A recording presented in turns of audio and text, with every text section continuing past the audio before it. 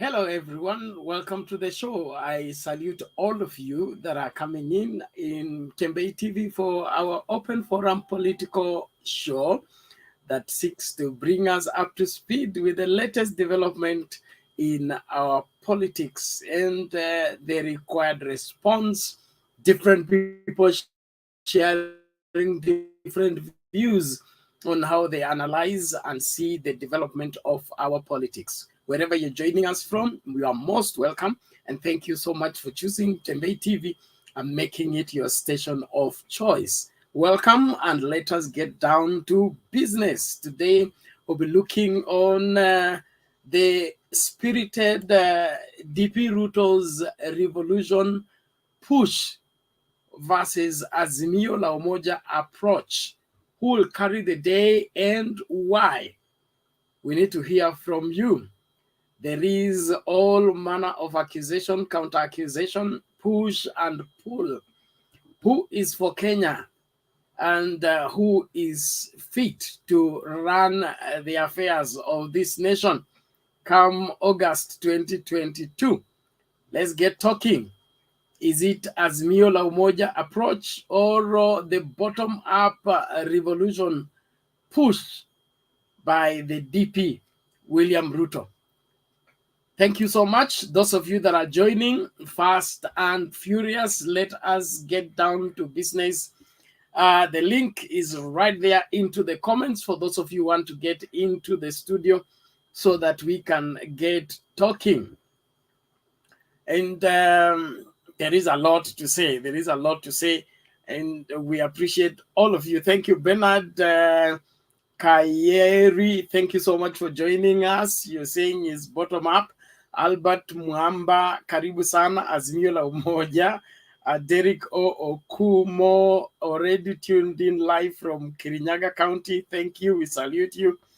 There is Baise Murray. You say bottom up. Thank you so much for joining us for the discussion today. Nzioka Ismail, AZIMIO La Baba. Thank you so much.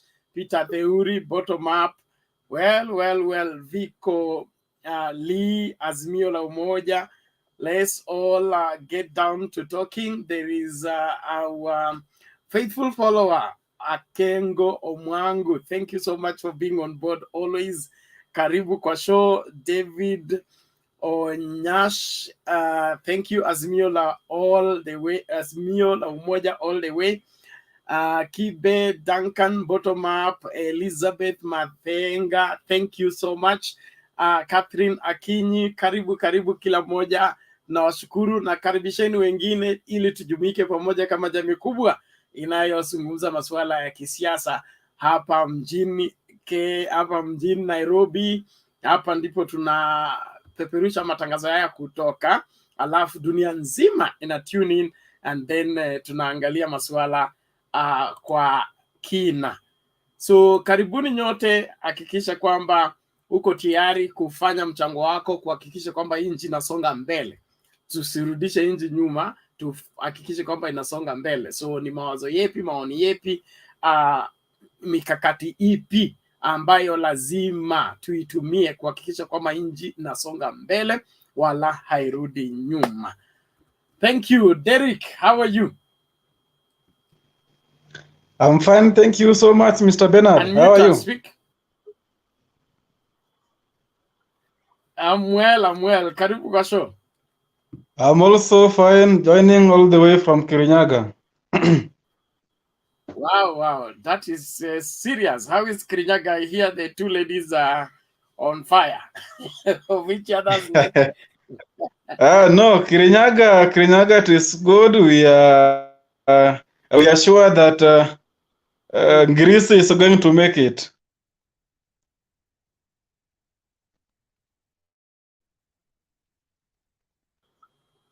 Greece is going. Yes, we have got no doubt.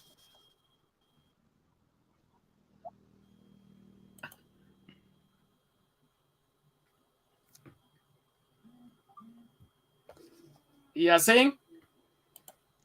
Oh, okay. Your network has got problem, huh? Oh, there is delay from my end. Huh?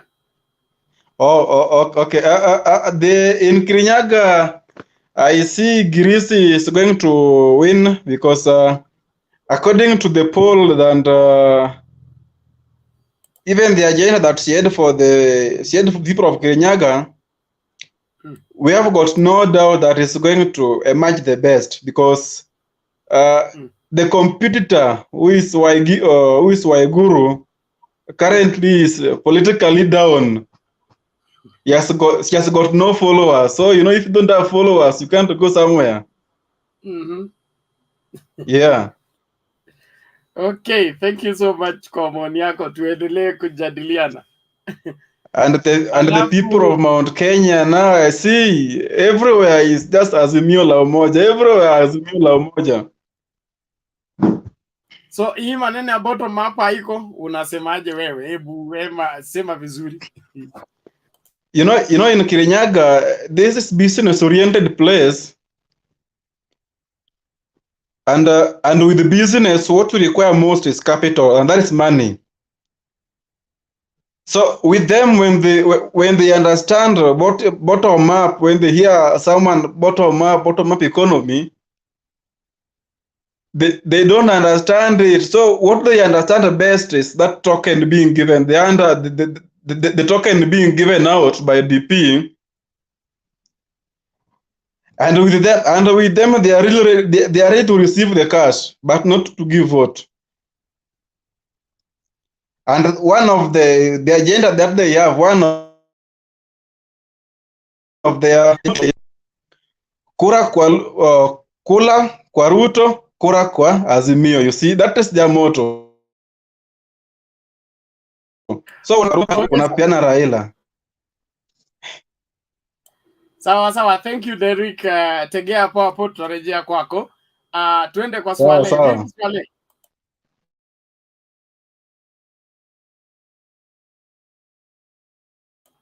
Swale, upo hujafika wewe?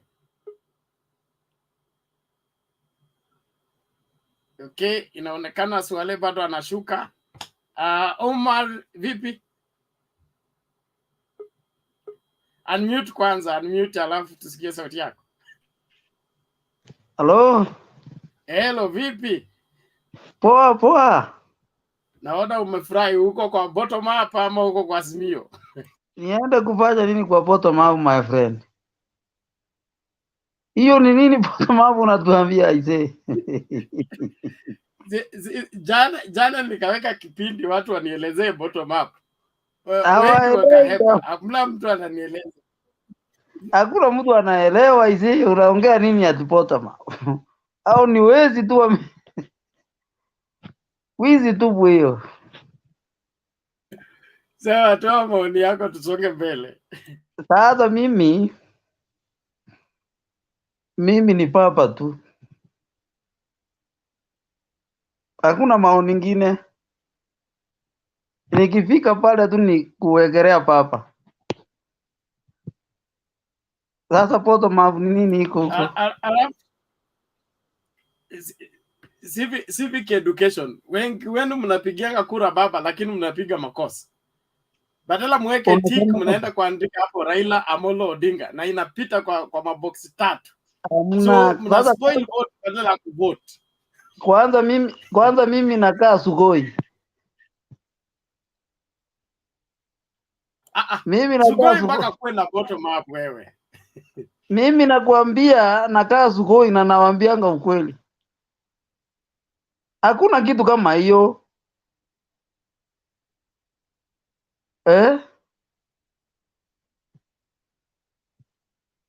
Unanipata kweli? Kabisa, endelea. Mimi nataka nikuambie hivi. Hakuna kitu kama bottom up. Sisi tunangojea tu. Simepaki miezi 7. Huyu mzee atashinda na kura mingi. Nakwambia free and fair election. Raila nani atashinda Free and fair election. Nani anaweza shinda Raila? Sasa atakuja hapa Saturday Eldoret hapa. Tuko hapa Eldoret. Na tukisikia pesa tutaenda tu. Chukueni hela na mtumie. Ngisa hatuwezi piga kura kwa vijana. Unajua serikali imeharibiwa na vijana. Sasa tukiangalia Central akina Ndindi Nyoro hata vijana ni experience kweli. Hata ukiangalia election ya watu wenye wamechaguliwa kwa wenye wanasimamia election kwa Raila, unaona ni watu experience. Hata ukiangalia 2017 huyu Mureit, huyu gavana wa Laikipia, hata Uhuru alishindwa kumtoa, alishindwa kumngoa. Jubilee wote waliganga, lakini uliona walimtoa, na unaona ako comfortable, wamemchagua, atawania kiti chake, pia atasimamia hii uchaguzi. Ni baba tu. Hiyo ndio maoni, sisi tutapiga. Sawa sawa Omar, nashukuru sana kwa maoni yako. Tuendelee kujadiliana, lazima tuhakikishe hii nchi inasonga mbele. Naona mwingine anainua mkono, hebu ulize swali. Wewe subiri, swali utaulizwa. Haya. Derek, una swali? Derek yako na swali? Salute. Hiyo si swali, hiyo ni salute. Yo, ni salute. Ona. Mimi you've been saluted. Asante kwa kusimama na baba. Mimi naambia vijana, mimi naambia vijana wasije wakapoteza kura zao. Sisi vijana, hata angalia hapa Western. Kiangalia Mudavadi wameshinda kwa mahoteli, watamaliza chai kwa mahoteli. Ni lini watatoka nje ni lini watatoka nje wafanye campaign sure? Wako kwa mahoteli nane then. Chai tu. Arabu unaona nani amekuwa elevated? Oparanya. Si Oparanya amekuwa elevated? Sasa amekuwa msemaji. Mudavadi akijaribu kwenda kwa tunangojea sana. Na hiyo ndio tunataka. Aende tu akina Oparanya, lazima nakuambia next rais tutakuwa nani? Oparanya. Next. Hiyo ndio tunataka. Ndio Mudavadi na hiyo viungo yake yote isha. Tunamngojea sana, wacha ingie huko. So sisi tuko hiyo mwezi wa 8 tutapiga kura. Sawa, asante Omar. Subiri hapo tunarudi. Swale vipi? Yes. Poa. Haya, hali ya anga vipi huko? Zimbaya ni shwari.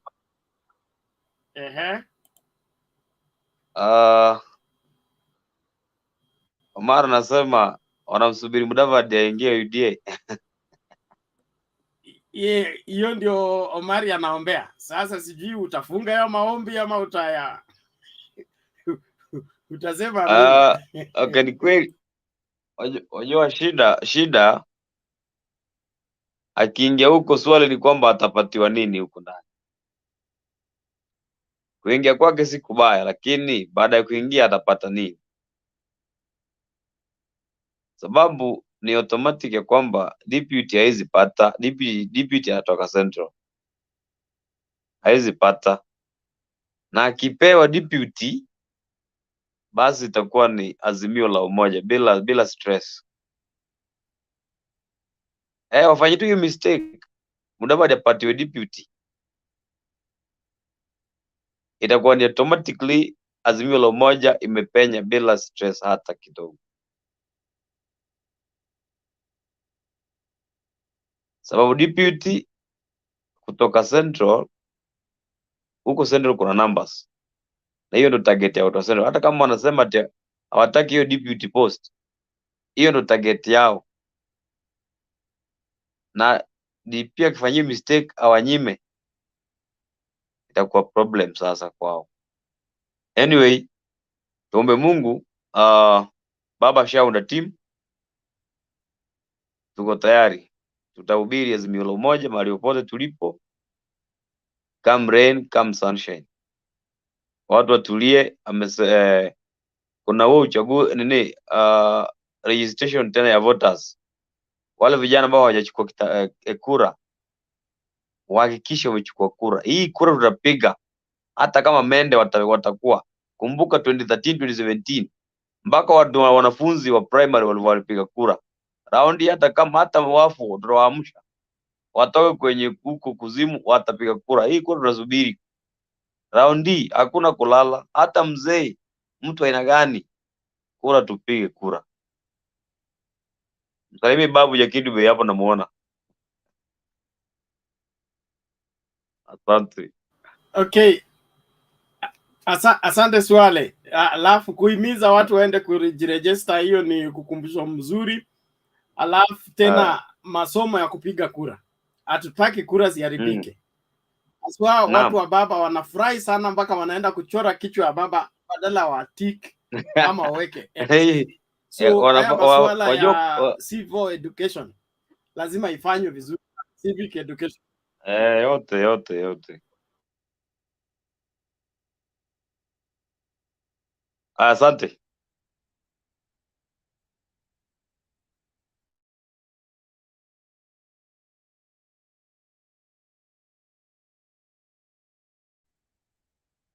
Unmute Bernard, unmute.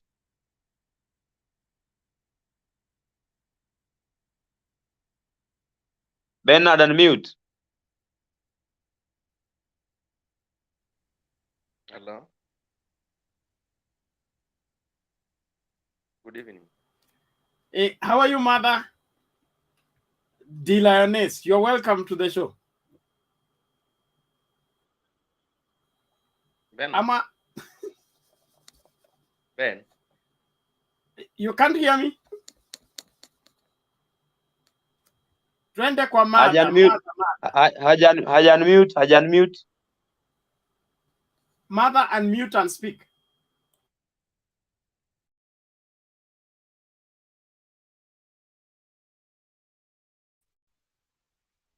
Iko sawa? Sawa. Iko sawa?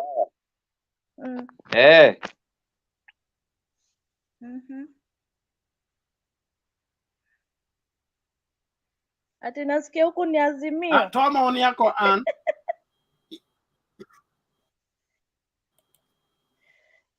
Sasa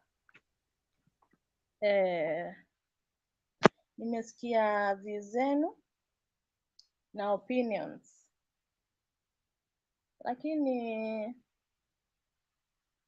story ya Ruto, story ya Raila ni very interesting. The matter of fact ni tunajua mambo na politics tunaendanga na facts. Facts nazo ni numbers. So sasa sijui namba za Raila ziko wapi, za Azimio. Wacha nizide za Azimio zinazimia zikitoka pande gani? Juu tukiangalia Luhyaland, hiyo ni cancelled. Cumberland, hiyo ni atapata quota. Sasa kwingine hiyo Mount Kenya ndio hiyo nikaquota. Kwani hizi namba mnasema ati Raila atapata akitoa wapi? Ndio akuwe president wa Kenya? Ai, sioni. Mimi niko hii side nyingine.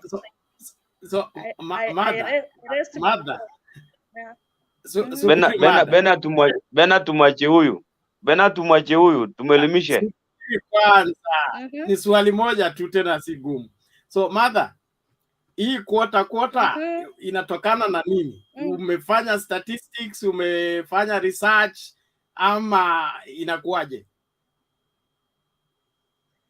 Sasa tuseme nimefanya tu research kidogo juu tunajuanga numbers zinaendanga na wale leaders elected mostly.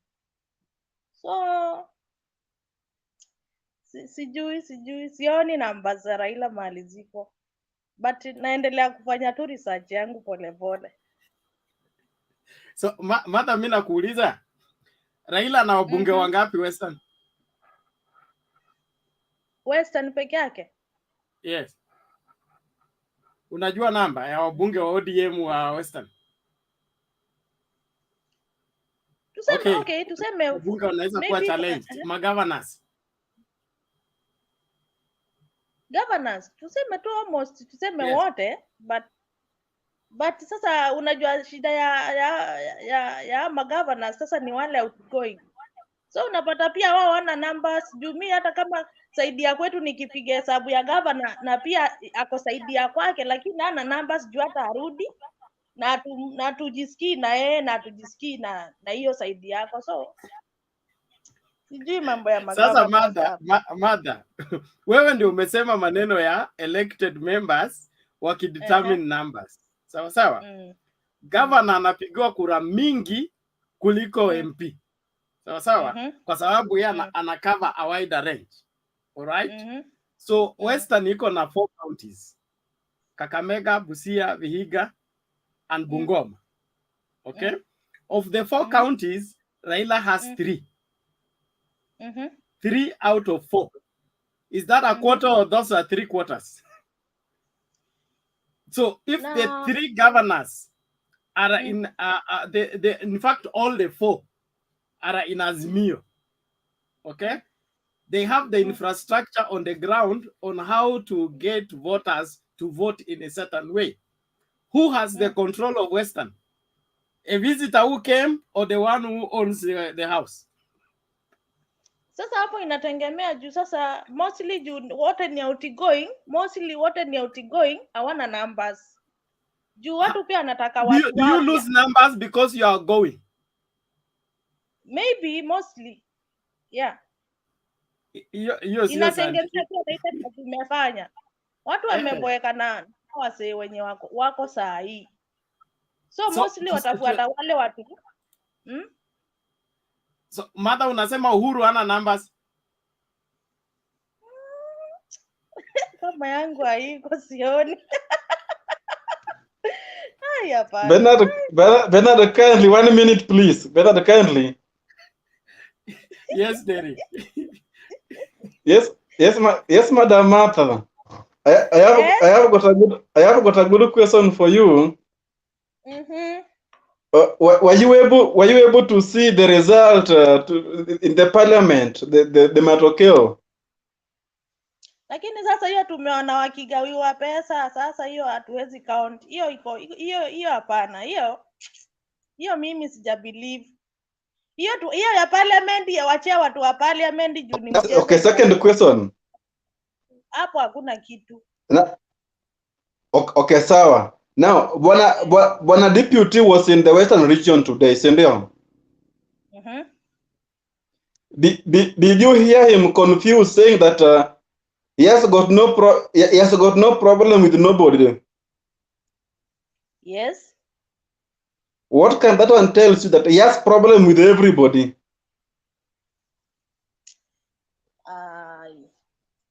Lakini kumaanisha he has no problem with anyone. Sini vile sasa analikatia leaders wa Western. Sasa shida iko wapi? Okay, you know, if you are able to follow the campaign is now currently doing in Western region, you see people ganging up, they are ganging up, shouting AZIMIO LA UMOJA kila mahali. Even today. No. If given time, I can display for you here what was happening. I can display for you. Were you able to see what was happening in Western region today? For example. Okay, sija attend rally zote. It forced him even to stop.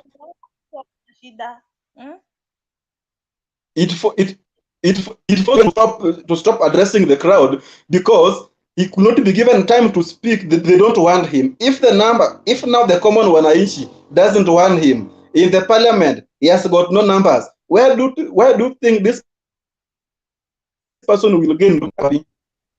Okay, Western tunaweza kubali hiyo. na obviously ni 50-50 juu kuna mahali anaenda wako tu sawa, wengine wanaenda, si lazima kwe 100% western. Hiyo natwe if you do comparison now, can you do comparison between Ruto and Raila? Okay. Raila in Mount Kenya region and Derek, I think your question is your point is.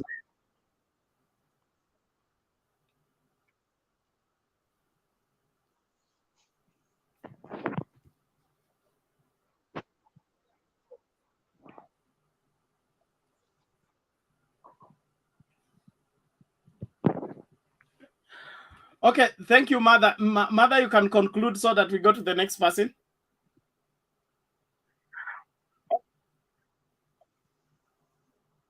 Thank you.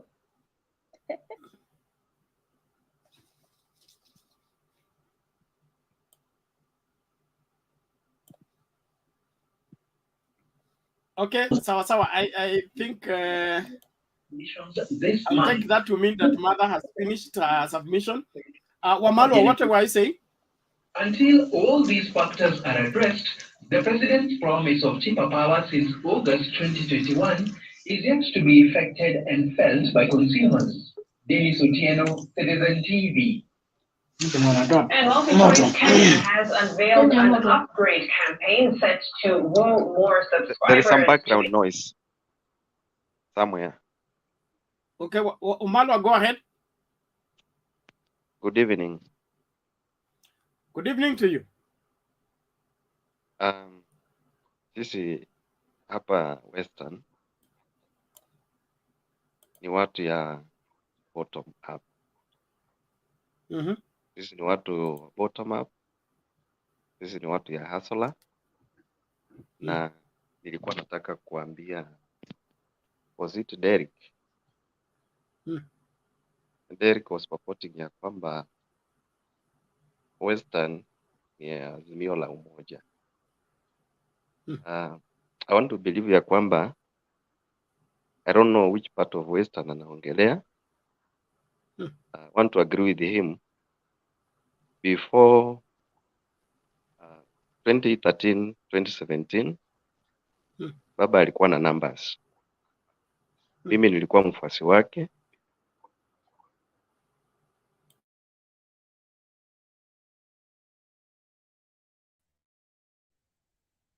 Na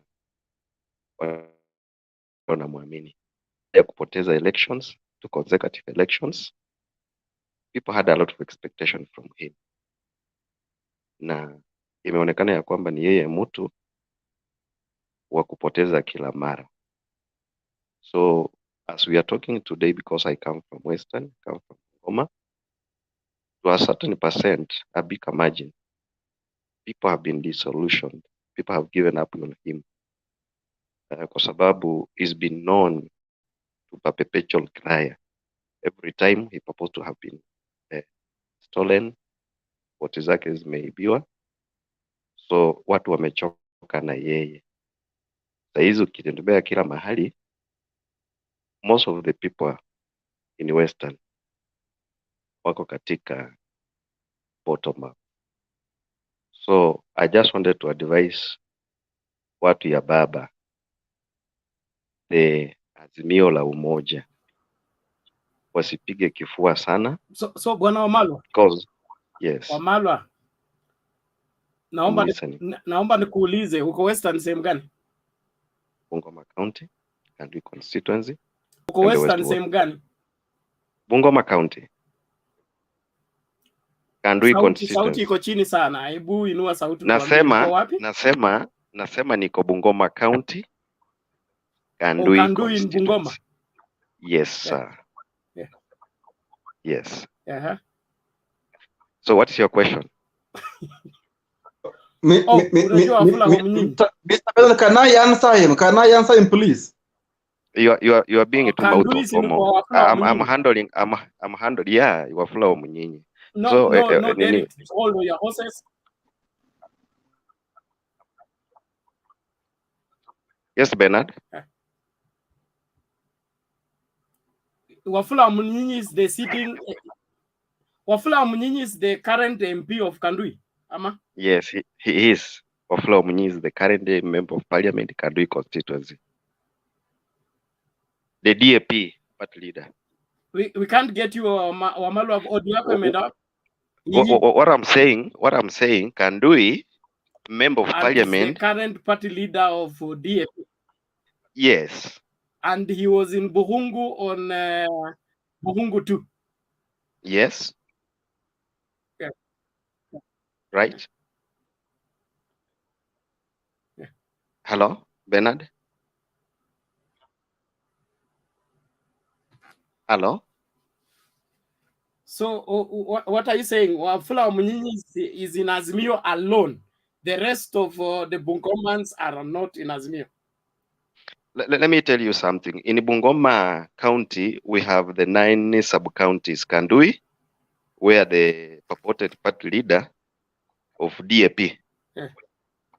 Then, when you go to Bumula, that is Mwambu Mabonga, is in the bottom up. Kimilili, Ditmas Barasa, is in the bottom up.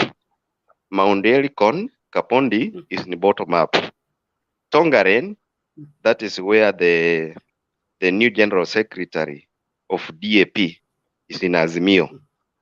When you go to Kapchai, the current member of parliament, the newly elected member of parliament of Ford Kenya, the only member of Ford Kenya, is one leg is in Ford Kenya and one leg is in UDA.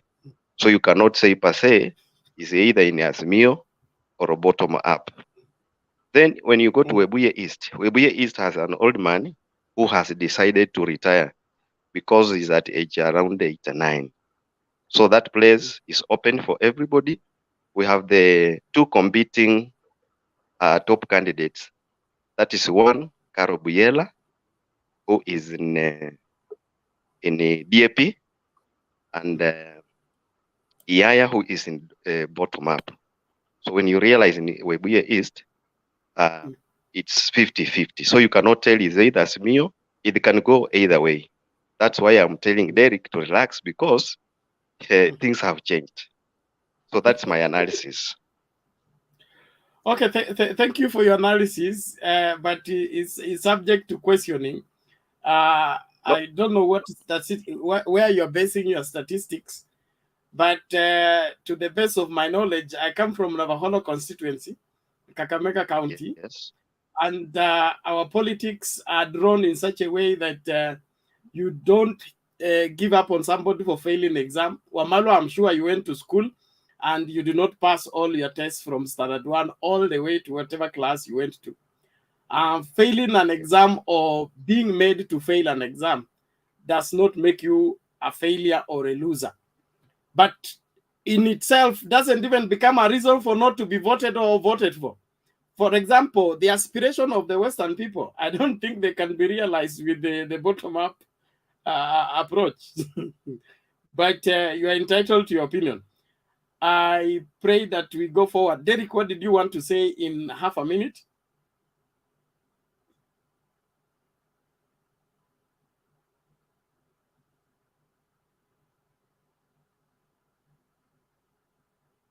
Unmute, Bwana Derek. You.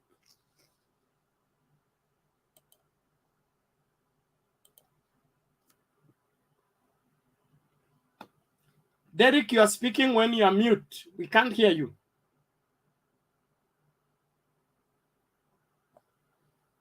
Unmute your mic first.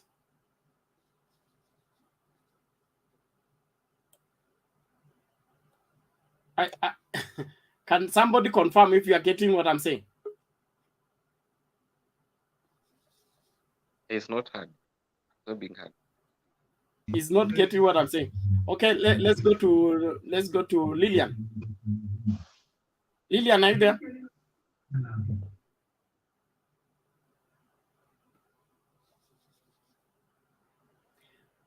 Yes, Lillian, unmute and speak.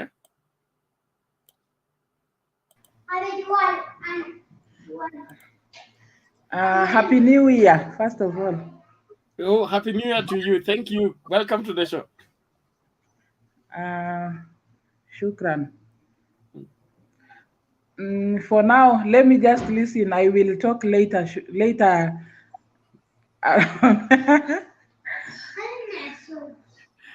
So Lilian, thank you. You know, I'm in Arab country, so I'm just trying to talk, and I want to put even an Arabic word in the in my words. Oh. Sawa, wewe jiandaa alafu utakuja kuongea. Okay. Okay, where is this now? 1, 2, 3, 4. Jakindube. Uko tayari ama uko tayari?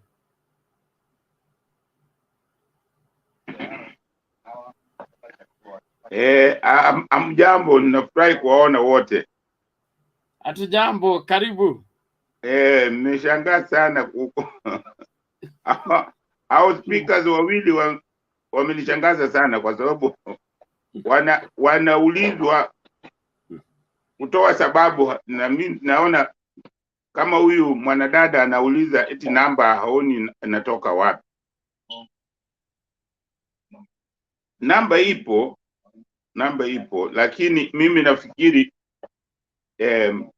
inafaa ninyi wale ambao wana support sisi wote kama Wakenya, inafaa tujiulize maswali kama kwa mfano hawa wawili, kuna ile kitu inaitwa rekodi ya mtu katika utimizaji wa kazi. Hebu tuangalie hiyo kati ya Ruto na Raila, katika uangalie kila mahali nchini Kenya.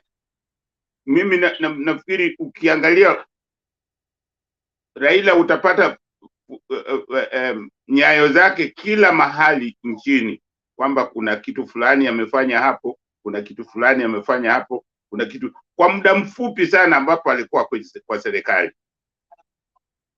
Ruto amekuwa serikali kwa muda wa miaka 30.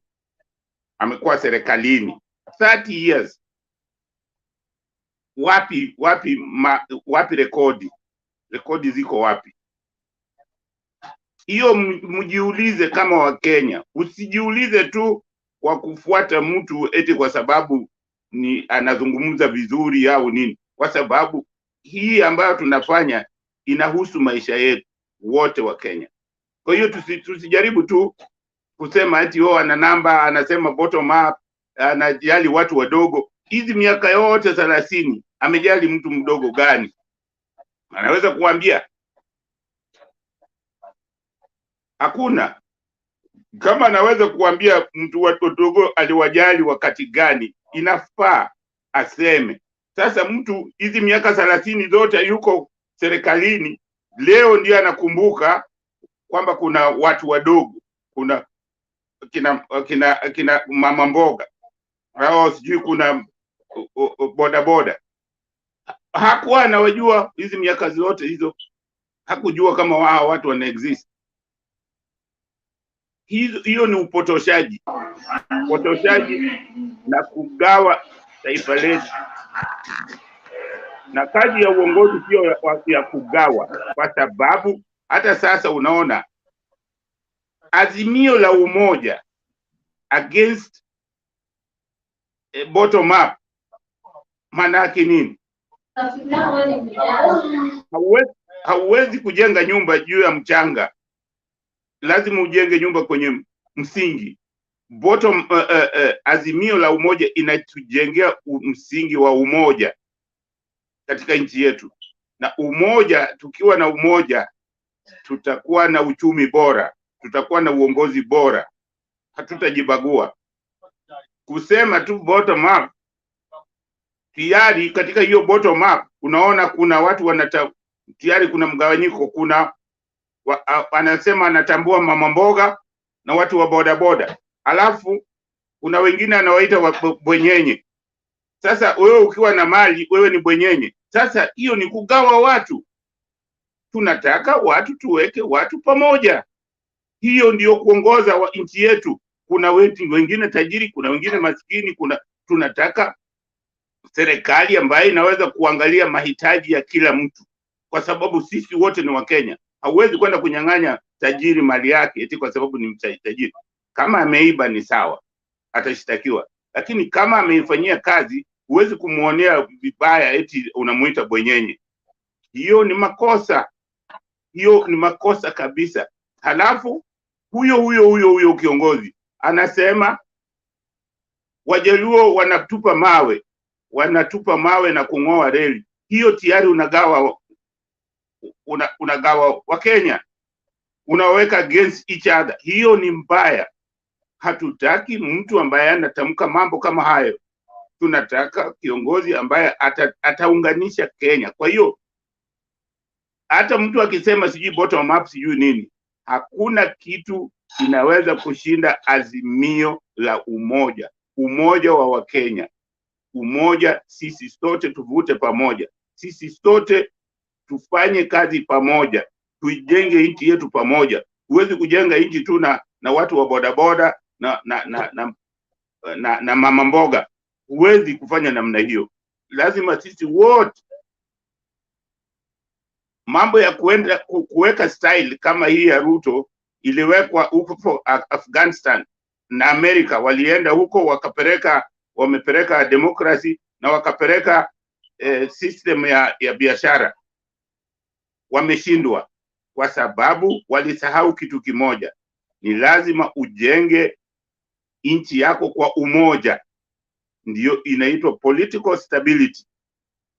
Usipojenga hiyo ni ufa ambayo usipojenga usipoiziba utajenga nyumba, hiyo itaanguka, hiyo ukuta itaanguka yote. Kwa hiyo mimi naweza kusema kwamba azimio haiwezi bottom up haiwezi kulingana na azimio la umoja. Azimio la umoja ina nguvu zaidi ya bottom up. Asanteni. Bernard, allow me to ask him a question before he leaves the stage, kindly. Allow me to ask. Okay, Wamalo, ask your question. Mr. Jack, wakisema kuna watu wanarusha mawe. You know, it's very unfortunate. When I look at your age, nataka niamini ya kwamba ni mzee. Wakisema ya kwamba azimio la umoja, deputy president na alienda Kisumu kapigwa mawe. If a whole deputy president can be stoned, it was live, alipigwa mawe.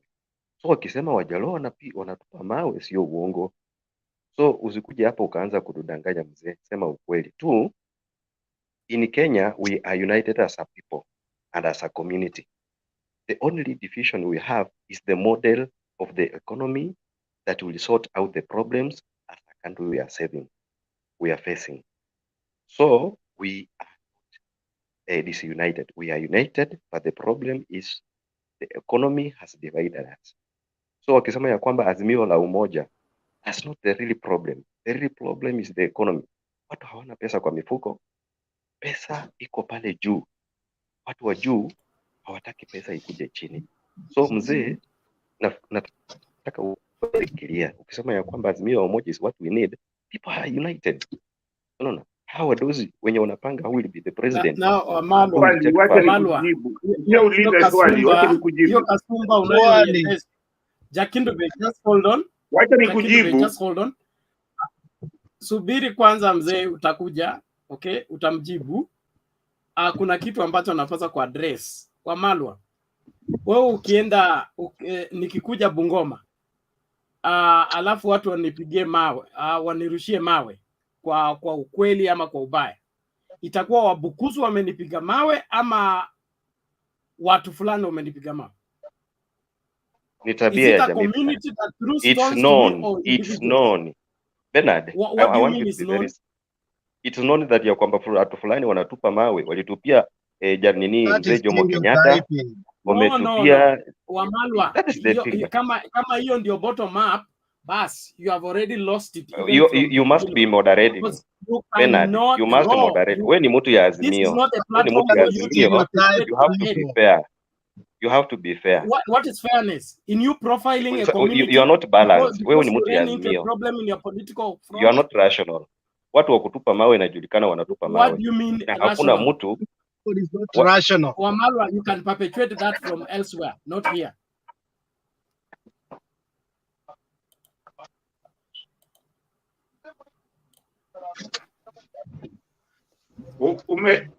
Ameenda. Let him go and perpetuate that elsewhere. He wants to use this platform to profile communities. Mr. Bernard, kindly. Yes. Can I speak? What do you want to say? Okay. Remember you are speaking for the third time and there are people who have not spoken. Naomba tufuate mkururo. So if you are commenting something, I wanted to respond and I lost my network. Okay, hold on, Kwanza. I'm aware of that. But you have made submission before. So if you are making new submission, you wait. Let's have every other person say something. Then after that, we'll get the second round where you can now carry on from where you left. Okay. Kwa hiyo mimi ni mute. We Jakindube, endelea. Nilikuwa nataka kumwambia huyo kijana kwamba hauwezi kusema kwamba Wajaluo walimtupia mawe. Wajaluo ni wengi, wengine wanaishi Uingereza, wengine wanaishi Amerika, wengine wanaishi. Huwezi kusema hiyo mawe ambayo alitupiwa, huwezi kusema hivyo. Raila alitupiwa mawe kule nani? Kule Githurai.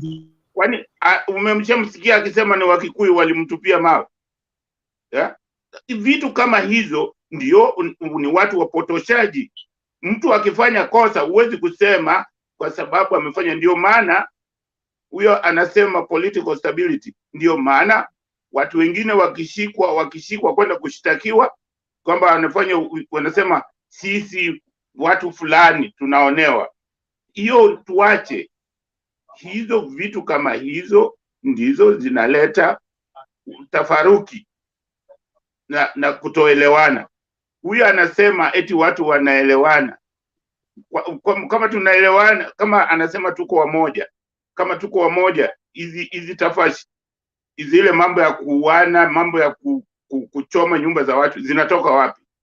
Kama sisi ni wamoja. Tusije hapa tukidanganyana kusema uongo. Tujaribu kujenga nchi yetu, tujenge umoja wetu. Sisi wote ni jamii moja. Kwa hiyo mambo ya kusema maneno kama huyo kijana, mwache. Vitu kama hizo ni vitu za kuchochea, hazifai hata kidogo. Tunataka tujenge nchi yetu na ukweli. Kwa hiyo huwezi kusema Wajaluo. Mtu kama amekukosea, mkikosana na mkiwa wawili, mmoja ni Msioka na mmoja ni Onyango. Sasa mkipigana mtasema Wajaluo walipigana na Wakamba. That's wrong. Vitu kama hizo hazifai. Nashukuru sana Bwana Bernard. Watu kama hao hawafai kuleta porojo kama hizo. Asanteni sana.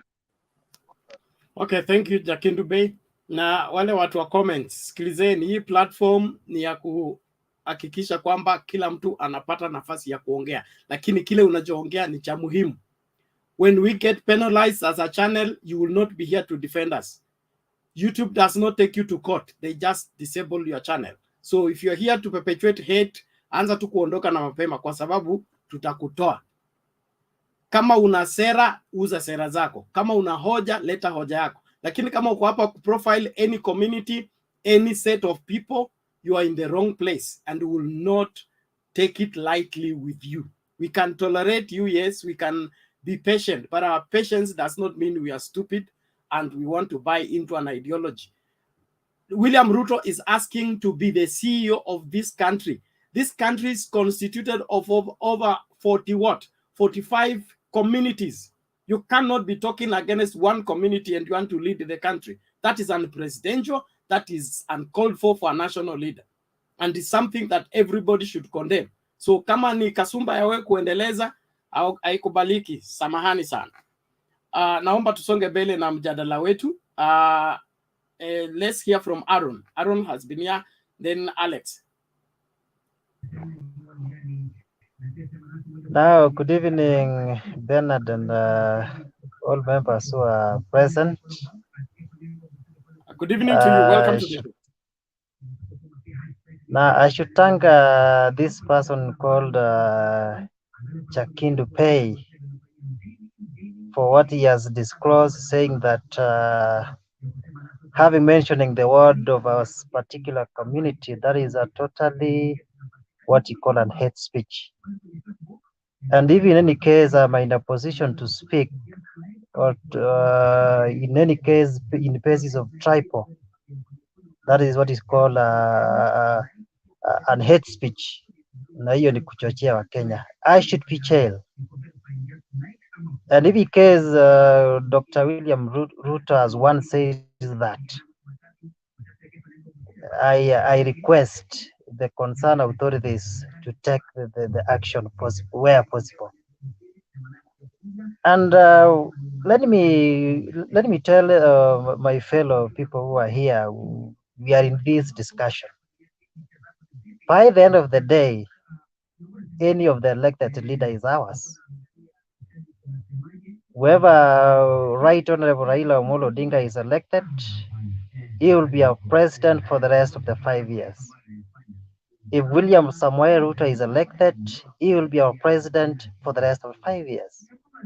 If any other leader, even Mohamed Dida, even any other person, Ekuru Accord is elected, he will remain to be our president for the next 5 years. My submission, let always stop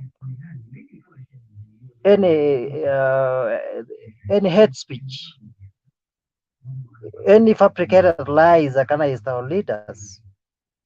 Let these leaders lead us as they ask for their thoughts. And for your information, whatever these leaders are going to say,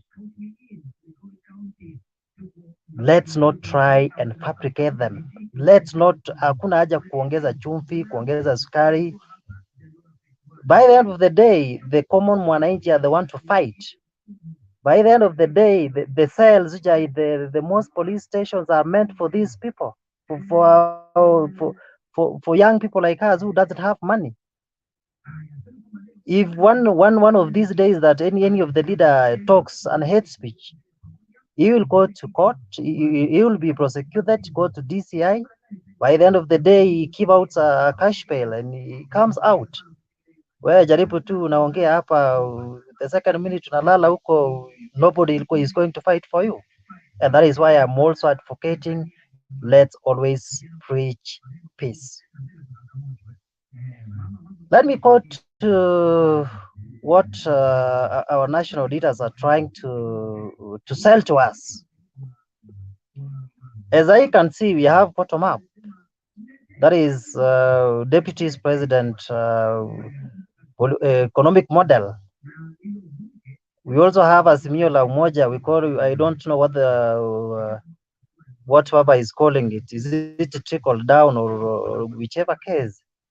That is, in most cases, they are political words. In whichever case that you understand any of these political terms, there is a meaning behind it.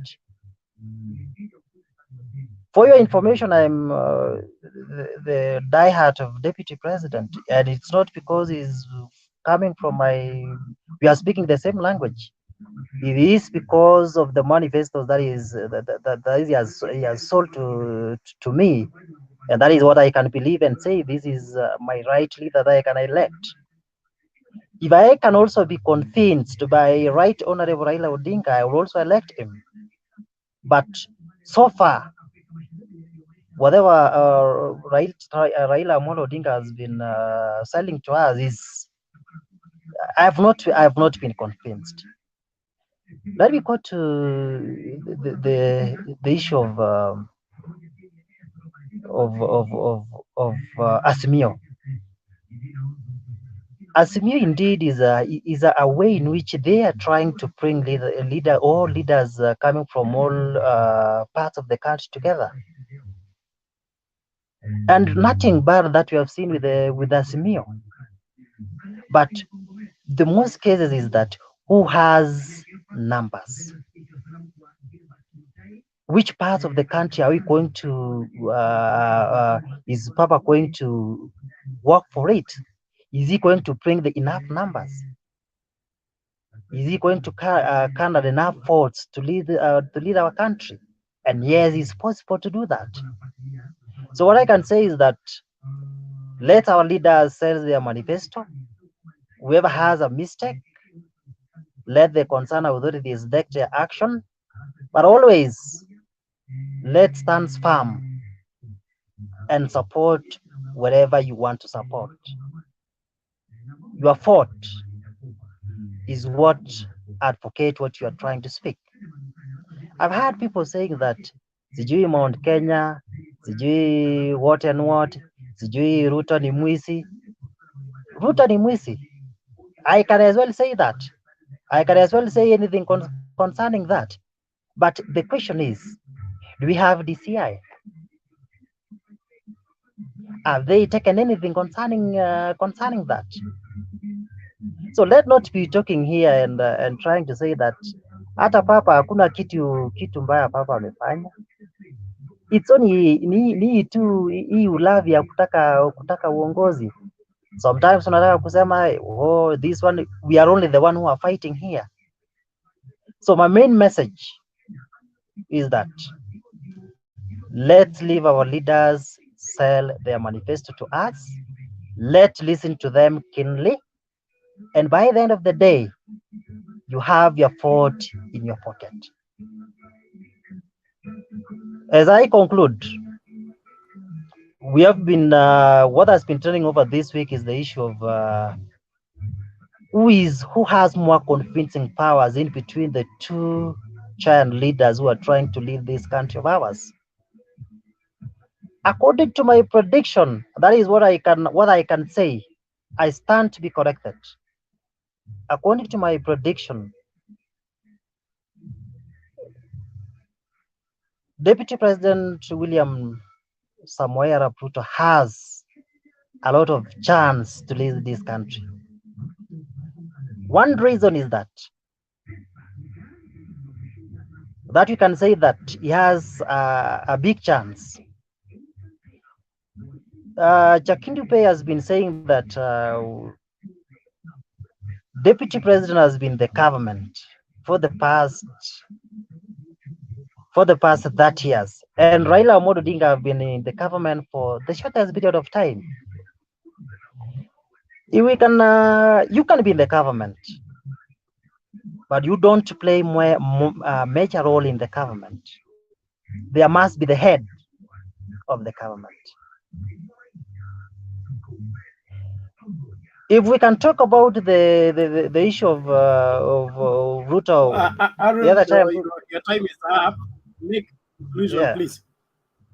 Although I have a question. So let me conclude by saying that when Ruto was in the government, that is in the Minister of Agriculture, I saw the benefit.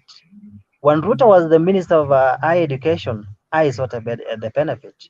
When the first term of the Jubilee government took the position, I saw the benefit. And I don't have any mistake with William Samoei Ruto, and that is why I have my vote. I know whom I'm going to elect in between the two leaders. Thank you very much.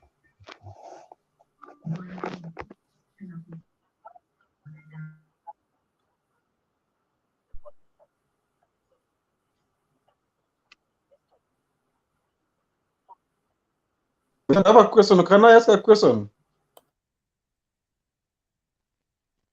Yeah, just before you go, Aaron, you're saying William Ruto has votes or has Goja Kwanza, I'm asking a question already. You can't be asking a question when I'm asking. So Aaron, there is a difference between political reality and the political perception. I hope you are aware of that. To the best of my knowledge, the only campaign that William Ruto led and got practical votes from Kenyans was in 2010 elections.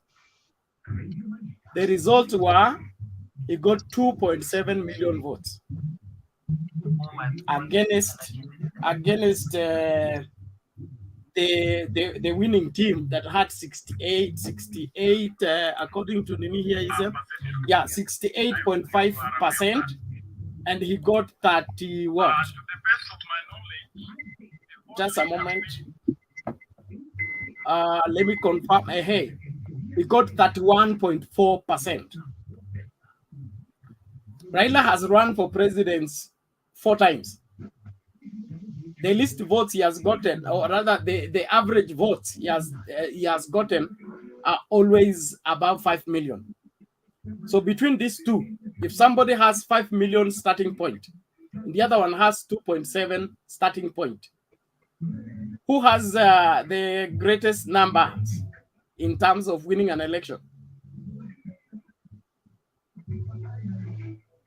Now, your question is direct. You have the answers in between your question. 65% has just Aaron, win. are you able to get me? I am getting you. I am getting you. Bernard, now I can say that you have the answer in within your question. 65% Akana is 31%. 65% wins. Yes, Remember go ahead. that Respond to my question. Time is running. That is why I say that you have the question, you have the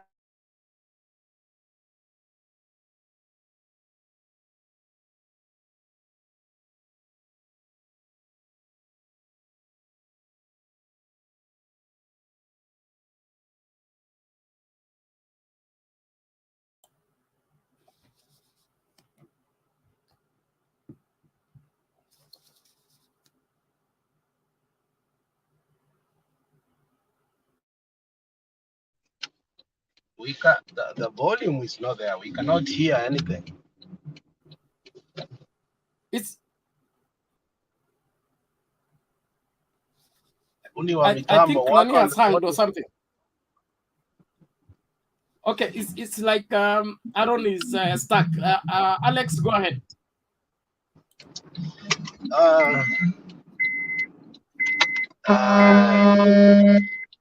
Acha nikate hii simu. Oh, you're still on the road? No, I'm not. I'm not. Can you see me? Okay, go ahead. Can you hear me? We can hear you. Go ahead. Yeah, nashukuru sana na wasalimu tena. Tunashukuru Mungu, wiki ya kwanza ya mwaka mpya. We are here in Mutembei trying to find a solution to our country. You know, sometimes even wakati hatutaki kuongea tunakuwa disappointed. This young man called Wamalwa, I'm really disappointed with him. I mean, that sort of bigotry is the one that makes me fear. And you know, we were talking about Mbona Ruto akona makasiriko. Why is he angry? And you know, I made a joke that this thing is contagious. And we laughed. We need to be very careful. This sort of anger and what he says, it's been believed by some people. And hata kama tulitoa Wamalu hapa, it looks like it has sunk in his mind that Wajaluo ni watu wa mawe. And when you want to lead a country and you profile a people like that, you cannot lead a people that you do not love. You cannot lead a country because a country is a mosaic. You cannot push, you cannot shovel away the Luos. They occupy a position and a land in this country. Not only that, in terms of human capacity development, they've contributed immensely, even towards what he is capable of saying without being taken to court. The very freedom he is agitating or he is practicing. I have fear that William Ruto has radicalized his followers.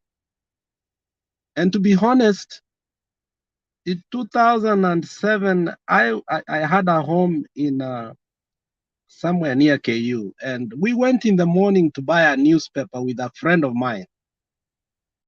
And not knowing that time the nation media had two prints, one for Western Kenya and one for Central. And we had just traveled from Kisii.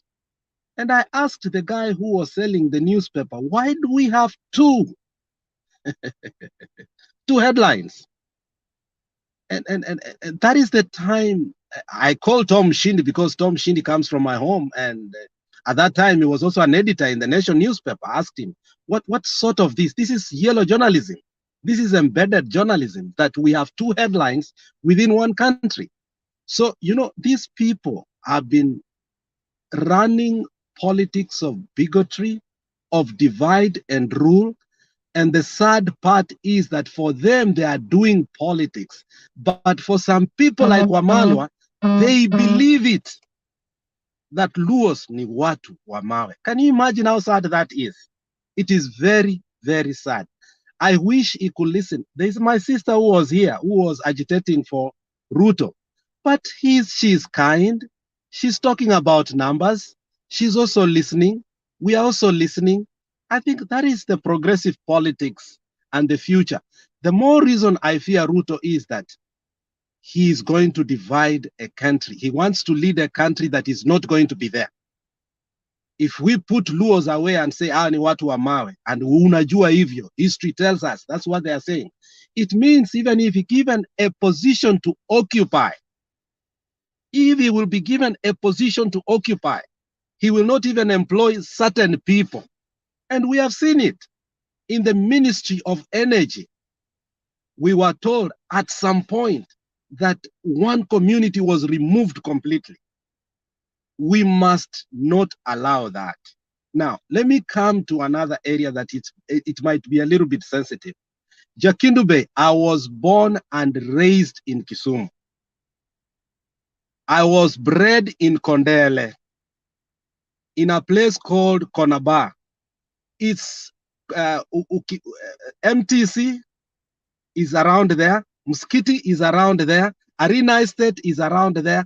It's in the middle of that, including Manyata and Kondele. So in the middle there, 2007, our house came burning down to ashes. And I looked at my father after everything was burned. Because my father and my younger sister, they slept at the police station. They were taken there by Red Cross. And my father said, it is not Raila who did it. These are people who are frustrated because of economic inequalities. And we must start educating the same people tuwaambie kuwa hata sisi tulitoka Kisii kwa sababu hatukuwa na land. Tukaenda kwingine. We have worked hard. So if we have a country, we can work hard anywhere and we can succeed. I thought my father had ran mad. Years later, the very people who burnt our house help us rebuild it because they learned better. So even wao walikuwa radicalized by their own people.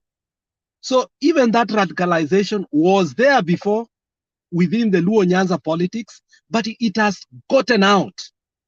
So we must shun away from this kind of politics and tell our people that wezi sema Wakikuyu ni wabaya, Waluya ni wajinga, Wakale ni wezi. No, we cannot have politics of bigotry.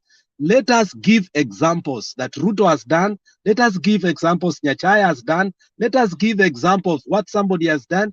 But you cannot bring a collective community and try to radicalize your people against them. And the truth is that today, there are people who cannot marry from a certain community because of political problems. So it is sad for somebody like Wamala to come here and agitate like Wajaluo ni watu wa mawe. That is very sad. Thank you so much. Well, thank you, Alex. Let's keep the conversation going and stick in the middle of the road. Where's Dan Bondek? Niponde what? I can't read the other side. Dan Bondek kumokulu mobema. After that, we go to Patrick. Yeah? Oh, the Congolese stand Luo or Lu, yeah. You're welcome. Make your submission, please. After done, we go to Patrick. Let's keep in that order. Then we go to John Taze. In case I'm thrown out, let's keep the conversation going until I'm back. I am using timed network. Okay. Yeah, sasa nataka niseme leo ya kuwa siasa ni rahisi na pia inakuwa ngumu saa zingine. Na tukiangalia tuko na Azimio na pia tuko na hapa inaitwa bottom up. Lakini huyu mwenye anashika hii gari ya bottom up tunapata yeye ndiye. When we talk of bottom up inamaanisha nini? Tunaangalia tulileta katiba mpya ambaye the 2010 constitution. Tunapata hii 2020 ilituletea mambo na nini? Hii the county government. Na hii county government ilitoka before tulikuwa na national government. Na national government ilikuwa ndiye ifanye nini?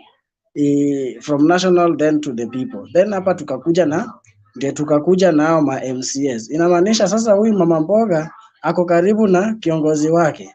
Na mama mboga ako na hiyo right ya kuchagua MCA wake ambaye atamjengea soko aende akae hapo. That one is enough. Lakini tunapata ye mwenyewe ndiye alipinga hii maneno. Ambaye alitoka na hiyo around 30 something percent na yeye ndiye alikuwa anapinga. Tukakuja hapa na mambo na BBI. Na BBI one of the thing hapo ilikuwa to increase that amount of money yenye na rudi hapo kwa the county government. Na kwa sababu saa hizi tunapata it is only 15% inarudi kwa county government ambaye saa zingine haiwezi tosha. Na that's why tuna keep on complaining to our governors. So we expect a lot from them in as much as bado kuna wizi ndogo hapa kwa county, lakini unapata that what they get saa zingine cannot sustain the expectation ya mwananchi wa kawaida. And that's why tulikuwa nataka at least ikue raised to that 35%, such that kila mtu akue na hiyo aone okay, mimi ni gavana wa Migori, nini nitaachia Migori vizuri? Mimi ni wa Kakamega, ni nini nitaachia? Ili in as much ukipewa kitu sema alafu mwingine akose kuitumia vizuri, utablame. That's why unapata some of the governors unapata hawakuweza kupata nafasi hiyo ya kurudi, kwa sababu ukiwaweka chini uambie ulifanya nini, unapata haezi toboa kusema. Na huyu mwenyewe ndiye baada alikuwa anapinga hii maneno ya BBI kwa sababu na one of the major thing was hiyo 35% ambayo ilikuwa inasaidia pale mama mboga hautamsaidia aje? Umjengee soko, eka mazingira ya biashara ikuwe nzuri, jenga kiwanda ili watu wamejaa Nairobi wengine warudi huko nyumbani pia wa develop huko. Umejua economy hata barabara ikitengenezwa kwanza wanaangalia population hapo iko aje na nini inaendelea. So ukikuja na the bottom up, lakini tunakuona wewe hutaki kusupport this other thing, kumaanisha wewe uko na agenda yako, na agenda yako ni umejua sasa zile unakataa hii 35 irudi huku chini, kumaanisha unataka ikue huko juu nje ufanye nao mpango zako. And that's why tunasema ni vizuri mwananchi wa kawaida angalie haya vizuri, ili sasa zile tunaenda ku elect these our leaders, tuone tunaenda ku elect nani. nani atatuletea chakula hapa chini, na hiyo ndio itatusaidia kama nchi. I'm done, Bernard. Okay, thank you, Dan. Let me just, before Patrick comes in, I want to get this clear.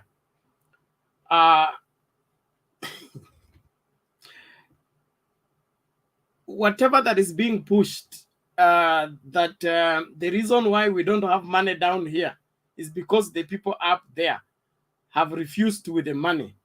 It's a fallacy. The money is controlled by the forces of economy, demand and supply.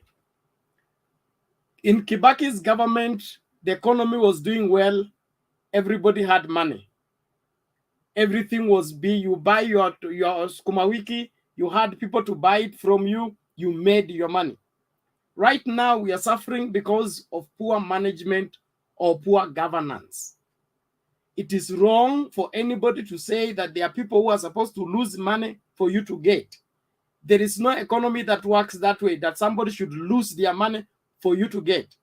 You just work your way and get pay for your work. That's the genuine way of making money. Anybody advocating that the rich people must lose money for the poor people to get the money is a wrong number, especially for national leadership or any level of leadership. And in case you are radicalized to think that the reason you don't have money is because your neighbor has money or dynasty have the money, you are wrong. You are misguided. You need to get back to your senses. Thank you. Let's hear from Patrick.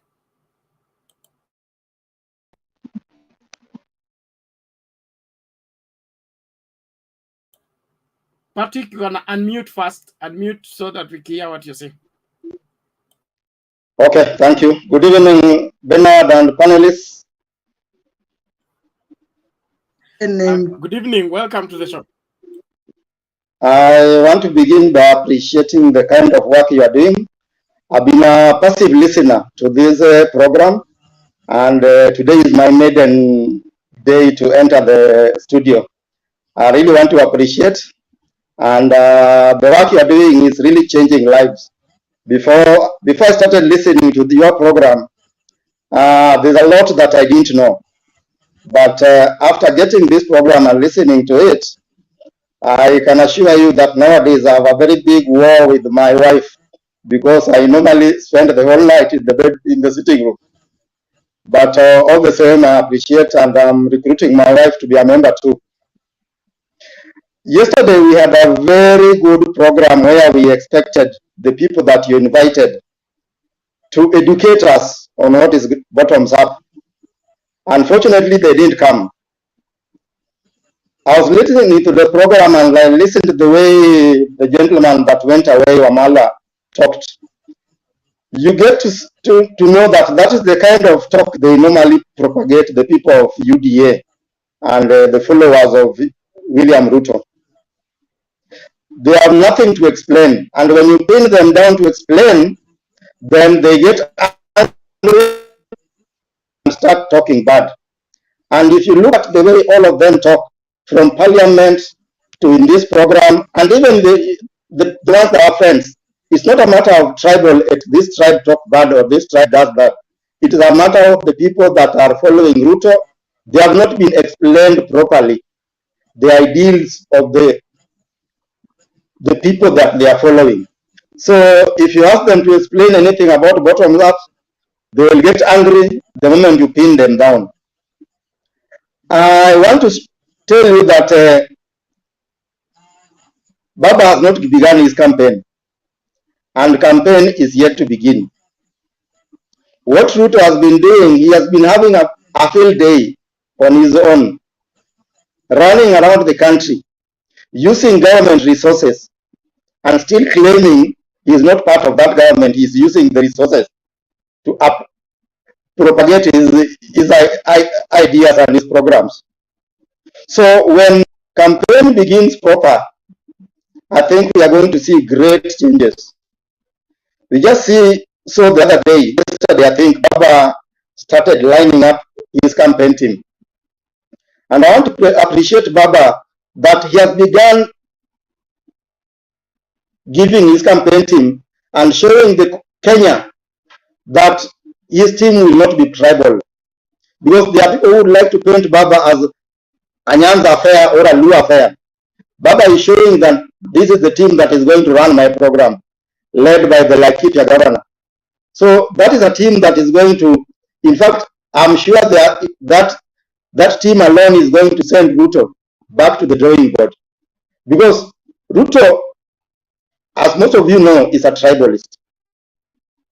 When he was given a chance to elect his team in the cabinet, did you see the lineup? All of them were Kalenjin. So the team that Baba is going to unleash to campaign for him and run his program, it will be a team that can all be compared to the team that ran Obama campaign. And I'm sure a lot of things are going to change. If you can see somebody like the governor for Laikipia agreeing to be the chair for the campaign team, and yet he himself is also running for a re-election as the governor of Laikipia. Somebody will ask that how will he manage to run the team and still campaign for himself? That will show you that those people know something. There's a wave that is going to be created as soon as the president begins campaigning officially for Raila. I'm telling you, the whole of Mount Kenya and Central, there will be a wave that will be uncontrollable. And those are things that people like the governor for Laikipia have seen and have known, that he, even without him campaigning for his governorship, he will be swept in by the Baba wave. So I just want to thank everybody for their very good contributions that I normally do listen to in this program. Thanking the team leaders, Bernard and the other guy that comes late. This is a very good program, and I think it is changing the ideology of people, most people in the villages where we come from. Personally, I'm in Mombasa, and Mombasa, I can tell you, it is Baba. Thank you. Okay, thank you, Patrick. We appreciate your followership and continued support. Let's keep talking. And now there is something I need to respond to. Prince Ruben. At times I really defeat myself. Prince Ruben is complaining that one person should not represent other people. Why is this guy generalizing as other UDA guys with one person? Bure kabisa. Why can't you take action to him because he is supporting ODM? Now, Ruben, the studio is open for everybody to come and say what they are saying. From the last time I checked, there is no tribe in Kenya called UDA. Okay, so if you want to make it a tribe, make it official first. Then we will protect you. What we are against is profiling people on tribal lines. But political affiliation, you have already identified yourself as UDA.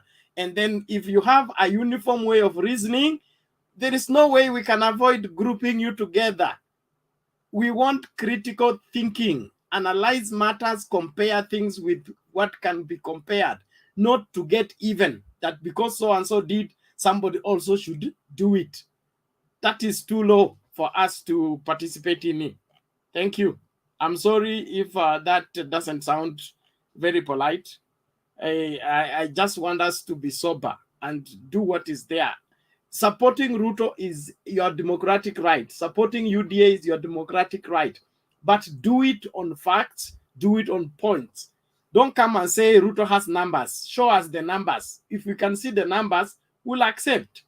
If you say Baba has lost Western, prove it by your statistics, not your imagination or the hearsay that you had somebody talk about. That is the reason why we exist as a platform and provide this platform for everybody to air their views. The link, I'm sharing it in the open. Those of you asking on how to join, there is a link I'm sharing in the comments. You just get the comments by Mtembei TV. Click on the link. If you're using your phone, allow the StreamYard to take full control of your camera and your audio. Then you'll be able to get into the studio. If the studio is full, you get the signal that the studio is full. the studio is full. You keep trying until when somebody leaves, you create room for you, you will come in. And that is how we circulate all through. And the show does not end in 1 hour.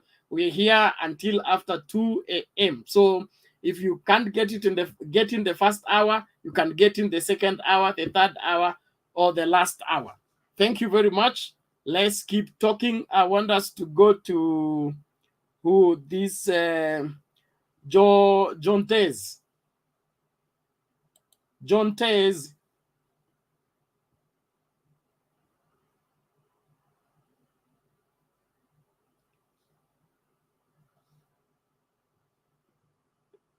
Huyu John Tez ako ready kweli? David, take it until he's ready. Thank you, Bernard, and the fellow panelists.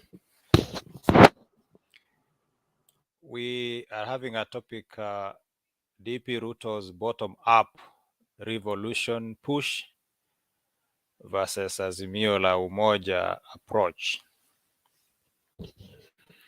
And that's what we are discussing, and you are asking us to comment whether who will carry the day and why.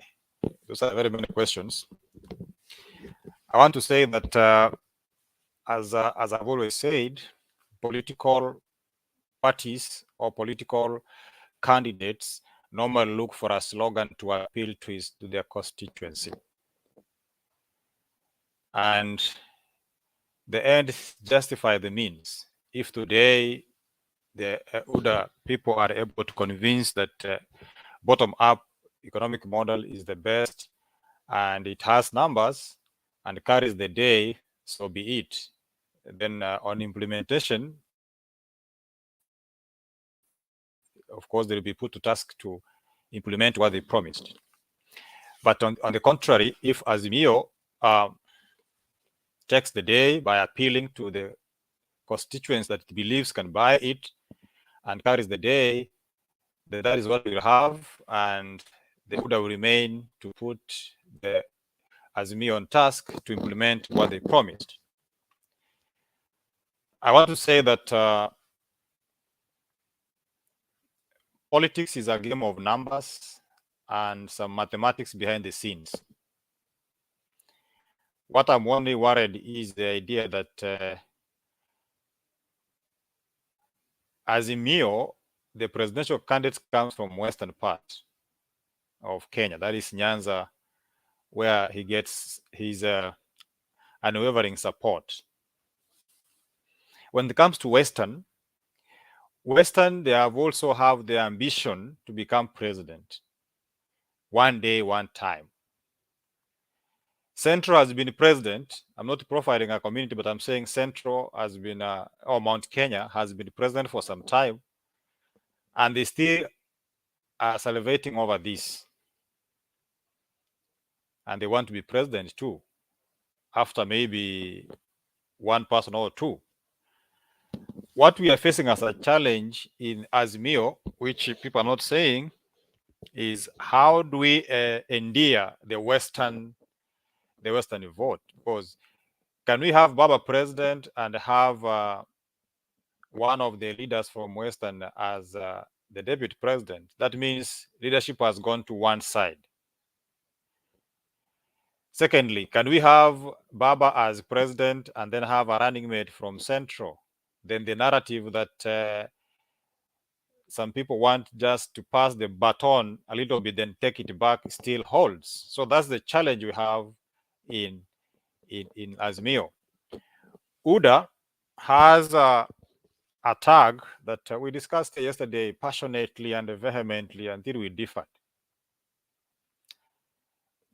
Explanation of bottom-up, a good number of people have refused to understand it, in as much as they have tried to put their spirited arguments, but it has the tag of their boss or the proponent of the model,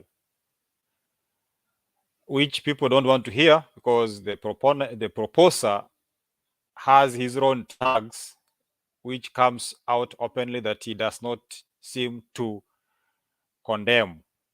or stand against pilferage of government resources through corruption and through mismanagement of public affairs. UDA's presidential candidate too has a tag of former mismanaged economy, which a number of people mentioned here yesterday from the Moi era, where we had industries closing down, everything coming to a standstill until one Mwai Kibaki Emilio revived the economy. So those are the challenges we have, and they are the challenges we are supposed to face. Let's wait and see, as the one of you said, Baba has not started the campaign.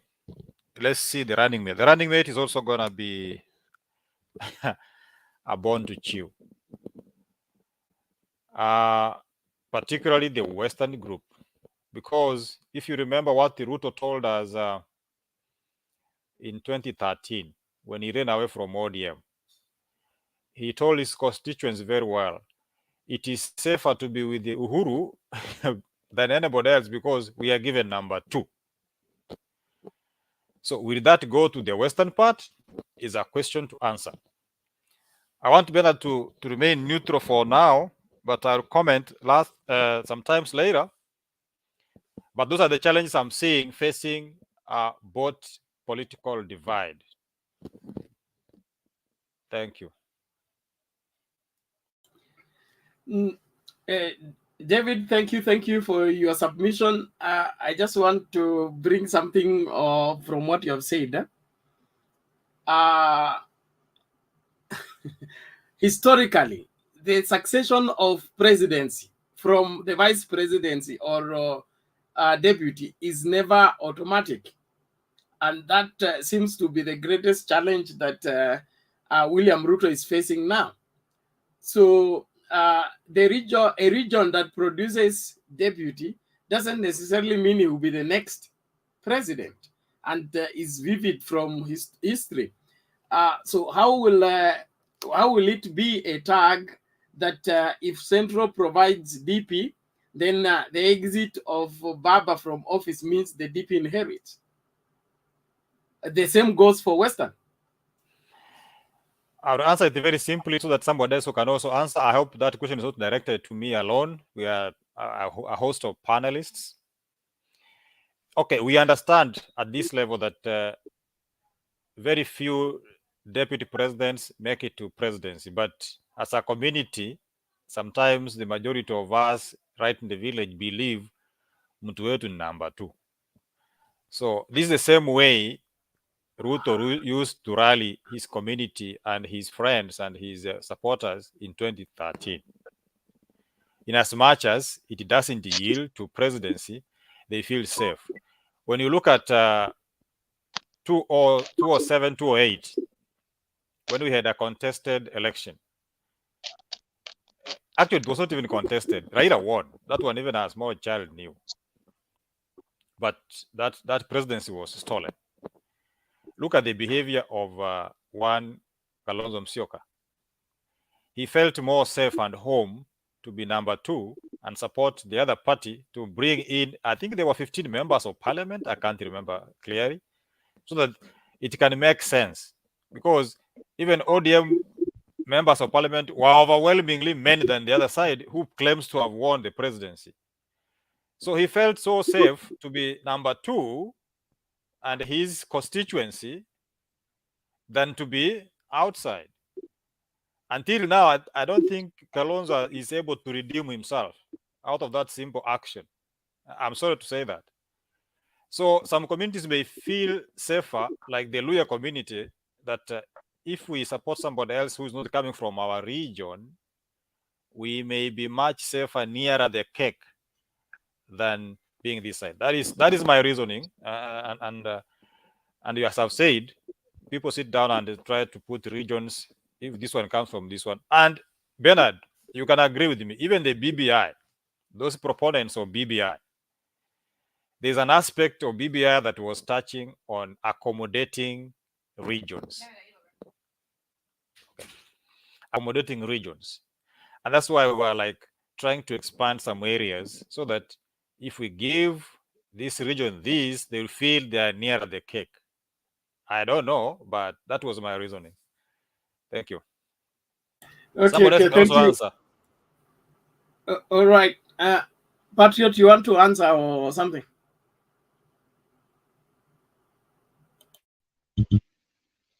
Thank you, Bernard. I want to say that I agree with David on one line. Volume. Patriot, your volume is low.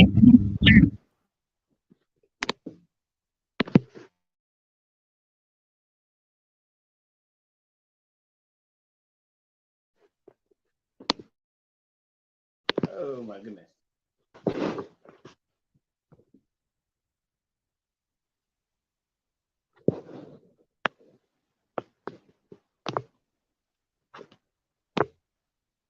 Is it better?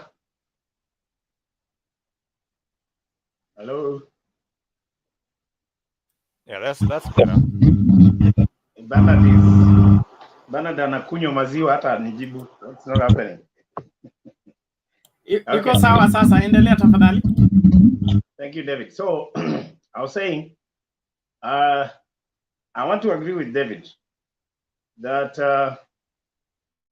the choice of a running mate from Western for UDA will bring some challenges to Azimio. And I think I mentioned this some time back. However, what are the possibilities? You know, to me, that is very critical now. What are the possibilities? If UDA probably will settle on Musalia Mudavadi, a possibility that they can gamble with. I mean, from what we are seeing, the choices they have is either Mount Kenya or one from Western. And the person that we have left without followers, the man we have left alone in the street, who can easily be picked by UDA, is Musalia Mudavadi. So Musalia Mudavadi, I agree with David.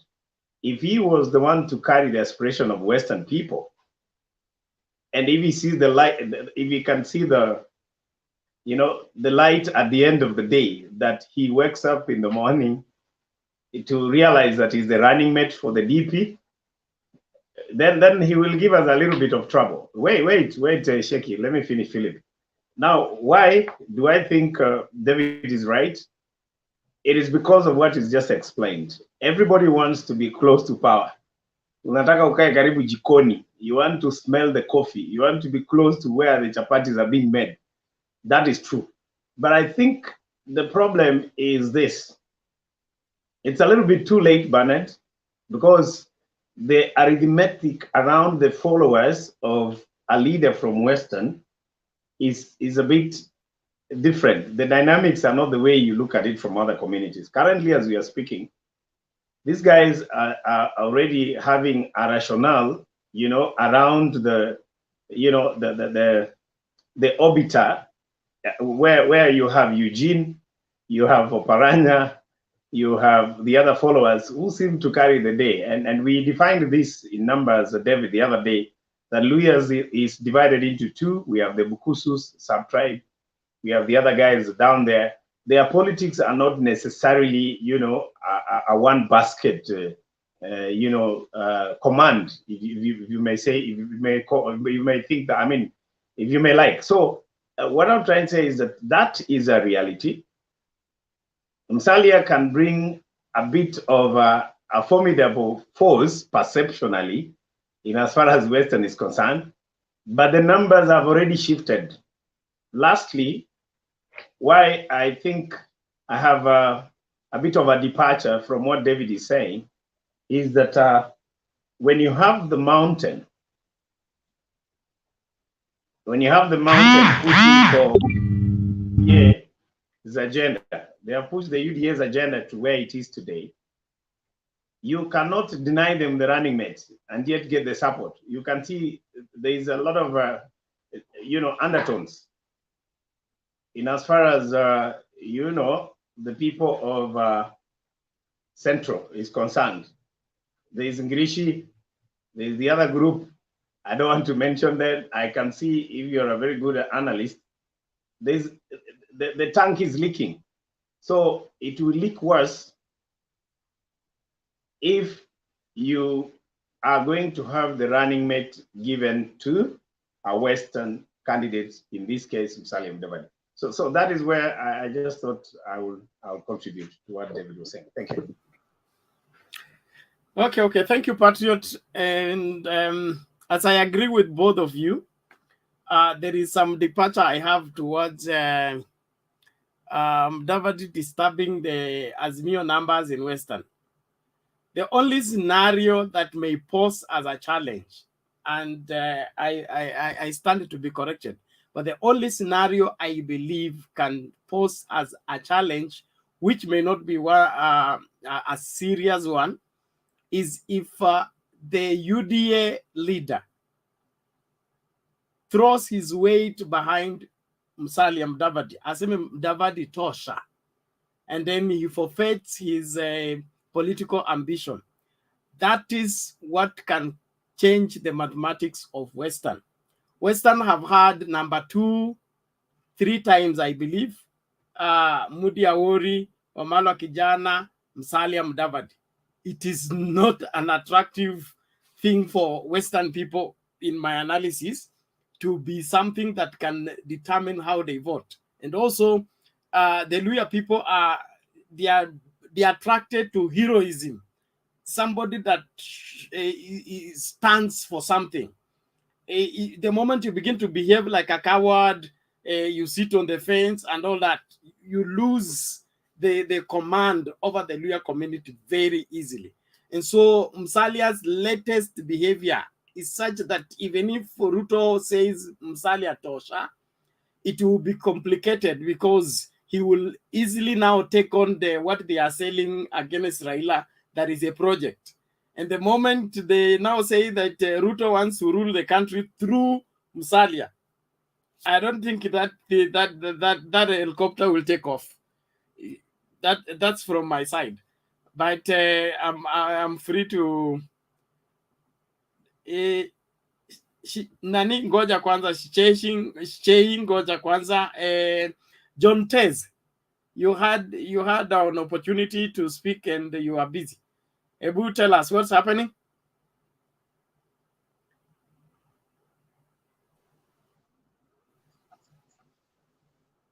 Unmute and speak, please.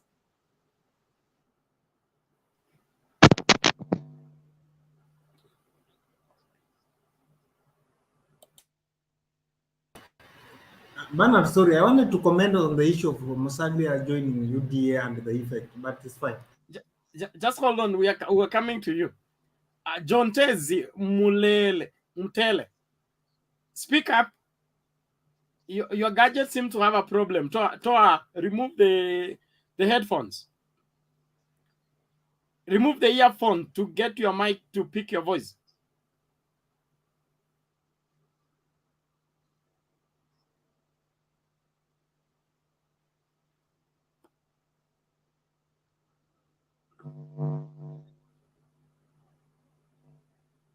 We can't get you. Sort out your gadget, please, and then we'll get back to you. Jay, take it. Your comment, please, briefly. Thank you. I'll be very brief. In my own opinion, I believe that the greatest mistake that William Samoei Ruto can do at this particular point is for him to allow Musalia Mudavadi to join his camp. Because as it is now, I come from Ikolomani, which is in Western. The truth is, the Western people feel closer to Raila Amolo Odinga than to William Samoei Ruto and Musalia Mudavadi. I want to give, for example, in 2013, when Musalia Mudavadi ran against Raila Amolo Odinga, in Kakamega County alone, Raila Amolo Odinga had 39 MCS out of 60. In 2002, when Musalia Mudavadi ran against Raila Amolo Odinga's wish, of course, Raila had declared Mwai Kibaki tosha. Musalia Mudavadi lost even his Sabatia seat. In 2013, in 2017, Musalia Mudavadi was in a position to marshal Western because he was in Raila Amolo Odinga's camp. So the Western people believe that they are closer to Raila Amolo Odinga than they are close to any other person. Second, the truth is Musalia Mudavadi is not the kingpin of Western. That's the truth. Politically speaking, the real power in Western Kenya is Francis Atoli. It is Francis Atoli who installed Musalia Mudavadi as Western kingpin. If you are installed by a master, you can't be powerful more than the master. You speak and act at the mercy of the master.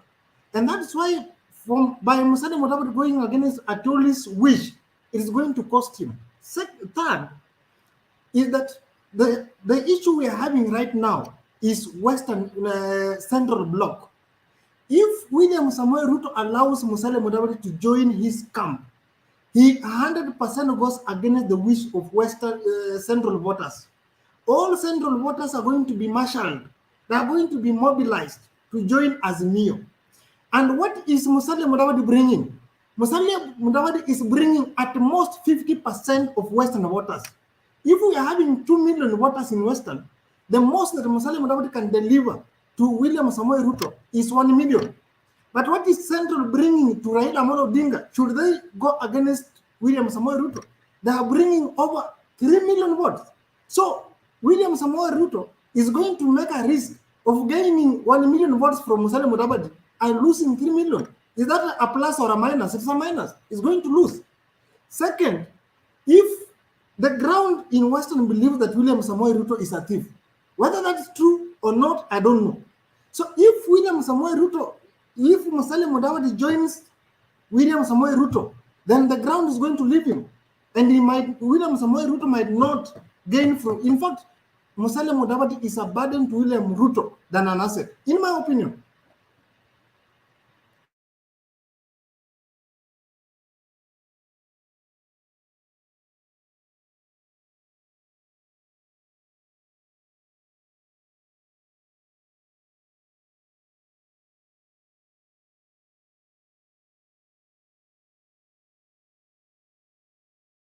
All right, then we'll talk.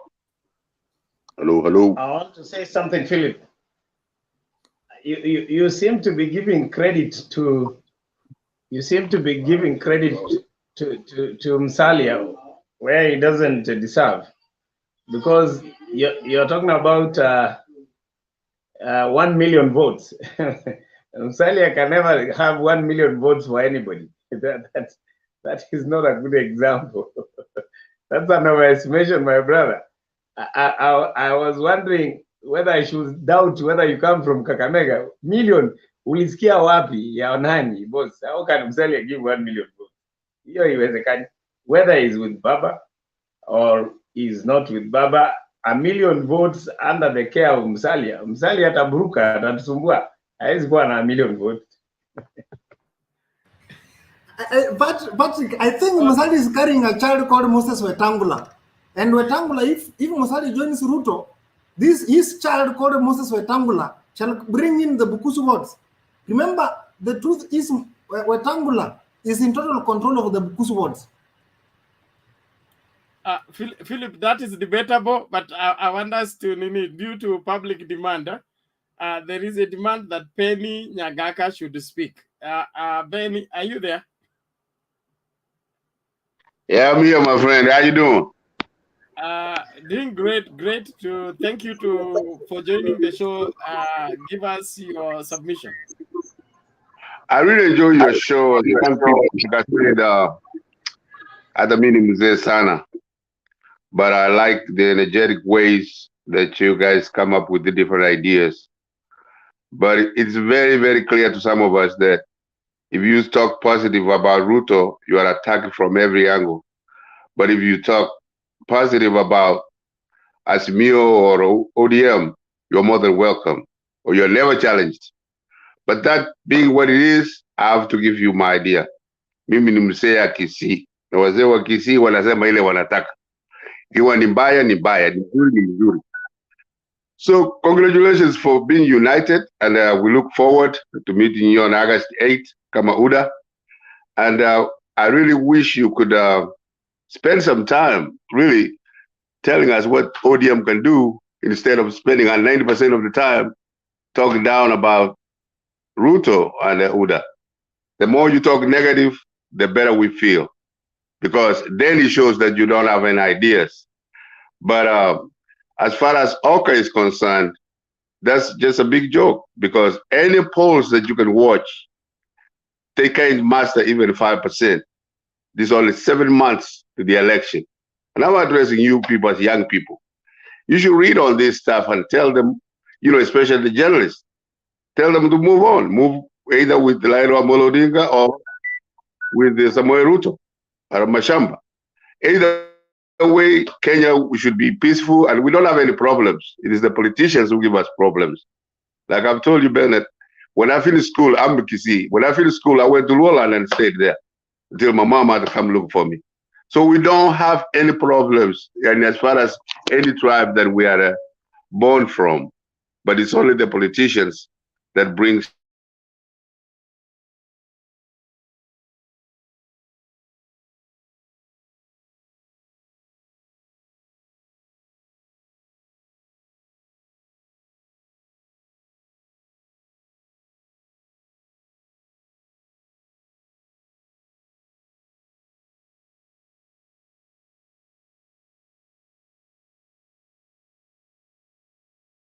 Is it Penny has a problem?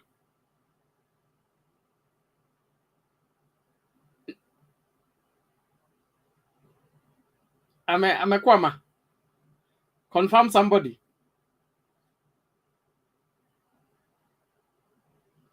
Patriot. Hello. Bernard. Yes. And now that Pen Nyagaka comes from Kisii, I think I'm entitled to say one or two things about No. Hold on, yeah. Patriot. You will say the one and two things, eh? After we hear from Baz. Are you people able to get me ama ni mimi niko na shida? Tunakusikia vizuri sana Bernard. Okay. Loud and clear. Lakini uko chini. Because your mic is on, Patriot's mic and my mic don't agree. Mute yours, you will hear me.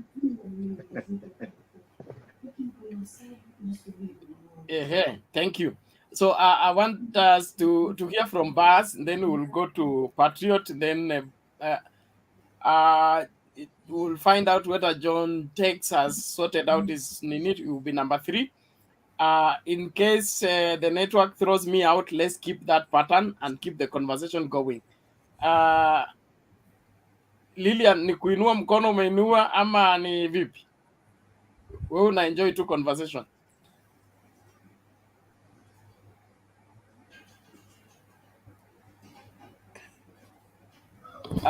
Unmute kwanza tusikie kile unasema. Lilian? Nasema hata mimi nilikuwa nataka kuongea. Nimeinua mkono. Okay. Sema hivi. Yes. Hii mada yenye ilikuwa inasemekana ya bottom up. Unajua hata wafuasi wa UDA, hata ukicomment unasikia mtu anakufuata anakuambia ati Raila amekuwa prime minister, hakuna kitu alikuwa anafanyia watu. Na pia mimi nasema hiyo prime minister ambaye alikuwa William Ruto si alikuwa deputy prime minister hiyo wakati. So hakuna vile Ruto atatuambia ati kuna kitu atatufanyia saa hizi na amekuwa deputy president kwa hizi miaka 9 na hajatufanyia chochote.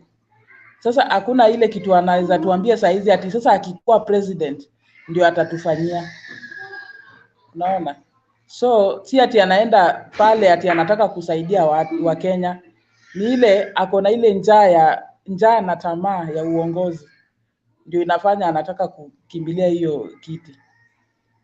Lakini mimi naona ni kama hawezi ipata hiyo kiti, kwa sababu baba amejaribu mara 3 na amekuwa akishinda kia ukweli, but mara hii nayo huyu mtu ambaye anabishana naye Ruto hakuna mahali anaweza pata Raila. Yeye akuwe tu opposition leader, lakini mambo ati anaweza bishana na Raila amshinde, hiyo naye ni urongo. Okay, Lilian, just a point of correction. Ruto was not deputy prime minister; he was minister for agriculture during the Grand Coalition. It was Mudavadi was deputy prime minister and Uhuru Kenyatta. Hata Ruto pia alikuwa, si Ruto na Mudavadi walikuwa wawili wawili. Deputy prime minister walikuwa wawili, Uhuru Kenyatta na Musalia Mudavadi, but William Ruto alipewa minister for agriculture, alafu akatolewa hapa akapelekwa higher education. But all the same, thank you for your submission. Asante sana.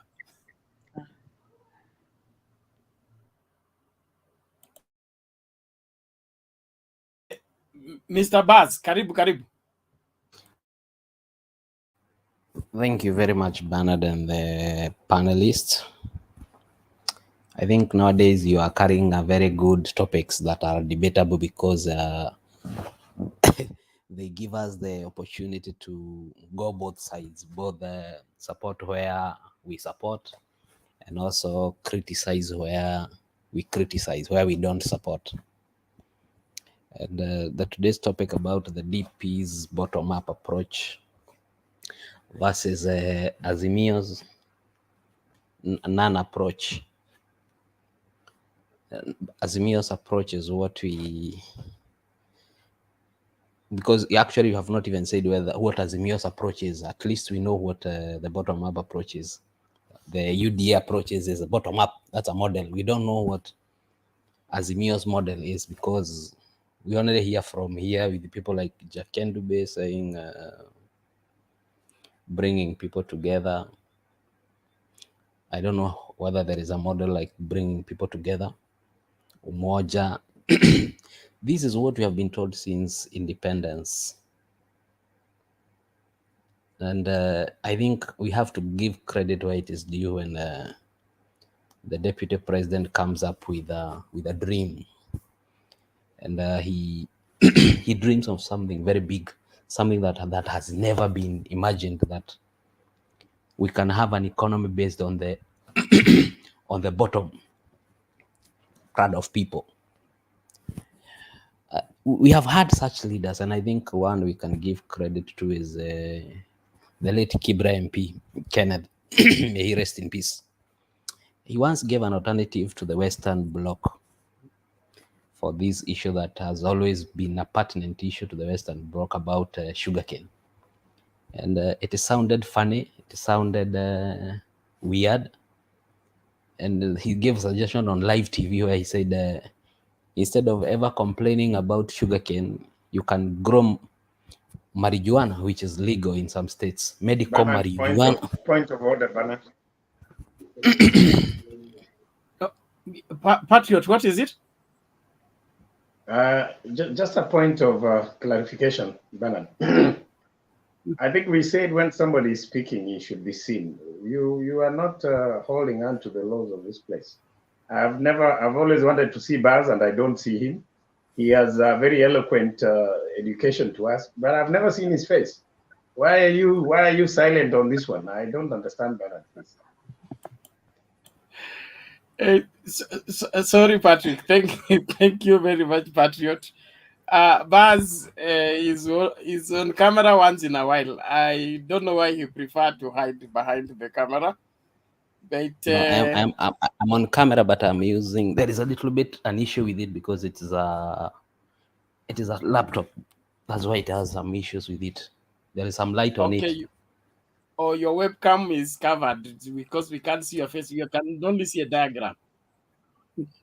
No, you can see me moving, but it is a little bit like you can see even the hand. Yes, I know it's mist. You are covered with mist. That means you need to clean your camera or something like that. all the same, in the interest of time, just make your submission. Tutasort hiyo baadaye. So I'm saying such a guy brought such a very good idea. It was weird, but that is the kind of idea that the DP has brought. Something that has people are seeing as weird. Some of them are not understanding it. How we can build our economy from down top. And actually what this guy is saying that, it matters where you put capital. If you put capital into the entrepreneurs, into the investors, you create jobs. If you put capital into bureaucracies of government, you create vested interest. And I think if we are able to unlock pumping of capital into bureaucracies and remove vested interest, we are going to kill two birds with one stone, because first and foremost, if we remove vested interest, we kill corruption. If we pump money into the entrepreneurs, we create jobs and we remove poverty.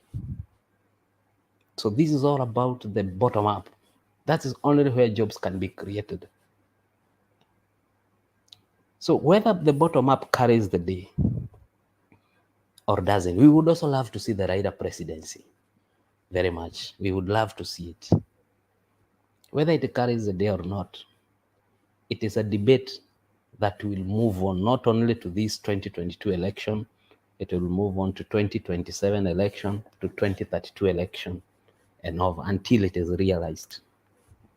Because even them, some of the things they are suggesting today are bottom up. Some of the things they are advancing, they have aspect of bottom up. If he says he's going to give people 6,000 shillings, even if we agree that it will not be possible, it will continue to strain the economy, it is still as an aspect of bottom up. It is taking resources to the bottom people so that they can be able to uplift themselves.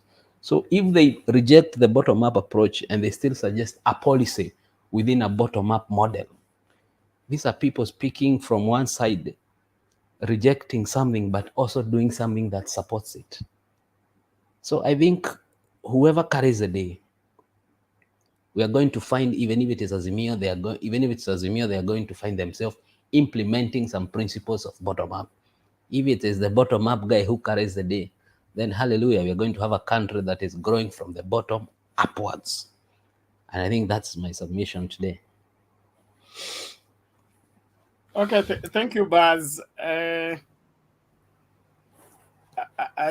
don't want to battle that, but I'd want to say there's somebody called the Blueprint Entertainment on the comment section. He says that 85%. Hold on, Patriot. Hold on. It says 85% of Kenyans are SMEs. Where are you basing your statistics from, or what informs that knowledge of 85% of Kenyans are SMEs? Please kindly let us know. No, it's not to you, Baz. It's to Blueprint Entertainment. It's put in the comments. From the last statistics I checked, SMEs only, I think, are around 30% of the economy, in control of 30% of the economy, not 85. So this 85, I don't know where it's coming from. If you can defend it, please come and let us reason together on the same. All right, John. Can you get me now? Yes, we can get you now. Go ahead. Can you get me now? Yes, John Tays. Okay. Go ahead. So Happy New Year. Happy New Year to you. Yeah. Okay, I'm new here. Happy New Year. I'm new here. I've been following your programs. Like I've been watching the previous ones.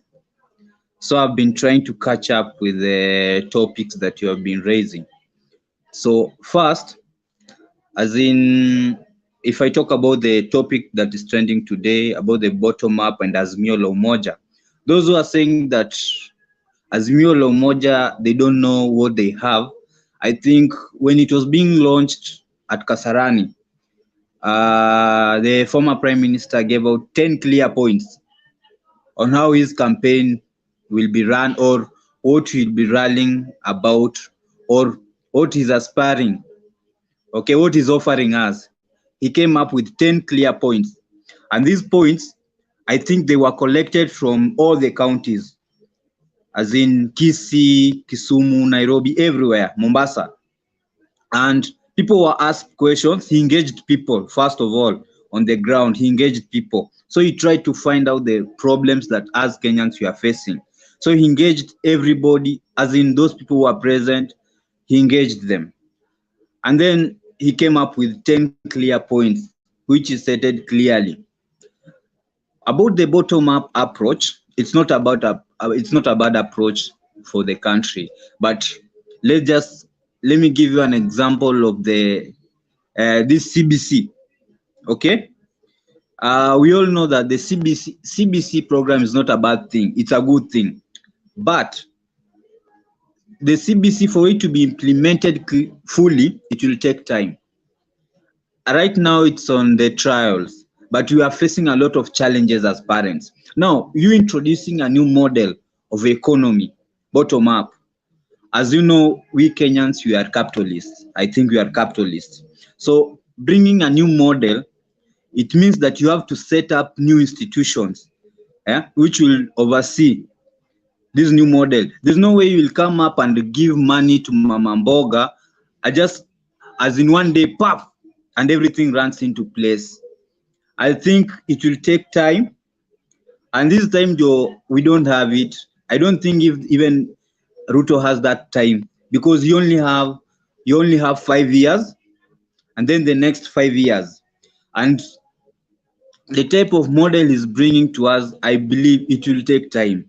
That's why even if you ask any person from UDA to explain to you about this model, the bottom up, what does it mean? All they tell you is that it's bringing money to the people, bringing money to the people. Is it all about that? I believe it's not all about that. It's about a lot of things. As in, lazima you put the right institutions to oversee the model yenye unataka carry out during the day. Because to change from, we are capitalists, you want to change from one economy to another. No, it will bring a lot of challenges. There was another thing you were talking, the factor of Mudavadi as the vice president, or Mudavadi if he has numbers, Kalonzo, the Oka team. Truth be told, let me start with Kalonzo Musyoka. Me personally, I don't think Kalonzo Musyoka has numbers. Forgive me if maybe I'll be out of context, but let's just face the facts. Kalonzo Musyoka at the moment, he doesn't have numbers. If you go to Ukambani, let's say Ukambani, right now there's no kingpin from Ukambani, because we have people who follow Kibuda Kibwana. He has a party. We have people who follow Maendeleo Chapchap. That is Mutua. He has a party. We have people who are very much loyal to Charity Ngilu. He also has a party. So today, if you tell me, if you can say Kalonzo has numbers, tell me how many governors does Kalonzo has in Ukambani, or MPs? Those are the numbers we are talking about. If you have numbers, how many MPs are you bringing on the table? How many MPs? How many MCAs? Recently, he lost a seat of an MCA to an independent candidate who was being backed by Kibuda Kibwana. So I think this issue of being held hostage by Oka, to me, I don't think if Oka has numbers, and they can't go until to the ballot, I don't know. Because sababu hii economy ya Kenya, the way things are, the way campaigns are being run, these people, they don't have muscle to go, as in venye wanasema wanaenda mpaka kwa ballot. Let's talk about Mudavadi. The politics of Western is very tricky. We can describe the politics of Western the same way we can describe the politics of Rift Valley. You have North Rift and South Rift. Those two blocks, they usually vote differently. They don't vote as a unit. Same to Western. Western votes, they don't vote as a unit. Okay? We have this part, like now we can say the part of Kakamega, Vihiga. Trust me, they won't vote the same way. There's this part of Bungoma, Busia, the way they'll vote, they won't vote the same way. You are talking about another principal, Wetangula. Wetangula, he only commands the Bukusu votes. Those are the only votes he commands. And if it's about Ford Kenya is all about, if you look at it clearly, it's all about Bukusus. Now that's Western we are talking about. It's all about Bukusus. So you say the Oka people or Mudavadi as a factor, as a decider for hizi politics za saizi, I say it no. Mudavadi, Kalonzo, they don't have numbers. The only numbers we can focus here in Central. If you can be able to manage to marshal some good votes from Central, you are good to go. There's another person who said Baba doesn't have numbers, Raila doesn't have numbers. So I just wanted to pose a question. Baba has been the favorite candidate since, let's say, he has been into how many elections? 4, which I know of. I don't know if there are others. As a presidential candidate, this is the 5th time. According to me, he's trying to vie for the presidency. Now, if Baba said Kibaki Tosha, and there are people who followed him, and then he came up again, he stood for presidency, there are people who voted for him. At the moment, we know Baba commands like 5 million votes. That's a fact. Even now, we know he has 5 million votes without even come up gender kwa debe. We know he commands 5 million votes because amekuwa kwa election like 3 times, and all those elections, hakuna election yenye amegain less than 5 million, or let's say less than 4 million. Hakuna. Ruto hajaienda kwa election as a presidential candidate. We don't know how many votes akonazo on the ground. Let's not talk about numbers, but we don't know how many votes akonazo. But for Baba, he has tried, we know. If akatapata kidogo right now, ana command like 5 million because of Nyanza, some parts of Western, some parts of Coast, na some parts Ukambani. So those votes tukiweka pamoja, we know kuna like 5 million. Hiyo mtu hawezi tunyang'anya, hawezi chukua apeleke mbali. But Ruto hajaisimama peke yake tujue how many votes akonazo. There's this thing that they've been talking about, track record. People should tell us about the track records. These things they've been singing. Now today, Ruto has said he has a good track record. Viongozi wachaguliwe na track record zao. Now, which track record akonayo mzuri kabisa? Ile yenye anasema, like when he went to Western, he said they have done this and this and this. Mimi, I've been to Western. I haven't seen any big, sijaona factory yote imetengenezwa in Western. Yeah. Si hizi miaka 5, the 8-9 years. I haven't seen any factory in Western. I haven't seen any factory or any new thing in Nyanza yenye Ruto anatuambia he has been doing. But all these things, if they have been doing them with the president. Those are government projects. And those are our rights. It's only rights zetu. Building roads, they are our rights. Yeah? So, is it track records? They are telling us track records. Me, I don't have any track record, nezasema I've seen. When he was a minister, he was given a chance to become a minister of agriculture during the Nusumkate period. He's from Rift Valley. I've schooled in Rift Valley. I've schooled in Uasin Gishu High School. Okay. He was the Minister of Agriculture. Did he subsidize the fertilizers? Did he create that conducive environment for farmers? In fact, people from his area, they are crying. The maize farmers are crying. How wanapeleka mahindi cereal, mahindi ichukuliwi, and even if inachukuliwa, price ni mbaya. Look at the economy right now. Vitu zimepanda juu, but anatetea nini hao watu wake? Yeah? Baba shook his hand with President Uhuru recently. You can go to Kisumu. Go to Kisumu right now. You'll see the changes. But these changes zimekuja after how long? Only 3 years. But there is a port. It has been revived. Right? Now, if you are in office, do something yenye kwenye itaonekana. Eldoret has an international airport.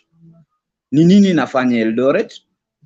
What does that airport, how does it benefit the people of Eldoret? Yeah, Ruto is from Eldoret. How does it benefit the people of Eldoret? He has been the vice president for 8 years. Go to Eldoret town. It's still a small town. The Nairobi, Busia, nini, Malaba, inapita katikati ya town. And that road is very small. Hata angeipanua idivert itoke nje. Go to Kisumu right now. You'll see what has been done.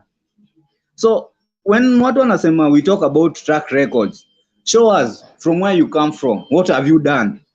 He was given projects when he shared projects. How many projects did he carry out? Then zimekuwa successful. How many? All those ministries he was given, all those projects he was given, they all fumbled. Yeah, and money was lost. That's why Uhuru realized, akaamua some of the powers zilichukuliwa from him, given to Fred Matiang'i. Why were they taken? Yeah, we should ask ourselves, if they were friends, they were wearing suits, matching suits, matching ties, what went wrong? Begin to conclude, please. Okay. Oh, if I may conclude, I was just answering who will carry the day. Maybe my explanation imeonyesha everything there. But in short, I would like the people of UDA to explain to us what bottom us means, what it means. Let them break it down to us. Let them make me understand hii bottom up inamaanisha nini. But mtu asikuja kusema it means pesa kutoka juu kwenda kwa mtu wa chini. Then what? How are you building economy ukimwagia watu wa chini? Unaweza fanya like the way Idi Amin Dada did. He printed a lot of money. Kila mtu alikuwa na pesa. What happened? The value of your pesa ilikuwa valueless. So let them explain to us. Hii bottom up yao wenye wanaimba kila siku inamaanisha nini? I think that's all for now. Thank you. Patriot, you have a reaction, please, Bernard. Hold on, Patriot alinua mkono kwanza. Bernard, I wanted yes, to get, I wanted to ask John Tez. I wanted to ask John Tez and anybody else that may assist me to digest this. But are you the one speaking or me? I thought you should listen to the moderator, my brother. I thought he said I speak and then you do.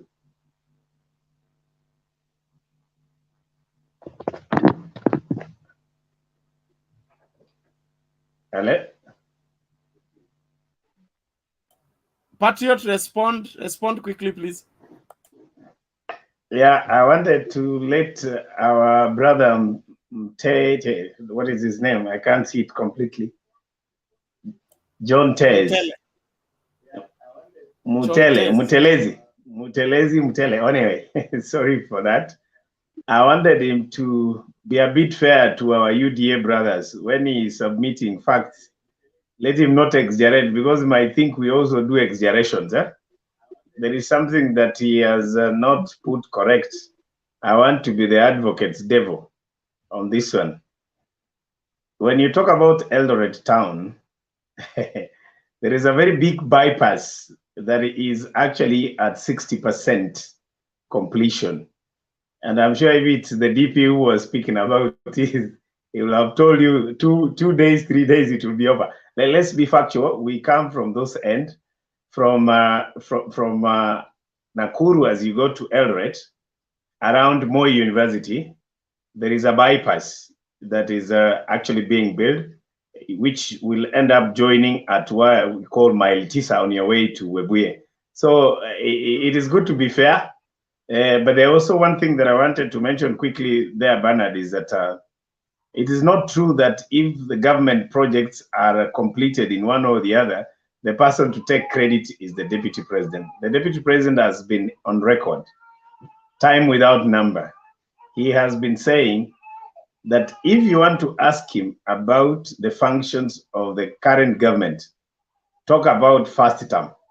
anything to do with second term, he has nothing to do with it. So whether Jubilee is performing or not, in my views, then we will take him on that way. So the road will be completed, but he should not take credit.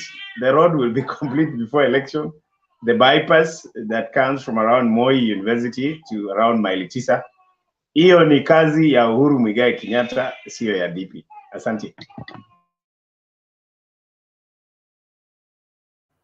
Okay, Shichei. Okay, there's just something I wanted to make a correction. I'm not submitting anything, Bernard. Let us agree that I'm not submitting, but I'm reacting to something.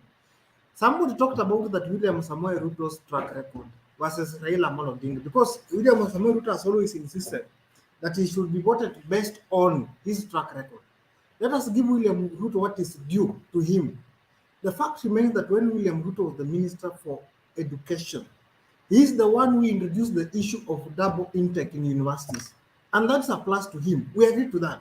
But you also need to understand that William Ruto also has a negative track record, which is on record. Let us not play politics. Let's give facts. Number one, it was confirmed by the Public Accounts Committee that William Samoei Ruto was involved in the maize scandal in 2009, and that report has never been set aside.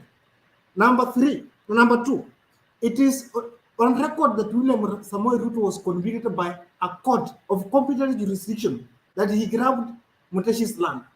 That should be part of his record that we should be talking about.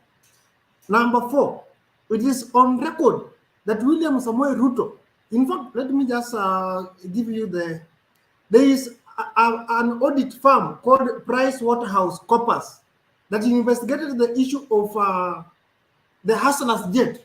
If you remember, there was a scandal involving William Ruto where he was involved in hiring a chopper that was worth 100 million and had a diplomatic tour of West Africa. It is on record that William Samoei Ruto misused funds. So if we want to talk about track record William Ruto versus Raila Amolo Odinga, we have to give William Ruto what is due to him. He's a hardworking Kenyan who has been involved in corruption, and he has been found to have grabbed land. I think we need to talk about it.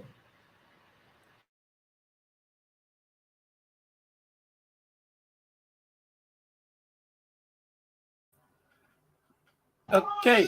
So it is my turn to submit, Bernard. I'm sure if I'm not wrong, it is my turn to submit. Unless you want to give David something. Make your submission and mind time. I can allow David to say. I can allow David to say something because we have hit them, and I see he wants to speak. Can that be in order, Bernard? Okay. Okay. Thank you, Bernard. John Chess, if we argue like that, as you are trying to, we will insinuate or put to the public that we elect one of our own so that we bring development to our area.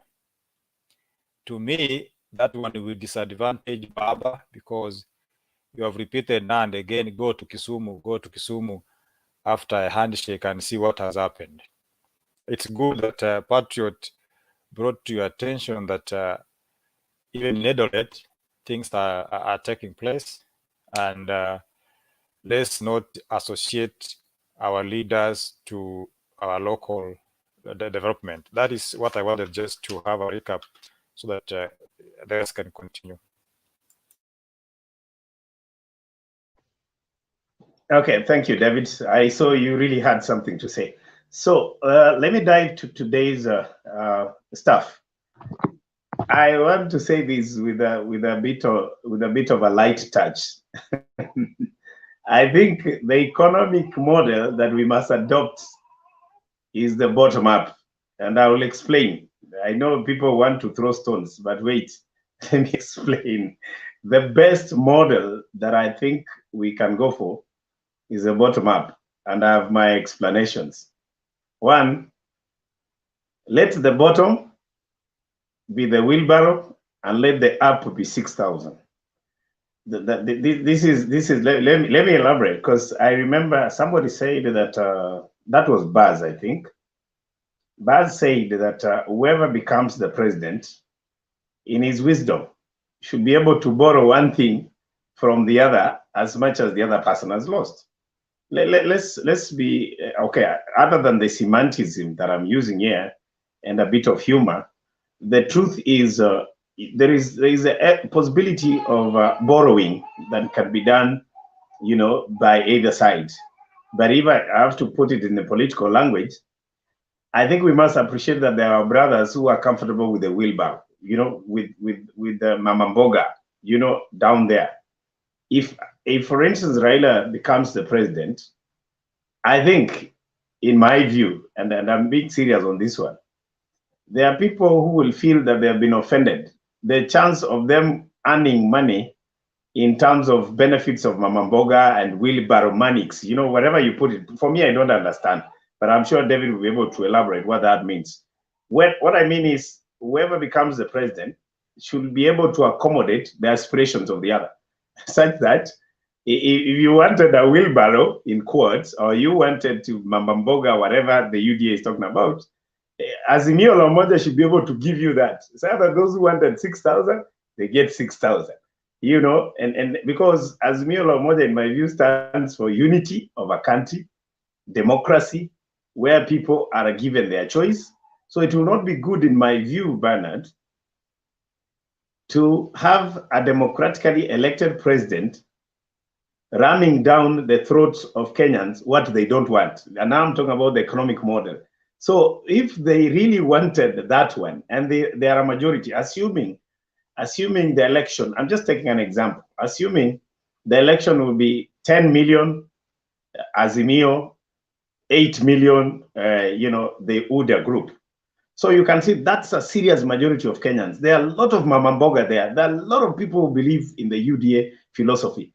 If you were to talk the AZIMIO way, you will talk of saying it will be a handshake. But in terms of economics model, I think it will be good to get the economic minds from UDA to ask how they wanted these Mamambogas and the wheelbarrow fellas to be taken care of. You know, so that we have a country that accommodates everybody. So I don't think I am being lazy in thinking by saying you can have the two coming together, which I see in the bottom up, because up can be 6,000, down can be a wheelbarrow or the Mamamboga. Then you have a complete Kenya where we are able to move forward.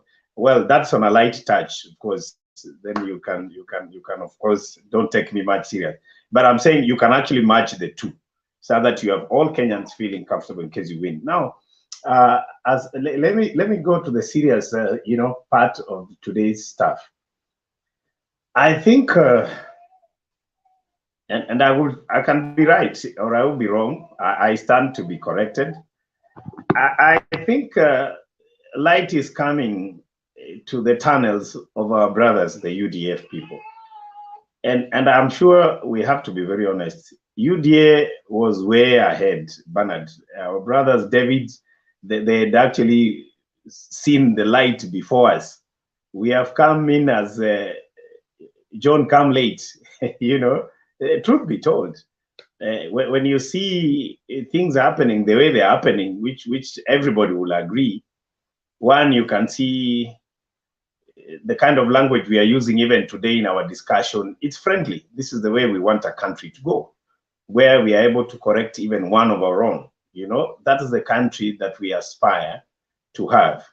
But in as far as the two approaches are concerned, critical analysis will tell you the gist of what was propelling the UDA narrative is losing test with the time. They might not accept, but when you look at it critically, it's like everything has gone back to the drawing board. You know, there's something we spoke about, I spoke to, you know, in as far as David's submission was concerned. If I may expound on that. The truth is today, there is a serious confusion dilemma in UDA than the AZIMIO when it comes to the running mate. And that is a make or break, you know, for the either. but it's a lesser evil in my thinking when it comes to Azimio, because Raila has an option of picking a running mate from Mount Kenya, but still come along with lawyers on board. A serious analyst will actually tell you that there is not much damage that he will lose if the one person in the name of Musalia does not follow him. But 3-4 months ago, the scenario was not the same. Things were different because politics is perception. We assumed ANC had the numbers. The Wetangula was carrying the day. The Mulembe Nation walikuwa nasema atupangwingwi. Sasa, you know that it looked like everything was running out of the hands of Baba. But as things look today, and let's be very honest on this, the whole thing is coming to the day to show Musalia that he has been, the carpet has been swept under his toes. You know, he's realizing that he is wearing socks without shoes, but there is no carpet down there. It has been swept because majority are not with him anymore, really. This is true. Anybody will tell you that. Even the UDA people will tell you having Musalia Mudavadi as a running mate to Ruto, it will not add any value. But there's something here that, in my view, the two sides are not really showing you. In my view, I tend to prejuppose and hypothesize here that UDA is looking at the way Oka is going to split. Once Oka splits, then they will give mfupa to Musalia. Watamwambia sasa hata nyama imeisha. Kula hii mfupa ama ulale njaa. Because they know already he doesn't have a following.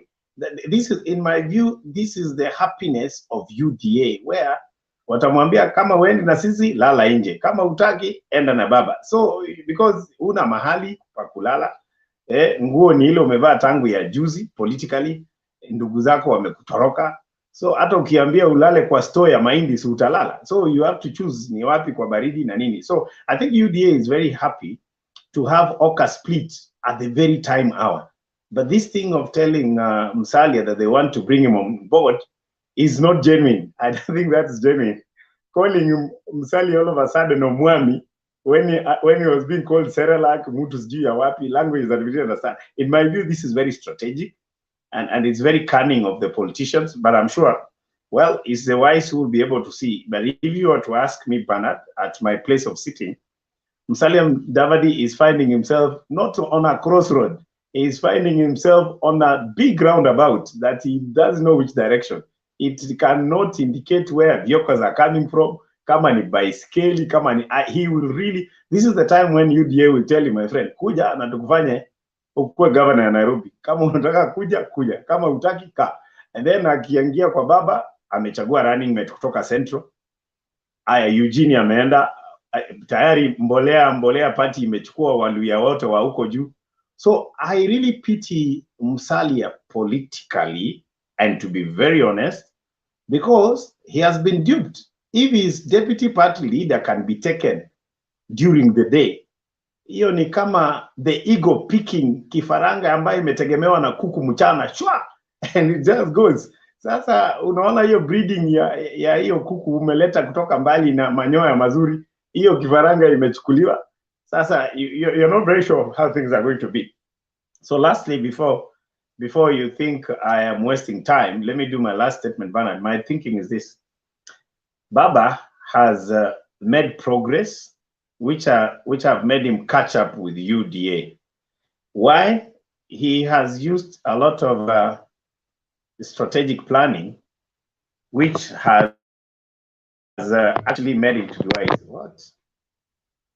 So I am of the view that things are changing much. Politics is about strategy. Politics is about putting on the table good cards, and the dangerous one should be under the table. You remove your kick na Q na double what unazitoa dakika ya mwisho unamaliza mtu. So vile mimi naona kunaenda, the good cards have been played by UDA. The defense cards are very light. Baba has played his politics as a mzee, and I'll give him credit or demeanor for that. He has come in very slow. He's Mzee. The UDA man is very fast. So I don't know whether running there or walking there, by the end of the journey, both of you will be having the same energy. I think the one who is running will be panting a lot, you know, than the one who walks. So this is what I'm thinking. But it is a close call to say we are running into a serious, phase in this election where things are almost neutral now. When you have Kamau, you have Njeri, you have Wairimo wearing the AZIMIO La UMOJA and busy shouting in the streets they want Baba, that should tell you that this country has come from far. Because that is something that I am happy that I'm living to see. When you see people from Kisii, two brothers not agreeing, one taking one side, the other one the other side, and then they don't fight.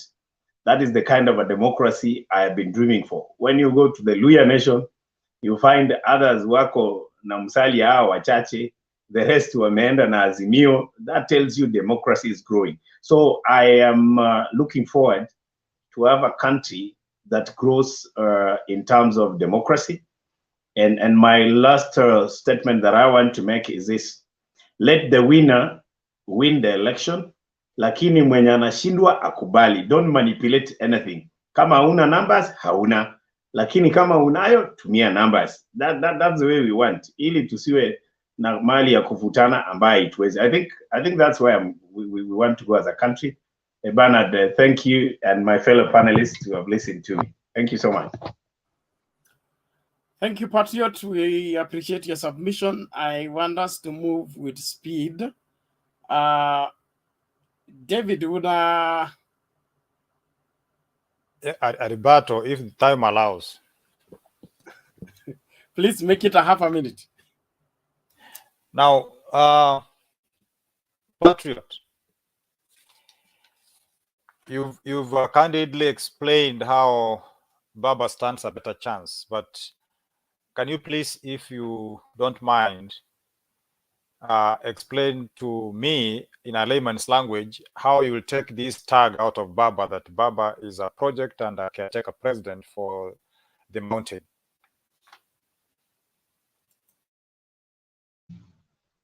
That's a very, very valid question, David, and I'm happy that you have asked the question.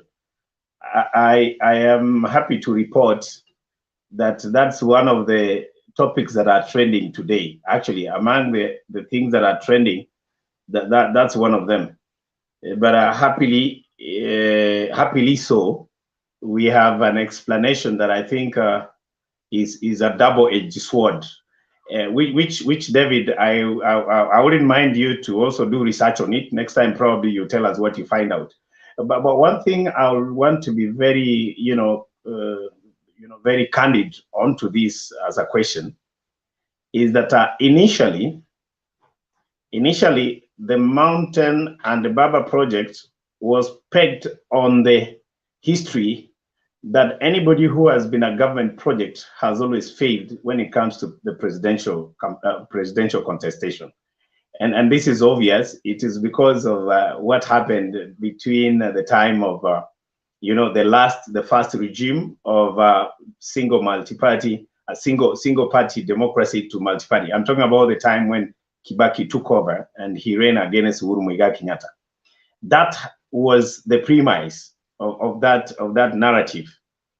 However, there are a few things that were overlooked, David, which I think are now presenting a different picture to the level that the people who are sitting pretty to propel that narrative with a perception that it will give some well-calculated results are not sitting pretty anymore. Why? It is because during Moi's time, when he said Uhuru should be the candidate versus Kibaki, Uhuru was a greenhorn politically. He was a greenhorn politically. He was an amateur in the sense that he was picked from a different lane in life. You remember, if my history serves me right, Uhuru ran as a councillor somewhere, sometime, and he had actually lost. So he went back to the family business. So the grooming, in my view, or what he seems to be presenting, the grooming was a bit hasty. It was a bit erratic. You know, David, he didn't have a history as an individual in as far as people knowing him who he was. Then the other thing that was that presents a different picture between then and now is that you are dealing with a country that was already tired with the kind of governance structure that was in place where Moi was the presidency. So there was the issue of saying anybody else who will not be with Moi, okay, we will support him, be it, you know, whatever you call it. And that's why you saw Akina Nyachai and everybody, blah, blah, blah, they're coming on board. So what is the difference between that and now, David, is this. It has come to the realization that today, you're talking about enigma. You're talking of an experienced leader. You're talking about somebody who has been here for a while, who has his negative and positives, so that when people make a decision about him, they are making bold decisions because they know him. Whoever supports Raila stands to support Raila completely. And I think that is something that you will probably understand if we use the analogy of dating. If you are marrying a lady that you've dated for a while, you are making a decision based on what you know, whether she has weaknesses or she doesn't. But when you're rushing to pick somebody at the last minute because time is not there, then there will be chances that you're making those mistakes. So the point is this, David, I'm struggling to put it. I don't know whether I'm still on that trajectory. What presents today a different scenario is Raila is not a greenhorn. That's number one. Raila has vied to the extent that it has been known that he has lost election by rigging. That is what Uhuru didn't have. Raila has that now. Raila is a man who has been running without being supported by anybody there before. Uhuru had not run for any presidential election before. So he was a beginner, he was a greenhorn, he was coming from nursery. But if you're supporting somebody who is going for his PhD, he has done his master's, surely somebody cannot say that wewe ndio umemsomesha, wazazi wake washamsomesha. So there's a difference in that, David. And I think people are taking it either way, but majority are sure that Raila is not a project. It's not really for giving the numbers the way it was expected. That's what I'm thinking from where I sit, David. Thank you, Patriot. Just to add something on that before we bring in Chichehi, that particular, like Patriot has put it, the really problem was Moi, and the really fear was if Uhuru becomes president, Moi will perpetuate his leadership through Uhuru. Right now, I don't think the majority of Kenyans have a problem with Uhuru's presidency. And that's why there is a struggle of selling Raila as a project, because they can't find what to pin on him as a problem that will be perpetuated. And that is why now they are making the mountain the problem. That's where the UDA people have a struggle, because their revolution needs to have an aggression against a particular object. This object of aggression is not resurfacing. If they say it's the Mount Kenya Foundation or the Mount Kenya Mafia, then to get the Kenyans to revolt against the Mount Kenya Mafia or the Mount Kenya Foundation is an uphill task for them to prove, because the burden of proof is on their side, is not on this other side. And with the Raila's maturity and Raila's demonstration that he differs with Kibaki, he walks out of government. Okay, he has demonstrated that he is a man of his own. So selling him as a project is becoming very difficult. If you are seeing how the DP is trying so hard to push that agenda and is not picking up, is frustrating, in my opinion. So I will advise UDA people to look for something else. Let them attack his age, maybe attack something else, but making him a project and hoping that the country is going to buy into that in mass It's a hard nut to crack from where I sit. Sheyi. Bernard, just a statement, as you take it. Just a second, Bernard. The other thing that is coming out, David, is that the positive is what is coming as a result of that uptake. Because in Mount Kenya, there are people who really have been wondering whether Uhuru Kenyatta is supporting Raila. They've been really keen to wait. The Mudamaki thing, in as far as Mount Kenya is concerned, is still a big issue. In fact, they still look at him as their kingpin. So the fact that UDA is proving that Uhuru is supporting Raila, that in itself is additional votes. Actually, what is actually happening? There are those who are saying no, kama Uhuru anasema ni Raila, inamaanisha alijua walikosana na Ruto vile vingine. So there are those who believe in the leadership of Uhuru. So when UDA proves that Raila is a project, then they find it easy to follow Raila because mtu yao amesema ni nani? Ni Raila. So it's a double-edged sword, actually. Okay, thank you. Shijay, please come in and go to the point. Okay, fine. So the topic here today was whether between what RUTO'S bottom-up revolution push and AZIMIO La Umoja approach, which one is going to carry the day and why? In my opinion, that the AZIMIO group is going to win the 2022 presidential election. And the way I'm looking at it, I'm not looking at it from the point of substance, that which side of these two is trying to bring a manifesto that fits this nation in 2022. Because from where I sit, Kenyans who vote, they don't vote based on substance. If Kenyans voted based on substance, in 2013, Peter Kenneth would have been the president. But that is not the situation on the ground. When a Kenyan rises to go and vote, in my opinion, the issue of tribalism, which is unfortunate. Of course, I don't advocate for the issue of tribalism, but that's what our politics is. Kenyans at large vote based on tribe. Now, if you look at William Samoei Ruto, even though he's doing the right thing by trying to make it look as if UDA is not a tribal party, and therefore is not going to work with the tribal kingpins. But in my opinion, as it is in 2022, that is a political mistake for William Samoei Ruto.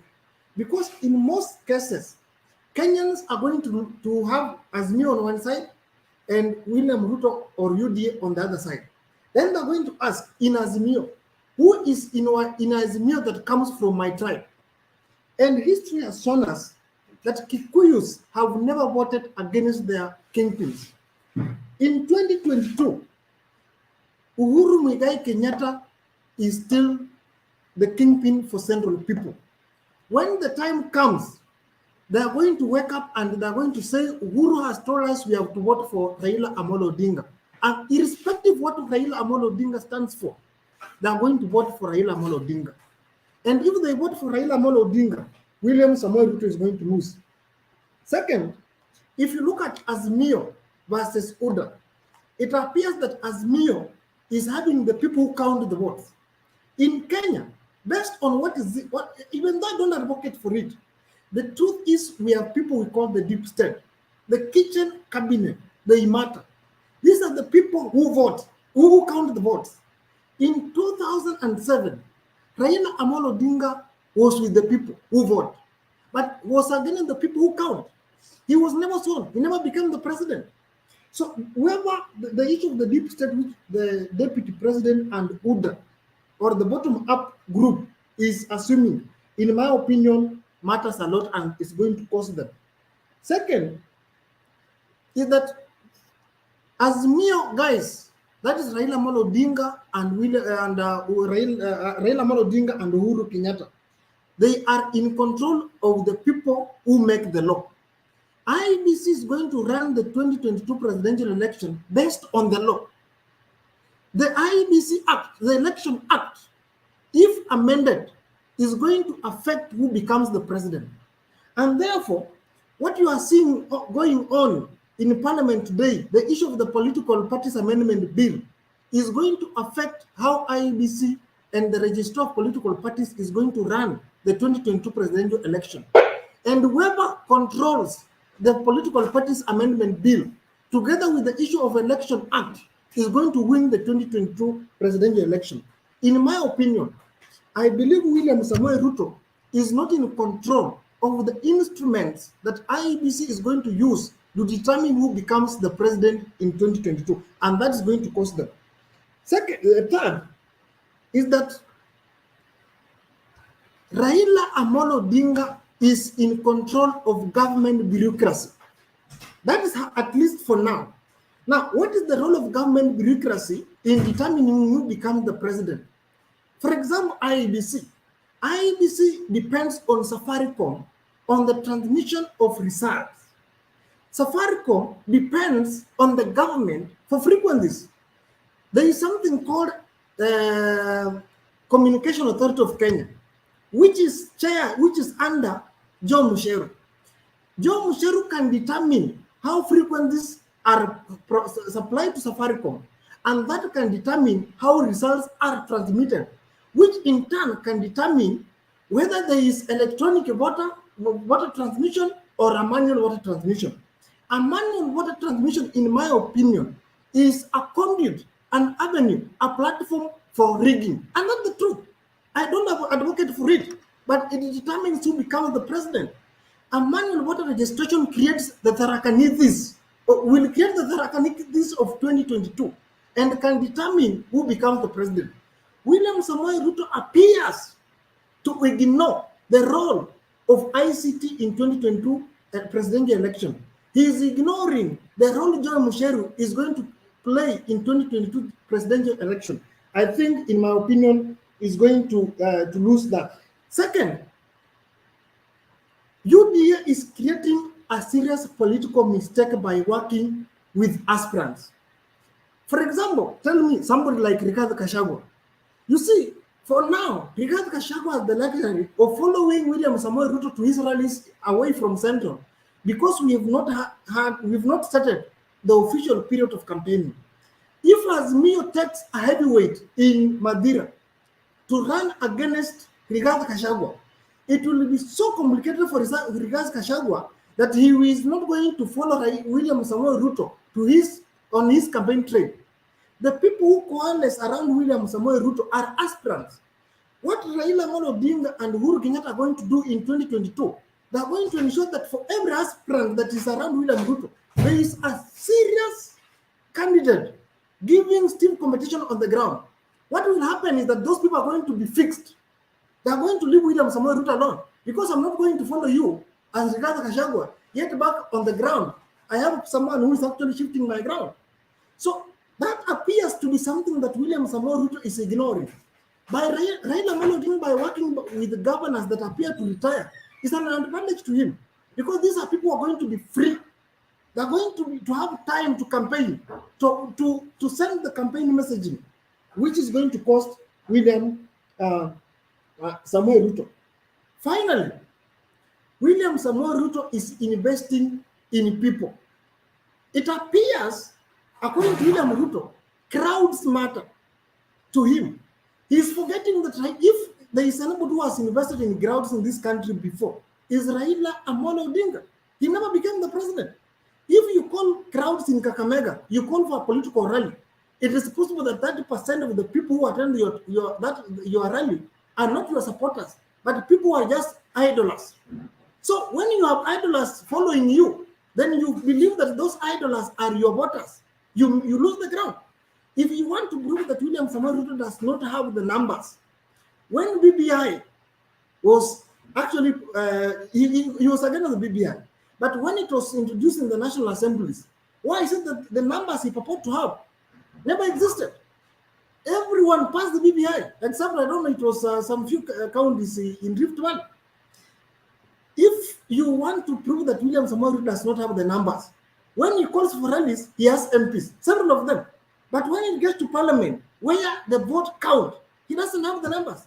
And if these numbers he claims to have are not consistent, cannot be proved in parliament, then William Samoei Ruto do not have the numbers, and UDA and the bottom-up economic model is going to lose in 2022. I've told you, we should not look at bottom-up economic model from an academic point of view. When an average Kenyan goes to the voting booth to vote, he will have to ask, I am a lawyer, who is in AZIMIO that actually represents my interest.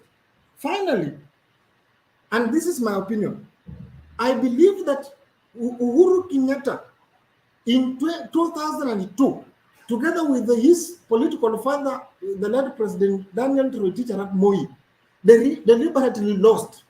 That's my opinion. I tend to believe that Daniel Toroitich was playing psychological games with Kenyans, and he was in agreement with Mwai Kibaki, so that Mwai Kibaki was to take over government as a caretaker president to hand over power to Uhuru Muigai Kenyatta. And that's why, in my opinion, the reason as to why when Uhuru Kenyatta lost in 2002, immediately he joined Kibaki, and he was handed power in 2013.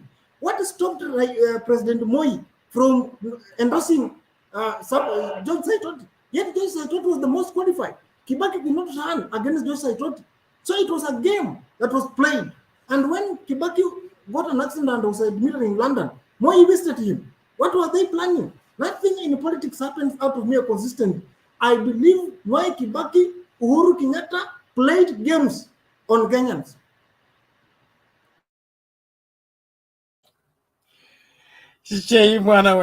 Thank you. Now, no, that is detail. We have to salute you. We don't know whether it is true, but we salute you. Thank you. It's quite educative. Okay, thank you. And we encourage all of us to, those of you who are joining Mutembei TV as members, please go ahead and do that. It is encouraging, and it keeps us to stay here. So please do that, or you can buy that sticker. The details are on YouTube, especially those following on YouTube. The other channels, you can always find your way to the YouTube. That's where the details are on how you can be part and parcel of what makes Mutembei TV reach you every time. And there is something I've been wanting to ask. There was this allegation of the aspirant senator for Kisii was poisoned. I don't know how his health is doing. If you have any details, we wish him quick recovery. He's a very brilliant man. I would love to see him in the Senate. So I don't know who has the information, Patriot or whoever. I would want to be updated on the same.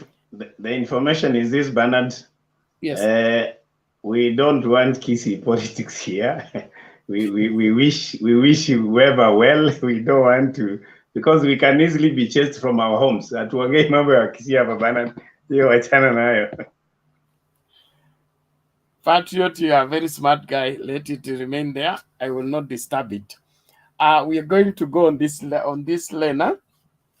I want James to make his submission.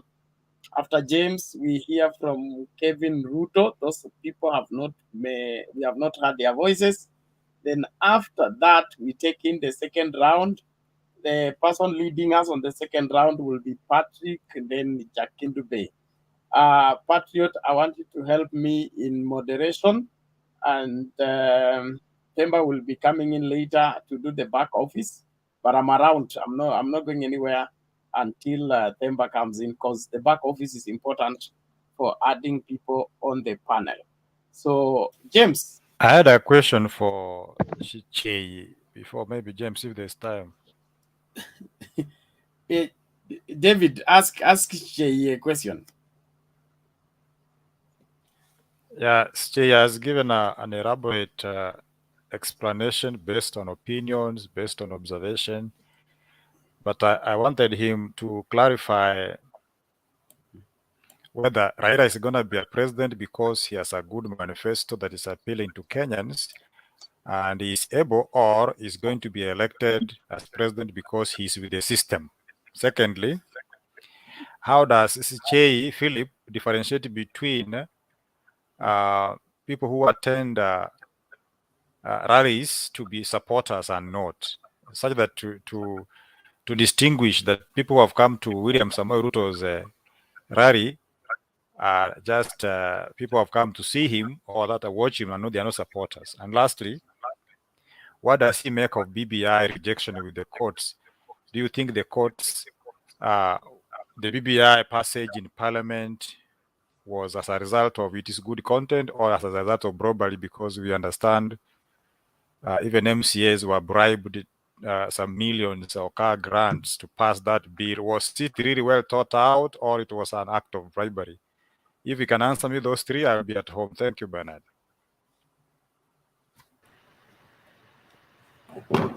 Thank you. I will start with the last question on the BBI passage in Parliament and the court's action. Now, you see, election is a political process. The BBI was a product of a political process.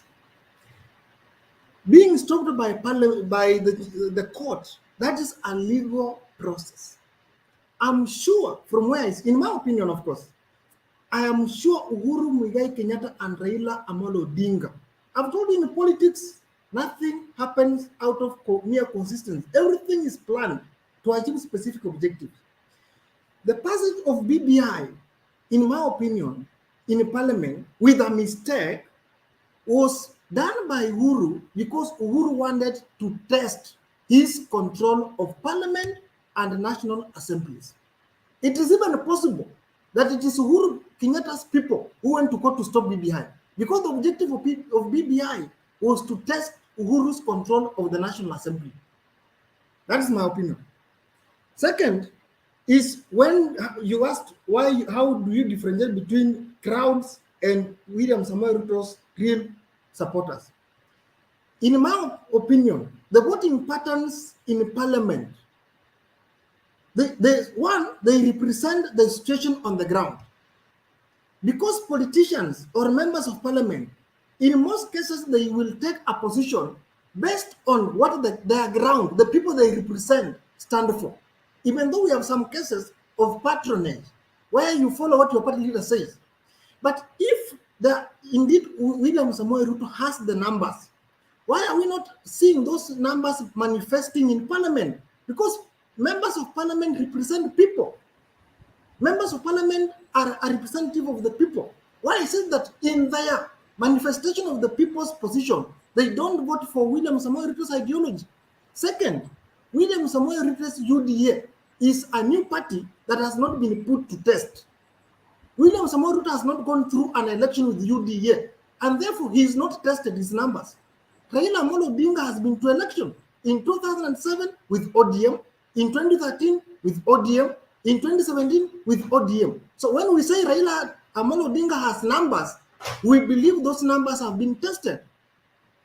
Your question on whether the system, whether Raila will be elected because he has the system or he has a manifesto.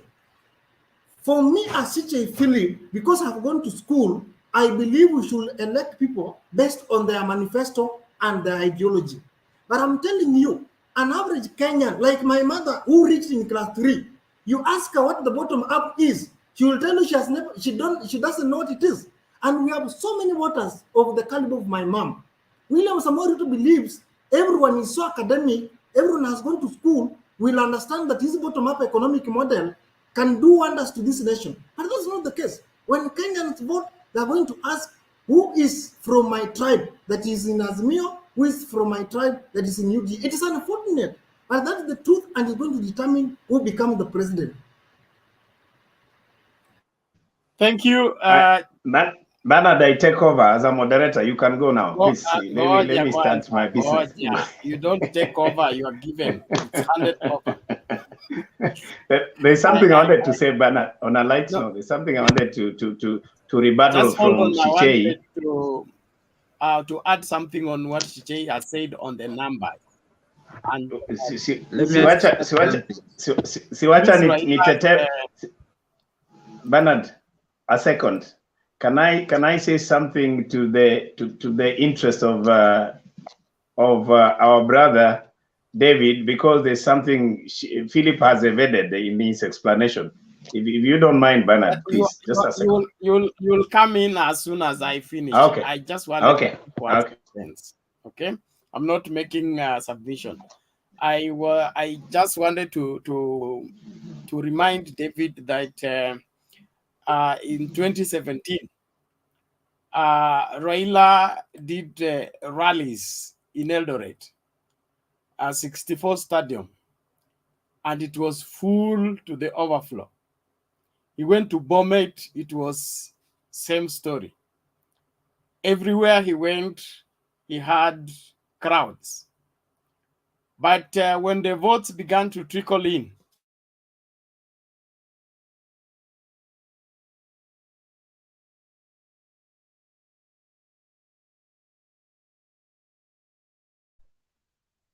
Bernard, wewe unatakana uende sasa. Tunaona mtandao imekukataa. Are you there, Bernard?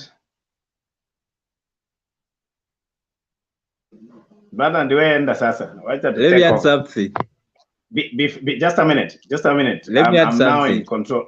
Ngoja kidogo. Wait, sir. I want Baz ameinua mkono, all right? But before I let Baz speak, there's just something I wanted to say a little bit. Baz, I'll get back to you. Just a second. No problem. Philip, iko kitu umesema ambaye sio sawa. You see, when you say we cannot look at the UDA from the parameters of academic angle, and yet you are so academic in your explanation, you beat the logic. You see, the way you have explained yourself, Philip, you give me an impression that you are one person who has done a lot of study in relation to political history, or you did international politics or something as your career. You pass in as a person who is well thinking, and I really have to appreciate that. The only thing that I wanted to bring to your attention, that you did not bring it out in the right way, in my view, I also want to insist, this is my view, is the way you tried to give an explanation as to why, one, Moi's project lost, and then you also explained, you gave another hypothesis as to why you thought the BBI lost in Parliament. There's something you seem not to have gotten to arrive at that. One, you need to know this. Uhuru Muigai Kenyatta had a serious agenda. There is somebody's mic that is on. Please unmute. There's somebody who has his mic on, please. Thank you. There's somebody. Can you unmute, sir? I don't know who that is. Iko mtu mic yake iko on. That is ni wewe. John Tess, it is you. Thank you. What I wanted to bring to your good explanation is that Uhuru Muigai Kenyatta had a serious agenda behind the BBI. And let the truth be told. Let's not flip-flop on this. The issue of representation, Philip, the issue of representation was key, was the center bolt of the moving mind behind the position Uhuru Kenyatta, took in as far as BBI is concerned. You know why? Mount Kenya was going to be given 20 new constituencies. 20. The economic, explanation in as far as that is concerned. We have 100 million, times 20. We're talking about 2 billion shillings additional to the mountain. That was number one. Number two, there was going to be additional of 53 billion shillings to the mountain. That could only be a reality if Uhuru Kenyatta stood firm to push for this very BBI. So I don't see how, in the character of Uhuru Kenyatta, will have gone to play politics where he knew he has a chance to correct this imbalance, which has been sitting there for many years. Where you have, for instance, where we come from, Kisii, you find an MP becomes an MP with 8,000 voters. 8,000 votes. Ukienda Mount Kenya, Mtu anakuwa MP na 180,000. You know, the Kisii one gets 100 million for a CDF. Yule wa Mountain anapata 100 million. When you split that money, huyo wa Mlima anapata shilingi 500. You cannot take your child to any better school without that. This is something that came out very clearly, and to me, that was the reason why Uhuru Kenyatta wanted BBI to go through. Now, lastly, on the same, why I think the BBI will be a deciding factor in the way Mount Kenya are going to vote is this. They are going to be explained that when we wanted to give you money, somebody said no. When we wanted to employ your 20 graduates to become member of parliament in 2022, they were told, don't go to parliament, go and push wheelbarrows.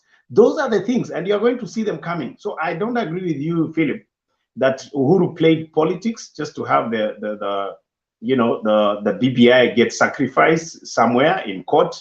I think that was a far-fetched hypothesis, but the rest seems to come out clear. It's a subject matter that can be academic, but on that one, I thought I should clarify that Uhuru Muigai Kenyatta, there is no concept paper that you can write in the university that will prove that Uhuru Muigai Kenyatta will go against what he has pushed for many, many, many days to actually fund the very thing to fall in the hands of judiciary. I don't think that is correct.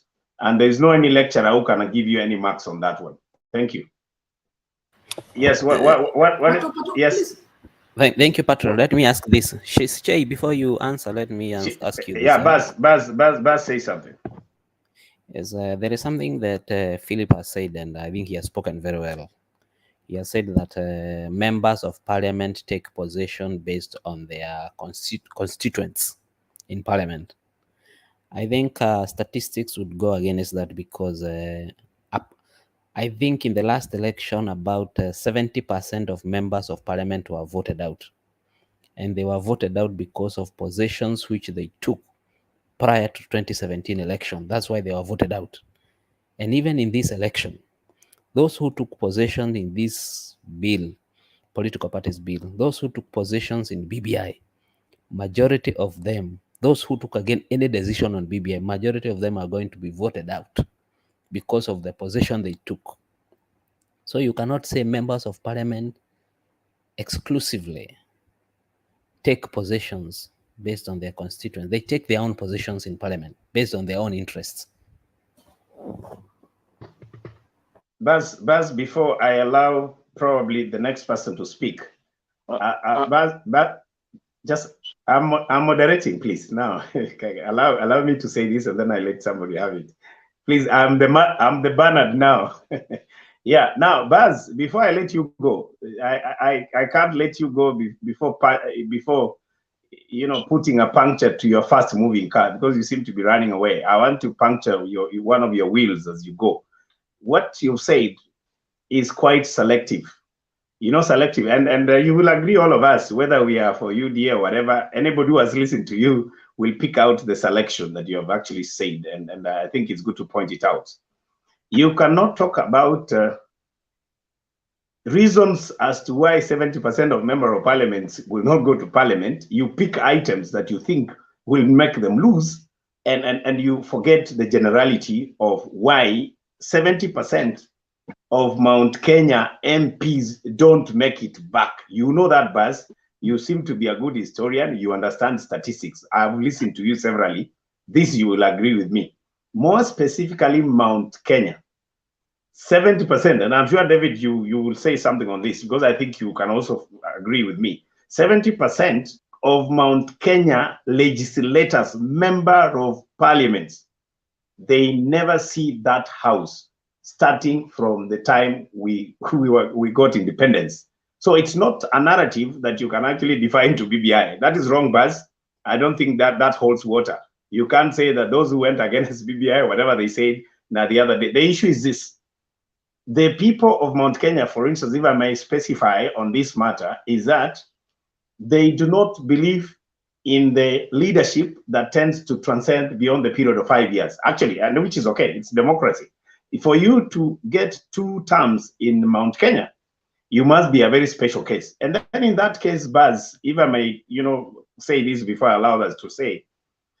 If that is the case, then where do you put UDA that is largely constituted of member of parliaments who majority are going home? You see, and that is what you're avoiding to get to. Where are you taking this? Because then in that case, you're simply saying indirectly, anybody who banks on the governors, he has a better grip of the people than those who bank on these people who majority are going home. But that is what you seem to be running away. But if you can quickly say something before I give David, I will really appreciate. I think let me respond to you, Patriot, and I think you have singled out Mount Kenya. I think it is the statistics is for the entire country. It is only around 30 to 40% of the members of parliament who make it back to parliament. That is attributed to the positions they took when they were in parliament. Yeah, but there is a reason. There is a reason. Just a minute, Buzz. A minute. No, Buzz, wait. I'm the one moderating. No, Buzz, wait. Just a second. You're the one who is going to speak, and I will allow you. There is a reason why I picked Mount Kenya, and you know why. Let's not hide it. I am picking Mount Kenya specifically because this is the section, this is the community, this is the block that is very critical in whoever wins the election. And it's good to debate around that. So don't run away from that. Let's not talk about Kisii block. There's a reason why I want you to weigh into Mount Kenya in as far as membership of legislators are concerned, who majority are for UDA. I want you to comment on that, please, before you go to the general part of Kenyans. I think if I respond to the Mount Kenya region, why about the legislators not coming back, you are going to find those who have stood with UDA today in Mount Kenya are going to come back. Whether they have said, a guy like Gachagua has said, it doesn't matter whether you build roads or you build airports. It matters where you stand. And that is true. That he was responding to Kanini Kega, telling him, even if you build roads to our toilets, you're going to go home because of where you stand. So those who stand with the people in Mount Kenya region will come back. That is why you saw Waigoro coming back to UDA. Okay. I hear you, Buzz. David, can you answer that? Because you can see Buzz is playing semantics on that. He's not answering. David, can you have a chance, please? No, just a minute. No, wait, Philip. I am the one in control. David, say something on that, please. No, I think I lost track when my net jammed. I beg to be excused a little bit, so I don't want to be relevant. Okay, David. I beg to ask Buzz a question. Bernard. When did Gachagua become the litmus test? Ngoja, Bernard, ngoja. I'm the one moderating. Ngoja, Bernard. I don't want us to have this thing back and forth with Buzz because Buzz is avoiding to answer my question. So I don't want to give him the benefit of doubt that he wants to read from here. So if you say so, then limit yourself to 30 seconds, Bernard. No, I'm just pointing out because he's telling us that whatever Gachagua has said is final. That's how the mountain is going to vote. I don't know when did Gachagua become the standard of how the mountain votes. Historically, I don't know which Gachagua is in terms of determining the direction of the mountain voting. Okay, thank you, Bernard. Thank you for that, Bernard. We want to go to Philip. Philip, you have something? Just 2 seconds and I'm done. On the issue of, it has been said that members of parliament, 70% of them go home based on the position they take in parliament. I'm telling you, and this is the truth, is that over 60% of Kenyan voters have no idea of what goes in parliament. They have no idea of parliamentary Hansard. For you to know what your member of parliament did in parliament, one, you must be watching parliamentary proceedings live in parliament, not on using social media or on television, because not everything that goes on in parliament is covered in television. So in my own opinion, there are several reasons as to why members of parliament go home. One is the issue of backward political nominations. You find that in most cases, if a member of parliament does not sing to the tune of the political party leader, that party leader ensures during nomination, you go home and they bring in someone who can sing to the tune of the political leader. So it is not because that there is a position that was taken. Tell me, for example, the people of Bahati, if they have to vote based on what that guy took on BBI, then they have to send him home. But you can sit there comfortable with him because he's supporting William Samoei Ruto, even though he voted yes for the BBI. Second, on the issue of someone is talking about on Mount Kenya, why BBI passed, why Uhuru was defeated in BBI. Let us ask ourselves this question. BBI failed. BBI had good fruits for the Mount Kenya region. Now, is it easy for Uhuru Kenyatta to go to the central guys and tell them, you see, BBI failed, it had good fruits for us, it failed. Now, William Samoei Ruto opposed it. I'm bringing in Raila Amolo Odinga, who believed in BBI. If you vote for him, he's going to ensure that BBI passes in future. It is easy for it. It plays for in favor of Uhuru Kenyatta's cards. I believe BBI was meant to expose William Samoei Ruto in Parliament. That William Samoei Ruto is against Mount Kenya. He doesn't mean well for them. He's opposing for what was to benefit them. And so if it failed, Uhuru is going to tell Kikuyus, you see what? This person opposed what was meant for you, and therefore I'm bringing in someone whom, if you vote for him, is going to bring back BBI, and BBI is going to benefit you, in my opinion.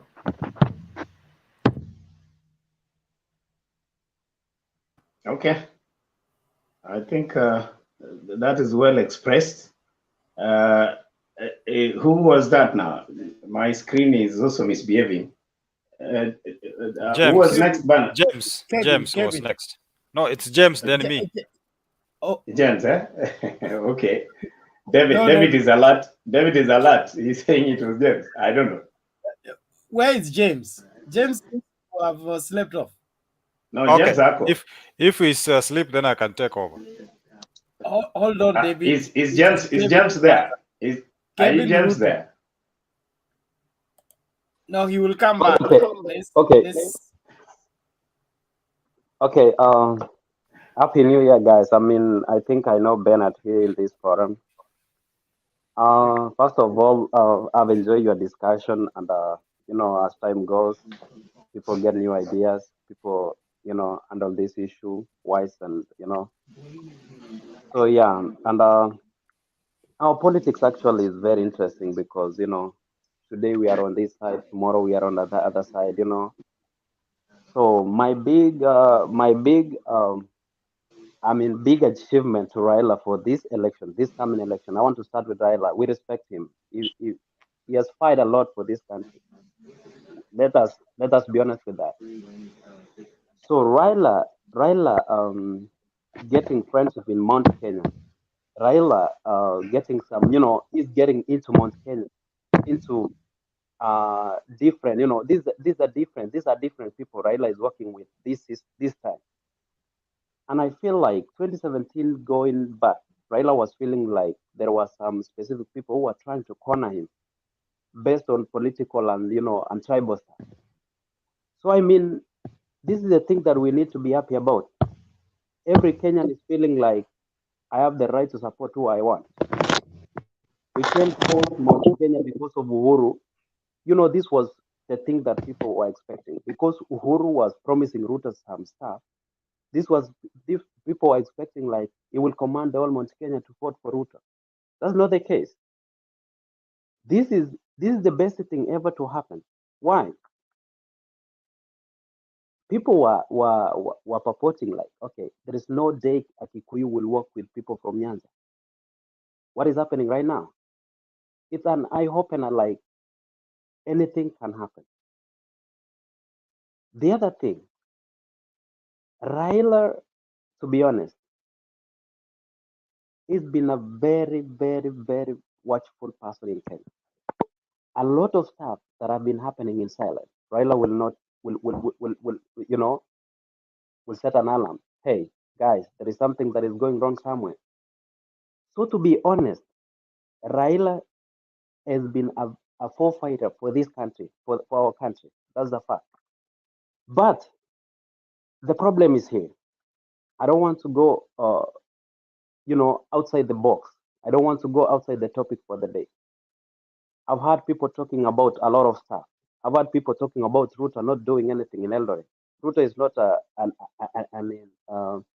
governor. Ruto is a national figure.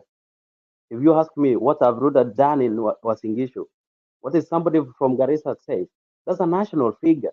And next time, if you want to run for a seat, bro, don't focus on your people. Focus on the nation. That you are a big fish. You don't have to focus. Yes, less people from Eldoret complain, like the person in Wajir and Mombasa. That is equal distribution. I mean, something which Mombasa gets, Wasingishu get. That is a balance. I mean, no one will benefit from than the other. For example, Kisumu, Kisumu is developing like quick. Why? This is because of a good relation with the government right now, with the government. And being in an opposition, this is like you are inviting, it's like you want to bring this person to accept your terms. You need to do what? You need to work close to him. So leave alone that. That's a big politics. Politics, we can talk of everything in one day. I want to come straight to the point about the bottom up and AZIMIO LA UMOJA. There is a thing that sparked about Raila saying like he will distribute 6,000. I haven't heard anybody talking about that to every citizen, like every household. The question is, that was the first agenda. I've never heard of anybody right here talking about that. That was funny because people are just throwing stones to bottom up, or doing this bottom up. Yes, that is Ruto's plan, and that's Ruto's strategy.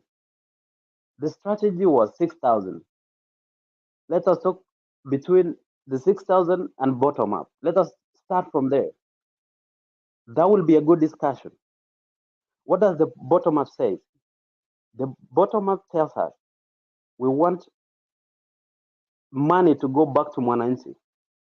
That is where next time when you, Bernard, you run for a governor or a president, when you come to the village, the villager will say, hey bro, we need to fuel your car today. We are not waiting for you to give us money. You know what I'm saying? That is the meaning of bottom up, of as to what I understand.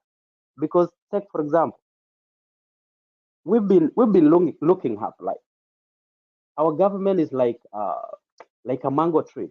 We just look and wait for everything to fall from the above. We don't have anything uprooting from the ground. That is why we will be slaves to the politics, slaves to division, because I will wake up and say, oh, somebody doesn't like you.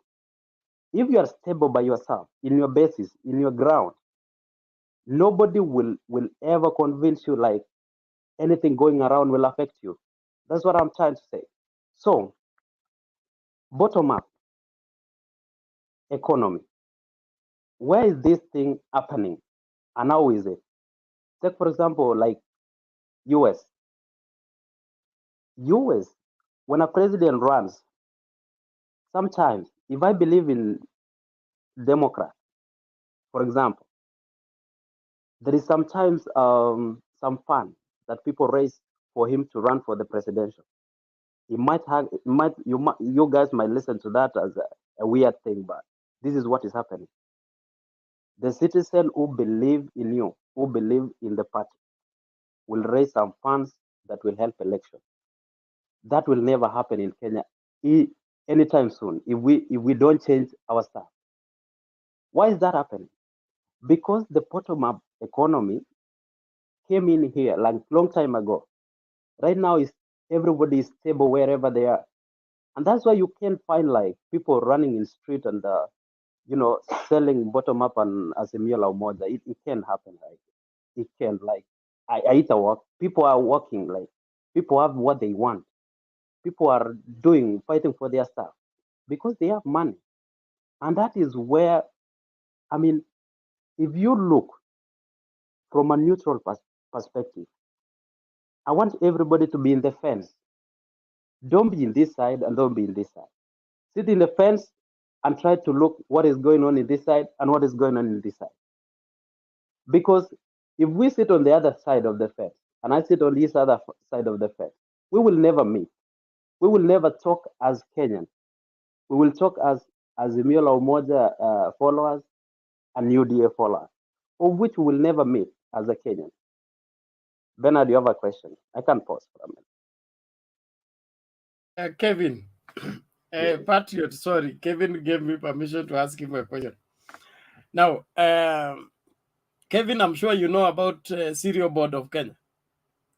I know. And the farmers grow the maize from the village. I know. Supply the maize to the cereal board. Yeah. And then the cereal board pays them the money. Yep. Is there a way the cereal board can give money to everybody who comes from farming region without them supplying the maize? No, that honestly, that will never happen. Okay. So that's why I find it very difficult for bottom-up approach to work in the air, because what you are telling us is money will be rained at the bottom, then people will collect it. And Okay. Let me handle it from that. Let me handle it from that point. Yes. If you get me from that perspective. You know, the question is this again. I knew that question will come in.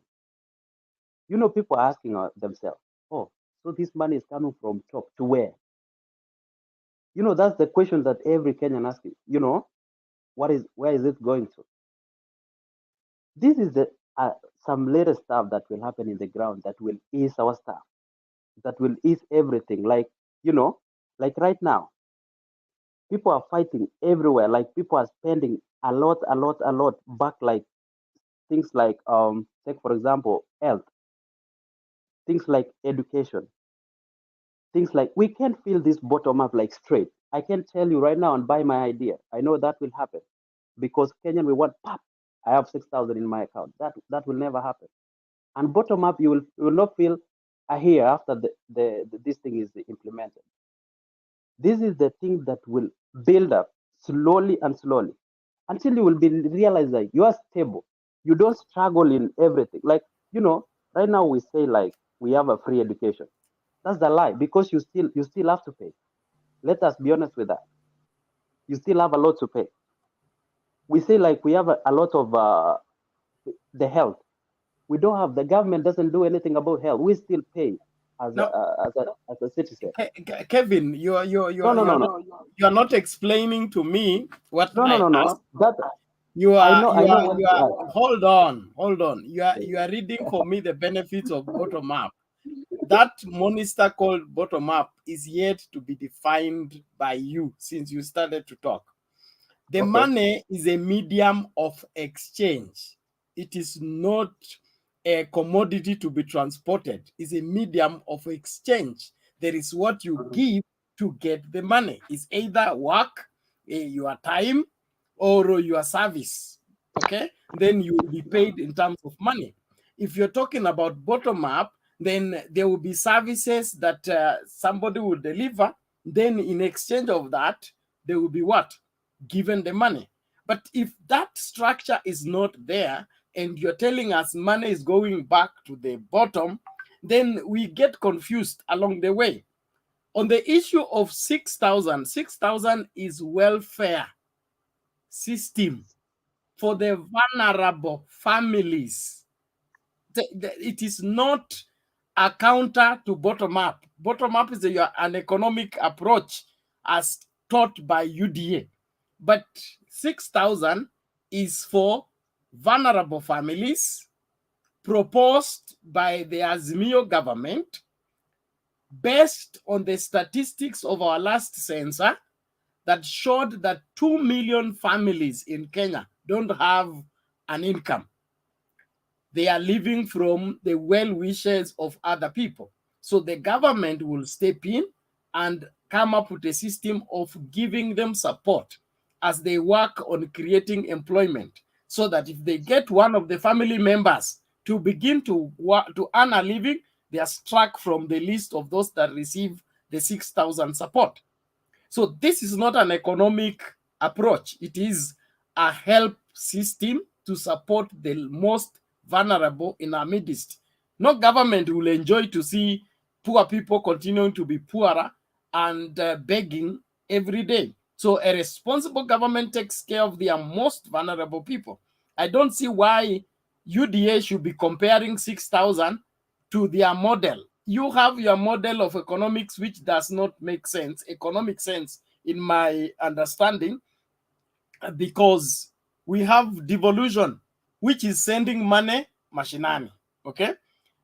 That is a government system whereby money from central government goes to the counties. Then the counties spread development in the county. That is a channel covered in the constitution. This other parallel model called bottom-up, it has no head, has no tail. I don't get it.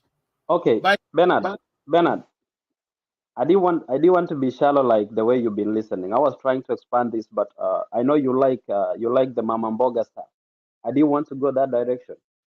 That is the cheapest thing that every Kenyan like listening, and it goes straight to their ears. But that's not a fact. Anyway, you know, you were expecting me to debate like, you know, even DP normally say like, we want to raise Mama Mboga. I didn't want to go that direction. Anyway, the question is, who will carry the day? I think that's going on. That's what was the question of the day. So this is the thing. Who will carry the day carries the day. And for whatever reasons, we might have the president. But Philip said something that was very sensitive.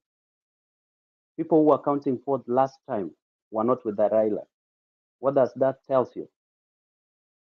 It tells you like even if Ruto do anything, even if he runs everywhere, like all over the Kenya, what matters is the counting of the vote. So I want to say this, to be honest, and to be fair, for Kenya to grow, for Kenya to go forward, is after election for everyone to accept the results. We've been criminalizing Chebukati and wherever, every sitting IBC. I don't know for what reason, but to some point, we need to charge them from the right point. And that is what everybody is calling for right now. If you have seen a lot of people, like everyone needs to accept the election. What is the fears? The fears is like everybody from, let me call it from Raila's side, believe that Raila has been winning since 1997. Somebody say Raila is going to fight for the 50th time. I mean, it's been a while. 1997. I mean, this should be 60th time, 50th. Yeah, he was right, 50th time. So, to be honest, the challenge is right now. Last year, no, before the handshake, people were throwing stones, right? But right now, people are telling us right now, Ruto did nothing for this country. I have a big question for that. Have you heard Uhuru complaining that I gave this Ruto this and this and this to do? He didn't do anything about it. And that is a question Ruto asked. He said, yes, you're saying that my boss is complaining. What has he done or has he gave me to do? I haven't done it. That was the big question. And if I'm not wrong, I've been listening to Uhuru talking. He has never mentioned, he mentioned like, though he's using parables, those guys are not straight like, you are not my friend anymore. But what Uhuru is talking about disrespect. That's the first thing. And I think that is the main thing. According to Uhuru wish, Uhuru wish was supposed that Ruto should not campaign before 2022. I mean, they called for the red campaign. But I mean, I was not in there. But let us judge this stuff from the right angle, from where we are. The Jubilee government that you are praising as ODM and Raila right now, to be where it is. If you mention of roads, I need you to mention Deputy President because he was sitting there. He was there. That's a fact. I need you when you praise Uhuru. No, Kevin, look. Kevin, When you talk of when you talk of Jubilee government, Goja, you are no, taking us through the list of what your party leader has gone around the country telling us. I don't know what Uhuru gave to Ruto that he did not do. But and that is the question. Hold on. And that is the question. Deputy President is on record to have what? Claimed that the president ni mtapeli. Amewatapeli. Okay. He is yet to tell us alitapeliwa nini, kwa nini, wapi. And who goes around the country telling the people that the head of the country is a con man. Then comes back and say, I'm submitted to my boss. I'm following the directives of my boss. My boss should endorse me. For calling him a con man? What are you people trying to tell us? You know, sometimes you are strangers in the country, and again you are you are the real people who are there. The other time you are fighting Uru. You know, we are circling this story. You know, 2 years ago, Uru is a con man from your side. Today, Ruto is calling Uru con man. So Mtoto wa umbwa. yeah, look, like this was happening the other day. But hold on. We are going around the pole. We are going this way, you attack, and we come back. We attack from this side. You are experts in jumping on an idea that you want to avoid to face. Which one? The conflict between NASA and Jubilee, they were not working together, number one.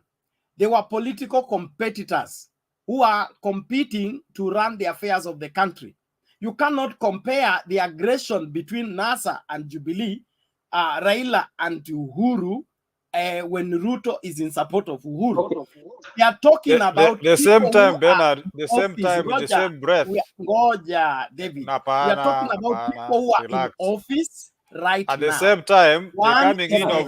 Raila brought in animosity, so you don't expect the same relationship to continue. Which animosity did Raila bring? Hold on, you people are running away from reality. There is no way you will be in office. I am your boss. Then you accuse me for being a con man, and you continue saying you are submissive and you are deputizing me. That has already. If today, Bernard, if today you bring another woman in the house, your wife has to jump away from that house. If today you bring another wife in your house, you don't expect the same treatment. We are lawyers. We are free to marry as many as we can. Bernard, we are going far. The point hold was, hold on. We have danced on that one for long. I want to make just one progress. second. So let's do this. Let's do this. Hold on. Everybody mute your mics. Everybody mute your mics. Thank you. Let's give Kevin the half a minute to make his conclusion. Then we move the conversation to another person. But I want us to debate on facts, not stories and hearsay. If Ruto is wrong, call him wrong. Don't come and defend his wrong. If Raila is wrong, call him wrong and point out how wrong he is based on facts, not issues that Ruto did it because Raila did it and because Raila called it, so Ruto also has a right to call it. That is not the reason we are here. Thank you. Okay, we are taking this so far. The point was, I was just trying to, to bring this to light, like, don't double speak. He didn't do anything. He's just, running around. I mean, we can praise the other and kill the other. They were working together. That was my point. So, just to summarize my point, and just to give my wishes to everyone. Let us not put these things too hard. Like, we can fight. Some people, when something arises, we handle it like like this is I must win this. So politics is very interesting. Bernard is my friend today, is not my friend tomorrow. But let's have this in mind. I'm coming from a very metropolitan area, Wasingishu. We have people from Nyanza. They are very friends they are good friends. But my question is, why are we going to be divided when it comes to the election? So the question of the day is, let us give everybody a chance. I'm not going to say who will win, who will carry the day, or which everybody will take his part when the time comes. But let us still talk of watch on our unity, because I'm seeing some division. There is a time I will not go to Kisumu the way I used to go, and eat my samaki down there and talk to those guys. Let us not create boundaries this early. It's still early, man. I mean, let us just be together and wait for the day. And I'm ready for Raila to be my president. I love Ruto, but I'm ready for Raila too. So let us take this thing easy and give everybody chance to play his politics. Thank you. That's all that I have for now.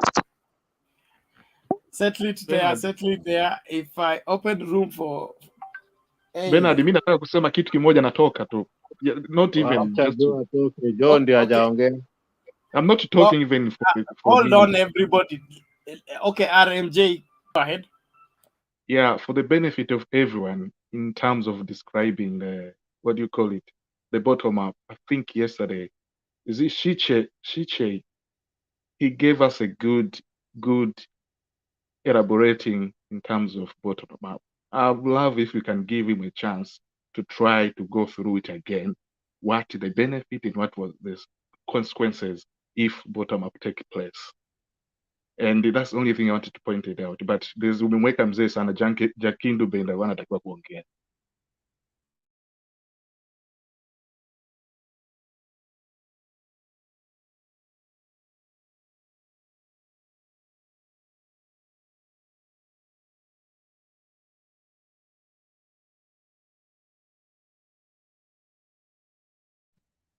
Bernard, we can't hear you. You've gone off air. Sorry. I'm sorting out somebody. It was David's stand before Joe. Let David take it, please. John Tex, please ngoja kwanza maswali baadaye tafadhali. Kuna watu wengi wa queue na najua umesubiri sana. But let's get David briefly, Joe, and then we continue, please. Thank you, Bwana Bernard, the moderator, and other fellow panelists. It's my chance now to comment on the topic of today, but not to give a rebuttal. And the question is asking simply, DP's bottom-up revolution push versus AZIMIO La Umoja approach, who will carry the day and why? I want to give a conclusion, then defend it. So I want to ask the moderator to protect me from stones. It's my wish as a voter that AZIMIO be given a chance to take government come August this year. All these people that are asking for leadership, they have got their pros and the cons, which I want to exploit in 2 minutes, and then stick to my point that why I feel that Kenyans should give AZIMIO a chance. Let me start with UDA. UDA, and it is a manifesto, not manifesto, but slogan. They are good people. And if we can talk about their leader, in fact, I want to talk about few good things he has done and things he needs to work on so that come 2027, we may think about him. One, I've seen Ruto as the presidential flag bearer, increasing the double intake to universities in Kenya when he was the Minister for Education. That to me, as an individual, was a plus, because having gone through the Kenyan universities, I understand the kind of weight we went through. It was not fun. He also expanded higher education loans board allocations to people who never used to get it. Those times of ours when we went to university, we used to be called job admittees. Those are the only people who are supposed to be given higher education loans. But with the Ruto, today, MTC, people who are in other colleges, middle-level colleges, access higher education loans board money. That one is empowering the youth. 3, the technical education. I want to be very candid about it. Ruto, it is him and others that championed to have technical education expanded to the youth. He expanded the institutions to have at least every constituency, and he went further to ensure that every student admitted in technical colleges, he has access to government grant of 31,000 shillings. And then, of course, you can get help and the rest. Ruto fought for ODM, and we were very passionate about it. We won an election, but as things stood that time, we were never declared winners. So he's a soldier who did that vehemently and strongly. But Ruto has to work on the following. A few things. One, Ruto has been for a long time a bit, allow me to use this term, not careful with what he says in public, especially when he refers to his competitors. He took it like a joke for a long time. Akisimama tu hivi anasema yule mzee wa vitendawili, wale wa jamaa wangwana hawajajipanga. That thing is eating a lot in his character as a leader to be tomorrow, because anybody with that instrument of power and he still has that joke in him can harm you. So he needs to work on that. Secondly, what is bedeviling Ruto is the propaganda he developed in 2013 when he was addressing the Mau issue. The Mau issue was a very good issue because we were doing what you call environmental degradation. People were encroaching the forest. And the then Prime Minister was tasked by the President, who feared it because it was a big issue. When he was carrying it fairly as required by office, Ruto took it as a propaganda and they said, you see, ujamaa ametuita omena. And that thing really worked on the other side. And he was able to convince a big chunk of his supporters. The same propaganda is eating him today.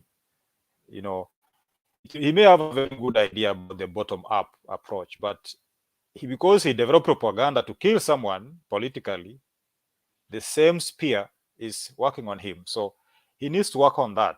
Thirdly, our beloved Daktari has to work on corruption and voter bribery. We cannot run a country where we are having a tag of bribery and we have not cleared our names. Sometimes it pains us a lot to explain why is Ruto attached to grabbing of people's lands? Why are mega scandals emanating from his office? Why are some dams not being completed and the money has been allocated? So we want our beloved DP to work on that, clear his name on that, then come 2027, we'll think about him so that he can give us the other projects when he has cleared himself. Lastly, Ruto is kind of bitter with the coming in of Raila Amolo Odinga. As a leader, we want to appeal that when people come together, let's sit together and let us reason out. I want to give this public an example. There's a time we were looking for a job in Kenya, and we were being employed based on the number of marks you score in an interview and the number of years you have stayed out. But I went to a certain station I don't want to mention. A guy came there who has just graduated, but he is 44 years old. It means he has 1 year to be locked out from the qualification of being employed. You know what? They said, we have the marking scheme here. We know that somebody has more marks, and as per this marking scheme, you are the one rightfully supposed to be taken for this position. But this candidate, should we not take him now? He has no other chance.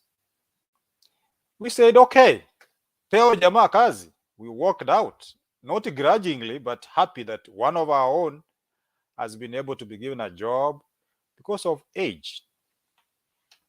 I don't want to elaborate on that. Let me come briefly to Raila so that I give others chance. Raila has fought for democracy in this country for a long time, you see, to an extent where he puts his life in line. You know the battles he has fought. You know the Saba. Those of you who are of age, you know how he has put his life and the life of others in line to actually bring out a statement that these things are not done right. Raila is a supporter of others. He supported Kibaki very well.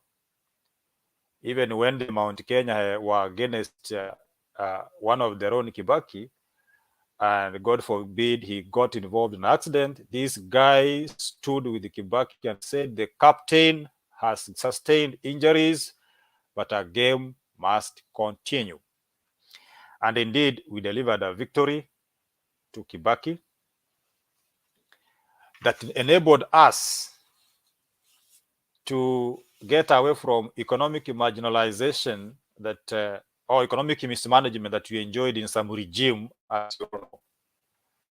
And being a 44-year-old who will be disqualified next year from seeking this job, it is my humble appeal that let us give this guy a chance, because besides fighting for democracy, besides supporting others, he has unearthed some mega scandals taking place in government.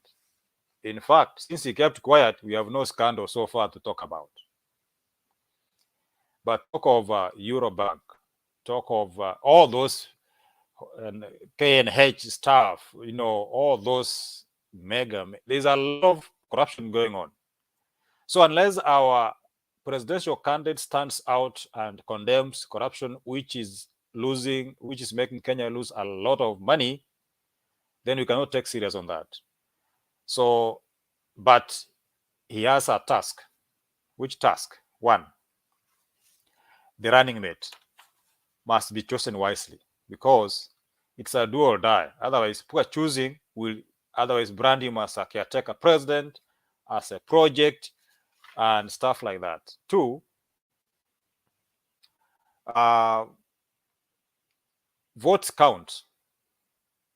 In as much as we are saying there is a system, Raila has a challenge to tell his supporters to vote wisely and come out in big numbers. We have a history where we have a minister for immigration, but we have registered the least number of votes from our backyards, from the backyard of our Baba supporters. We want to see everybody registering. Reason why people are endearing to Mount Kenya, not because there are many. There are not many. It's because they register and they vote. I have seen where guys volunteer. Mtu anatoa gari yake anaenda hospitali, anachukua wagonjwa, anawaambia kuja tuende upige kura, nitakurudisha. Whereas others were waiting to be bribed to go and vote, others are busy ferrying their old mamas and sick people from hospitals to go and vote. So let's vote. Let us register as voters. And lastly, Raila has a task to tame our supporters, me included. The way we conduct ourselves, the way we talk to our fellow voters, we need to take that tag away that people say hawa jamaa ukiwapea uongozi watatukojolea. I'm sorry to use that. We need to handle this matter as a serious issue, shed our pride in quotes, and go for votes. It's now or never. Thank you, Bernard. Okay, thank you, David. Bernard. That's enough and clear. So let's move forward. Bernard, a second. Hey, you people! I don't want any delay now. A second. And I will be They want kicked to out skin of the me. They studio want to skin me. anytime I'm now. ready. I'm not going anywhere. I'm not going to work. No. Patriot and the rest of the questionnaires, keep your questions.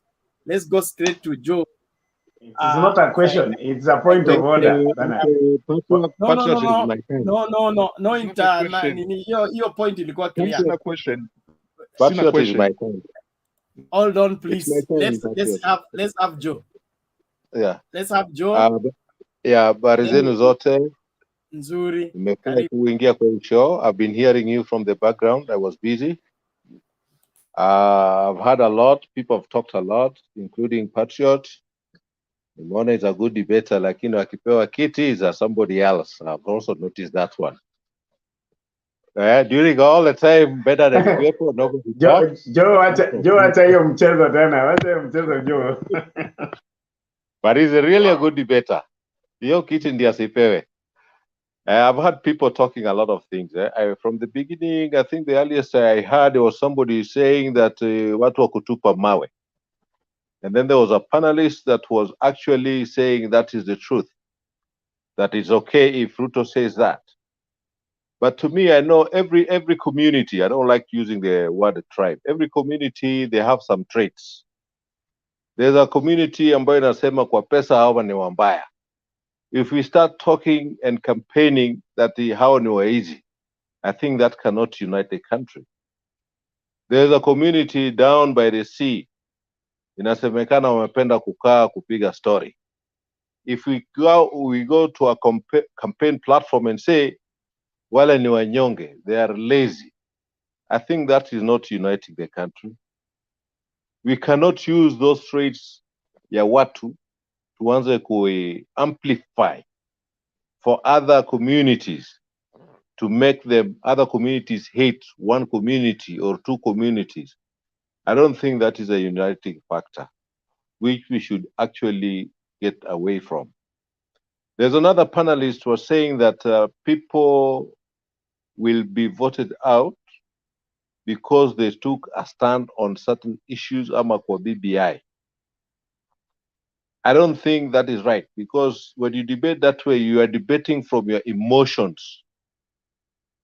Because the other side will say they'll be voted in because they took the right stand on BBI. So let us not debate here with our emotions. That you are judging the parameter is your emotions. That is not right. Because we cannot use your emotions to measure the truth.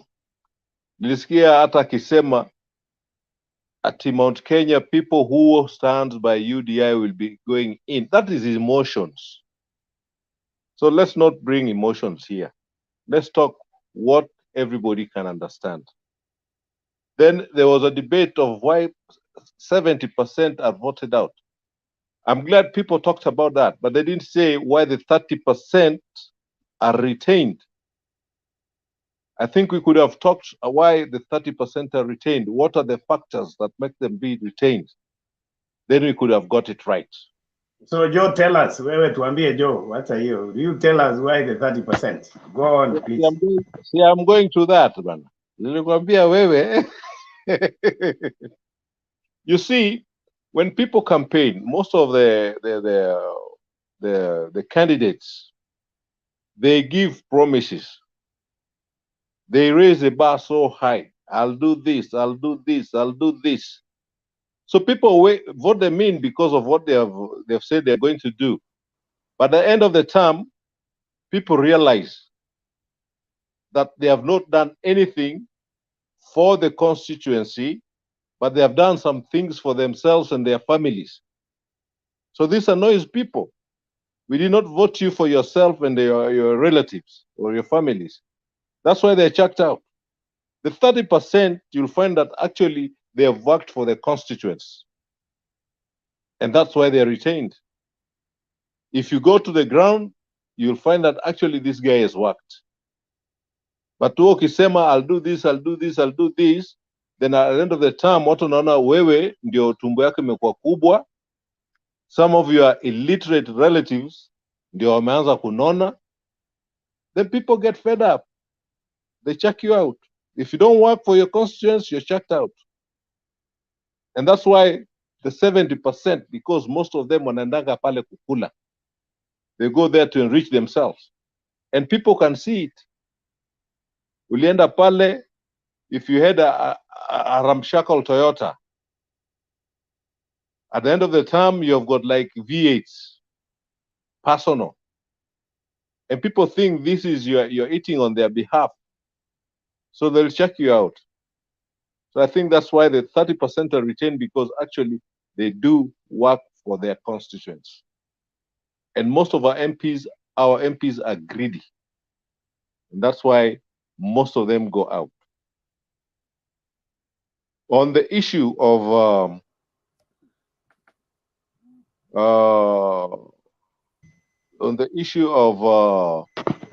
AZIMIO and bottom up, I think it's very obvious. It's just very obvious. You can see who are struggling and who are not struggling. Look at Malala on a dais, political dais, and you see the emotions that he have. Then look at Wamalwa. He's talking and smiling. And you can see this is something that it's as clear as day and night on both sides. The UDA side are angry. They are struggling. They are like a trailer going up the hill. On the other side, AZIMIO is like a trailer with a free gear going down the hill. So you can know who are struggling and who are not struggling. But as I said here from the beginning, I think in October, that UDA only has up to February and March, and UDA is no longer there. I can even say that UDA might be number 3 if Oka go to the ballots. UDA might come number 3, because UDA is very fast and steadily being reduced to a Rift Valley party. And it's not going to be only Rift Valley, it's going to be a Nandi party. Because some of the people in the Rift Valley, the Kalenjins, as they're called in a big group, some of them will also go out of UDA. So UDA is likely to remain a Nandi party. We know Ruto, what he does. I mean, who he recruits. The other day, Kene's father was saying the son wanted to leave because all the people around him were Nandis. So we know Ruto actually, I can't say he's a tribalist, no, but what's the other word called when you employ only your family? Patriot, what is it called? Nepotism. Nepotism, yeah. Joe, where Maliza ndio nikugonge. Mind your language. Yeah. You started very well by using the name community. Now you're going into tribal and clanism. Please. Yeah, what I wanted to say is that we cannot call him a tribalist. I think I use it positively, but he goes down to his own people. So that one is there. We have seen it, and it's been seen over time, not only today, over time. We have seen it over time. The other thing is, Ruto is campaigning on a platform of delivering or having delivered. and is also campaigning on a track record, on a record of track record. We don't have any track record of Ruto that is very positive. Neither the Ministry of Agriculture, neither in the Ministry of Education. Whatever it did in the Ministry of Agriculture and Education, those were the policy of the Kibaki Raila time. He just delivered. And he can give him just a scorecard as having performed well. But it is not his idea. He did not start it. That way he was just working within the policy of his bosses. Unlike Raila, he has done things that you can actually tag him on. Opening the democratic space of this country, that is one. Two, multi-party, that has brought evolution. That is two. The new constitution, you can tag it to him single-handedly or with a few people. But he was actually championing the whole thing. Other people that helped him are people who joined him. He has gone to prison, detention without trial. People talk about 1982 coup. I don't know why they don't mention Jonjo. Jonjo was tried for that. There was a commission that tried in Jonjo on that. Not Raila. Raila was just picked up and banged into prison. He was not given a chance to talk. And then people smeared him with that coup. It was not him. It just happened that he was fighting for democratic space during that time. But the actual people who were mentioned and tried were prisoned. They were convicted. Jonjo had an inquiry and he was found guilty for the coup. So Raila has delivered. There are things that you can actually tag him or say he has delivered this. And he did it when he's outside the government. Unlike Ruto, he's been in the government. We cannot tag him with anything positive. He has given us a lot of promises right from the start. Jirongo has said it. He said he's going to supply t-shirt. He never supplied. And that's when he entered into politics. So from 1992 up to now, he has given pledges and promises and have not delivered any. And I challenge anybody here to tell me what Ruto has done to Kenyans, that we can say Ruto did this to Kenyans, despite being in the government. I don't think there's anything. So with that, I want to take a rest, a break. Maybe I'll talk later. Patriot, najua unawashwa. But you know you're not the boss now.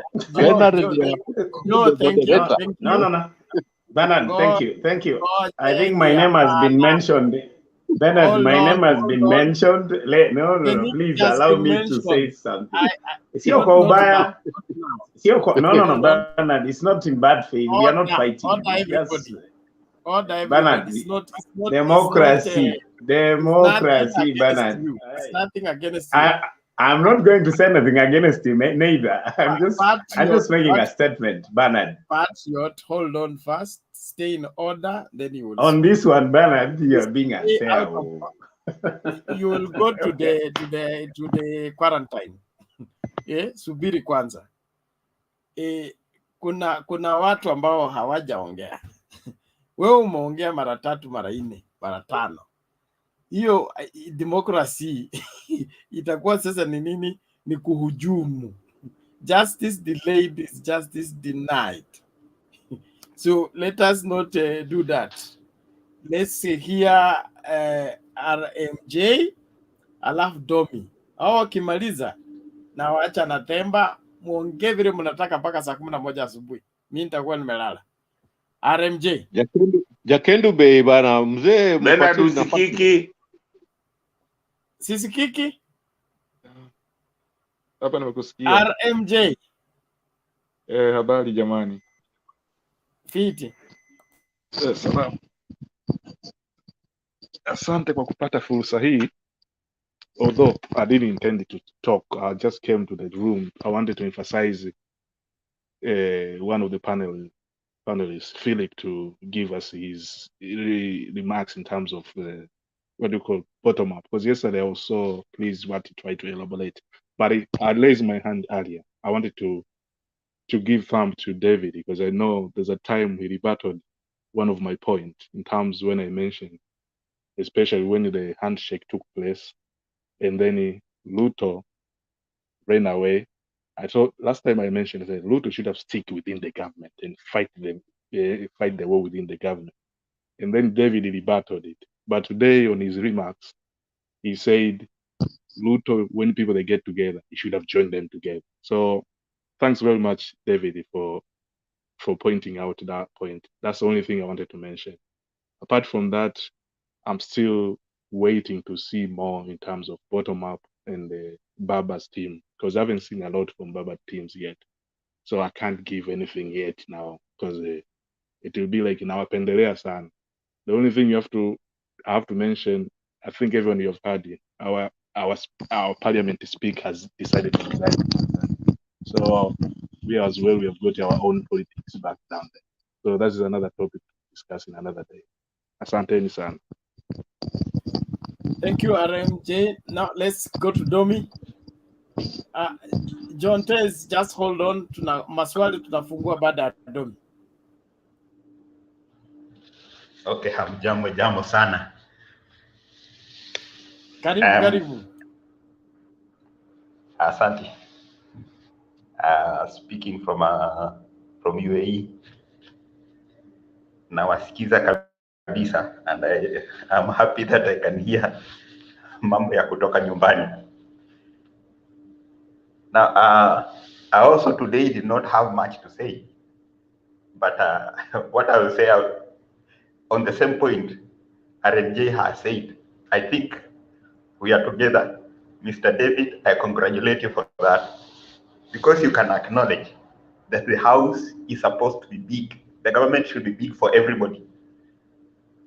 Wakati Raila aliingia kwa serikali, Ruto angekubali because the government, okay, in that government you are not a wife, you are a leader, a co-leader, and the government belongs to us all. You cannot say that mtu mmoja wakati bibi anaingia, wakati bibi wa pili anaingia, labda wa kwanza anatoka. You see, it does not make sense. Somebody has talked about history pointing fingers also and so, and hawa ni wa kutupa mawe. As you rightfully say, every community has its own weaknesses, and if we start picking each one, it will be disastrous. Hatutasaidiana. Another thing, mimi kuna pahali penye I think bado nasimama, msimamo wangu bado uko hapo, and I think if Kenyan leaders would think that way, we'll be far ahead. A leader, in as much as you need to listen to the ground, yes, you need to listen to the ground. Listen to what the people are saying, yes. Think and come up with the best direction and give direction. I will appreciate, and this one I've learned from the ODM leader, Raila. Sometimes he goes against what the people are thinking. When it came to time of the handshake with Kibaki, and I think Joho gave a very elaborate story about the whole thing. When the people were saying Kiumani, he was in position to tell people, no, we can't go that direction. There is a time, I think we need to change that. I believe leaders should lead, go ahead, you find the best direction, you find the most right direction, and move. Let people follow you. Sasa, in some community, let me say in some community, wakati mtu anakuja anatuambia those who supported BBI or those who supported who are supporters of so and so, or those who do not support so and so will not go through. Let me give you an example of what happened. There is a day when the governor of Kirinyaga, she was the CS, and she was in a hot soup because of a scandal. Everybody was fighting her, but she was protected. In fact, somehow some from being thrown out from parliament. Now, while people were complaining about the scandal, when she supported her. Now, a few years after, everybody in the same place, they are crying, this lady is corrupt. Now, at one point again, she turns to support Ruto, then everybody say she is going through. Now, I pose a question. Who are the losers? Kenyans will be the losers. You see, it is like you are shooting yourself in the foot just because of some support of somebody. You think that it's hurting another person, but in the end, it's hurting you. The so-called scandals anyway, I don't know whether they were there or not, of which anyway, we know that Kirinyaga, the hospital of Kirinyaga, ended up in a very big mess. Now, if the scandals were there in that county government, who said the scandals will end because she is supporting somebody you like? I think we need to change. Generally, Kenyans, we need to change the way we think about our politics. I'm happy because of, let me talk of in some areas, even if you are supporting the person on the top, but as long as you are not doing the right thing, you are just out. And that should be what we should be teaching our people on the ground. The leaders should be giving the right direction and moving. And we as supporters should allow our leaders to give direction and let us follow the right direction, not just because so and so is being supported, so and so is supporting probably UDA, or so and so is supporting Azimio, so we just vote for him because he's a supporter. No, I think we end up, for another example is the most recent MP was elected on UDA in I think it's in Juja or whatever, here in Kiambu. We are told this guy never even goes to parliament. Who is the loser?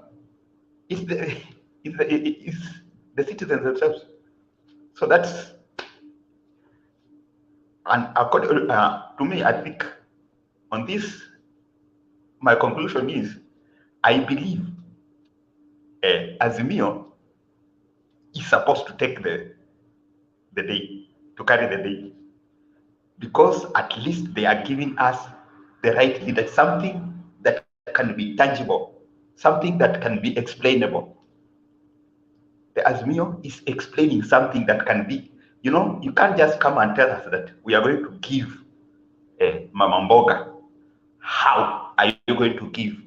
How are you going to support? I'm here to understand. These guys have never explained well what bottom-up means and what is it. Explain in details. How is it going to work? As I said yesterday, this is, if it's about the mambo ya vyama, vyama zimekuwa supported, zimekuwa zikikuwa funded. Women fund is there. Women fund is there. And it has been supporting. In fact, I have been in one of those cooperatives. I mean, how do you call them? Those vyama. I've been there. Watu wamekopa pesa na wameshindwa kulipa. So this 100 billion that we are being told that it is going to be given to the youth and vyama, how is it going to be managed? If at all, the small thing that was presented is not standing, and you want to pump more money, it doesn't make sense. Okay, that's my opinion.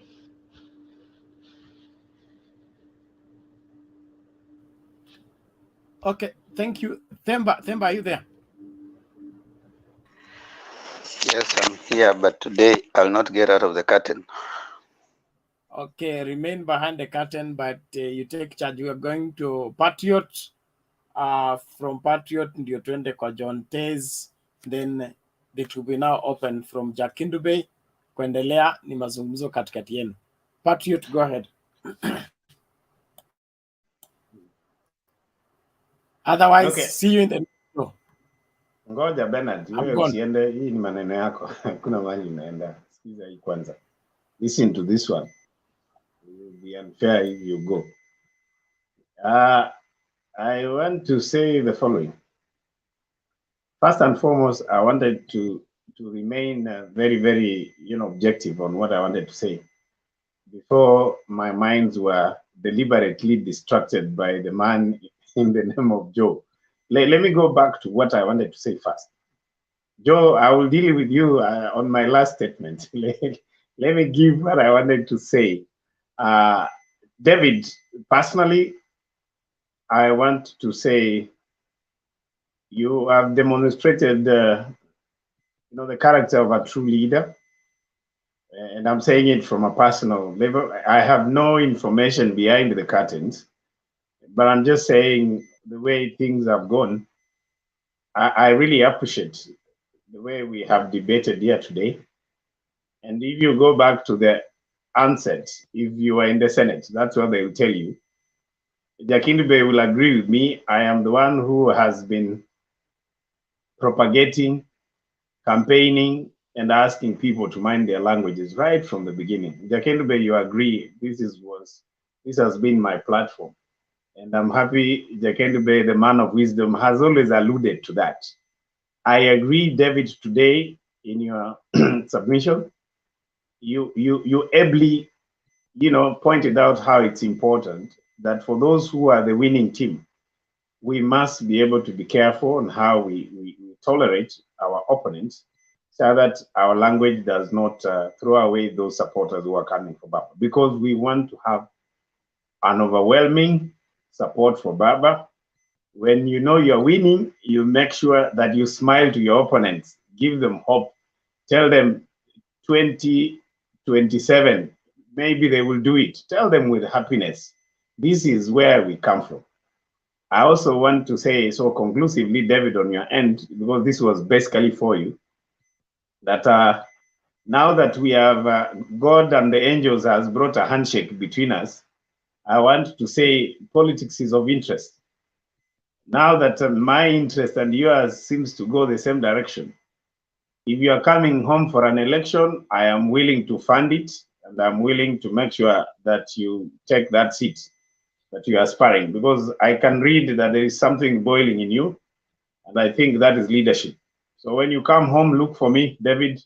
We work that direction and we go that way. That's okay, just buddy. my take. Yeah, that's my take, David, and I think it's important. Now, as I dispense this, Bernard, I'm not going to let Joe go. I have to say this. Joe must be dealt with. Joe, me and you, I think tunataka tukule kuku ama tukule mbuzi ndio mambo yangu na wewe ishe.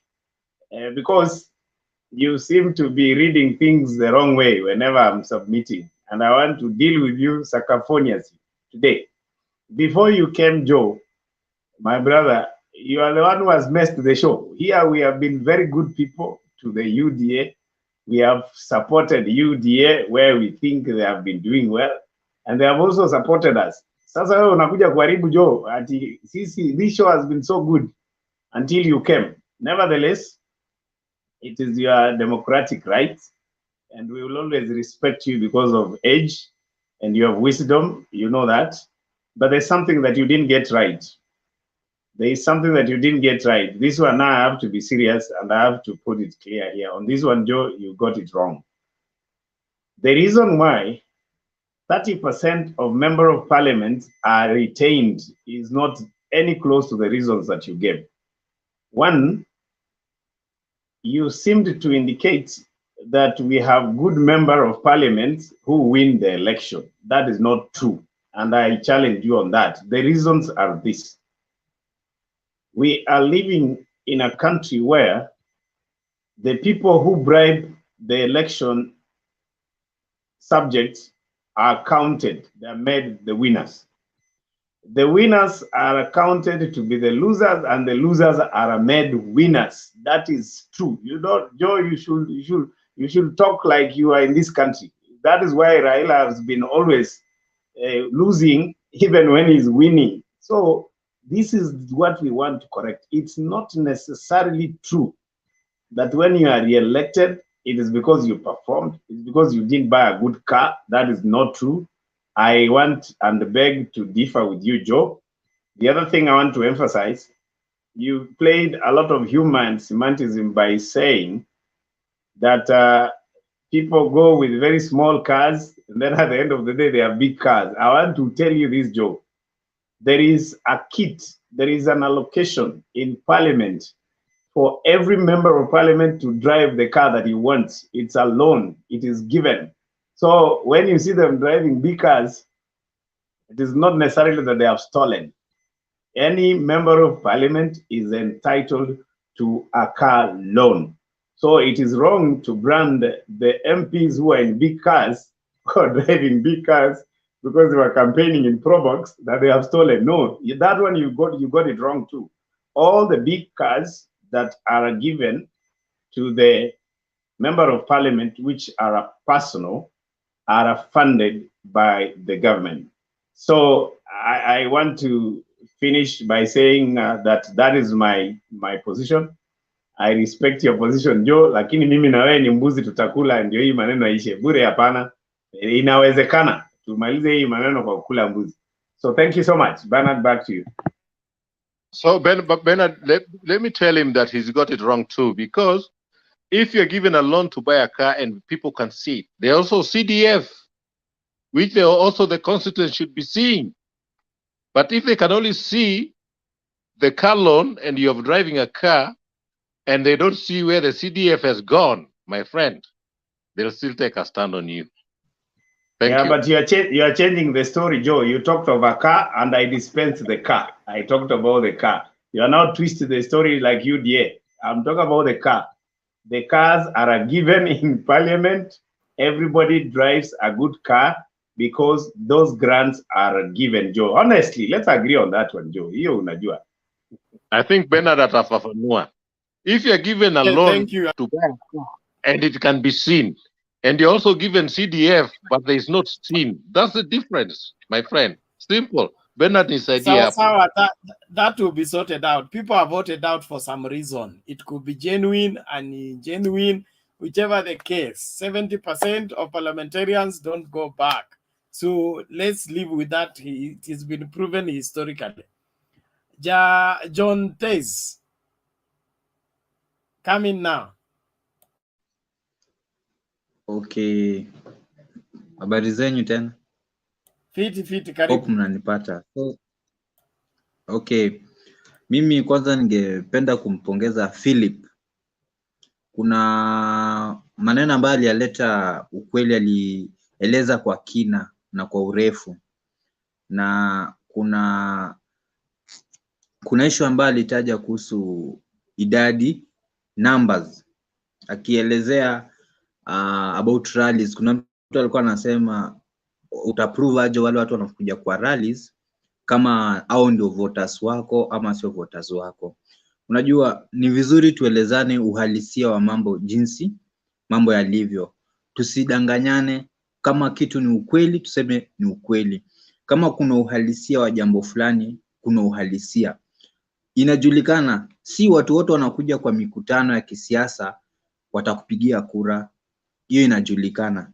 Hata unaweza jaza Nyayo Stadium lakini haimaanishi hao watu wote watakupigia kura. Kwa maana tunajua kuna watu wakifanya mikutano wanaleta hadi gari za kusafirisha watu kwenda kwa uwanja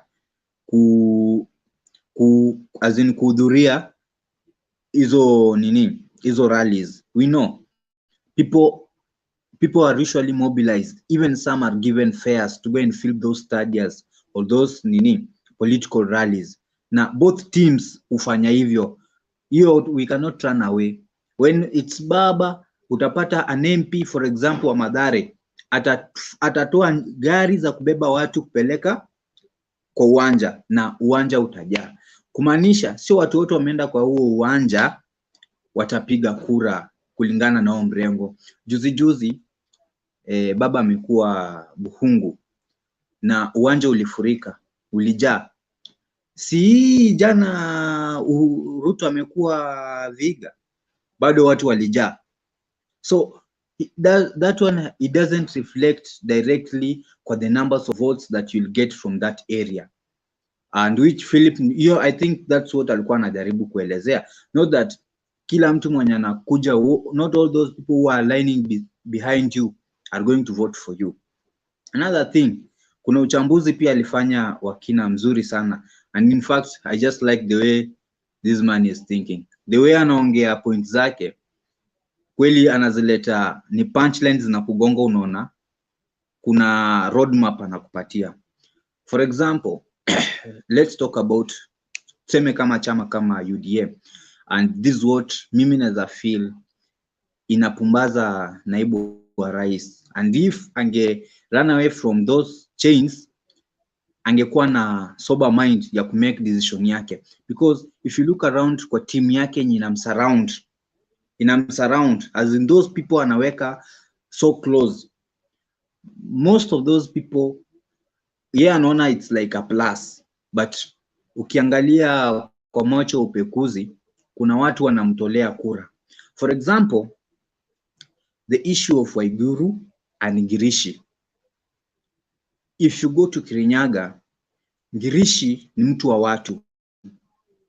Actually, the people of Kirinyaga wamelia, and Ngirishi was their deliverer. But Waiguru amerana akajoin into UDA. Do you think that's a plus or it's a minus? Kwa sababu recently Ngirishi declared she's going to run as an independent candidate, and her withdrawal from UDA, it's a big statement. And the tune she was singing, before she was singing, let's elect UDA toka juu mpaka chini, she changed the tune. Now the tune she's singing anasema whoever you elect hapo juu hajali, but hapa kwa governor ni kupambana. So hiyo inakuonyesha, and tunaelekea kwa elections. Niko sure before tufike hiyo siku lazima atakuwa amebadilisha tune yake. There must be a presidential candidate atakuwa na prefer. We cannot run away from that. So also the people when you surround the deputy president, as much as ana campaign, but pia the team inamsurround si team ya kumezewa mate. Kwa mfano Gachagua amekuwa na pending case ambayo haijaamuliwa. Jinsi amejipatia mali yake, vitu mingi. Angalia watu kama wakina Waititu, hao ndio watu wana surround the deputy president. Sonko, watu wanaimba wimbo wa deputy president. Ndio huyo Waiguru asha join anaimba wimbo wa deputy president. So ukiangalia wale watu wanamsurround, anaweza kuwa ndio hana dosari, lakini wale watu wanamsurround wote situmii matusi, lakini ni kama as in pig imechezea kwa matope, so ikikuja itakupaka matope. Anaweza kuwa na rekodi nzuri, ndivyo venye watu wanaileta, lakini wale watu wanamsurround ni watu wa kina nani? Alafu this thing about bottom up sio mbaya, mimi najua sio model mbaya, but nilisema mwanzo ni kitu ambacho kinahitaji muda, na hata kama inahitaji muda, kama ile budget yetu ya Kenya saizi government haina enough funds za kuifund, swali nauliza, hii bottom up, hizi pesa ambazo wanasema zitapatiana kwa mtu ule wa chini zitatoka wapi? Watatoa wapi hizi pesa za kufund that model of economy ya bottom up? Kama this one, the one that we are using right now, we don't have even enough money to fund it. Yeah, now you are introducing to the current budget yenye tuko nayo, you are introducing another model. Sijui kama mnanielewa. Hizi pesa za kufund zitatoka wapi? Saidi Azimio, when baba anasema 6,000 itapatiwana sio kwa kila mtu, bali kwa zile familia ambazo hazina uwezo wa kujikimu kimaisha. Na uchunguzi umeonyesha kuna watu ambao mwisho wa siku wanaishi chini ya $1, na kuna wengine hawaishi hata chini ya $1, hawawezi kupata hata kitu cha kula. So hao ndio watu ambao ile shilingi 600 inakuja kuwasaidia. Na kidogo alitueleza ni jinsi gani ataweza pata hizo pesa za kushughulikia hilo swala. Tuliambiwa na rais kwamba kwa siku Kenya tunapoteza kama bilioni 2. Je, mtu kukuja kuziba yale mashimo ya corruption? Kwa sababu there's one thing ambayo mimi ningependa sana UDA ingetuelezea, and that is corruption. The biggest problem that we have in our country is corruption, and whoever the president mwenye anaweza kuja ku address it, actually yeye ndiye atakuwa the hero of this country. Either iwe ni Mudavadi iwe ni nani, the president mwenye atakuja tu ku address corruption, only corruption, just major on corruption, it will be a big plus for our country, because it's not that we don't have money. Our country is very rich. If we can only get a president like Magufuli, this country in 5 years or in 10 years, we can go far. We can go far. So whatever tuna discuss hapa, isikue tuna discuss kulingana na misingi zetu za kisiasa ama venye sisi tunafikiria. Ingependa to discuss kama kuna mtu hapa hivi, unaweza badilisha mtu na malengo yake na nia yake kwa kulingana na zile points ambazo umempatia. Wacha mtu aone ukweli, tusiwe tunazungumza kwa azin bora tu mtu amesema kitu tumpinge ama for debating purposes. No, let us just to try, kwa sababu nampongeza, was it Patriot or alikuwa nani wakati nilitaja about Eldoret. Yeah, alikuja akaniambia there's a road yenye inakuwa it's under construction, and you know the time I was there, yes, nikinyuma kidogo, lakini I'm glad kwa sababu ilikuwa imechorwa ndio map, walikuwa wanasema venye njia itapita. I think ilikuwa inapitia hapo university kiteremkia, was it ilikuwa inapitia side ya Langas, I don't know, but nilikuwa nasikia something like that years back. If that inafanywa, it's a plus. Hiyo ni maendeleo ambayo inasaidia kila mtu, hata kama mimi itanisaidia personal, lakini inasaidia uchumi wetu. Haya, swala lingine nilisema about a president, nikasema angalia after the handshake Kisumu imegrow. Ndio maana nasema uhalisia wa maneno, let us not run away from it. Wakati Moi alikuwa rais, region ya Moi ili benefit. Kulikuwa na njia, barabara nyingi zilikuwa zimetengenezwa Rift Valley. not necessarily huku kwingine, lakini kuna areas ulikuwa ukitembea unashtuka kupata lami.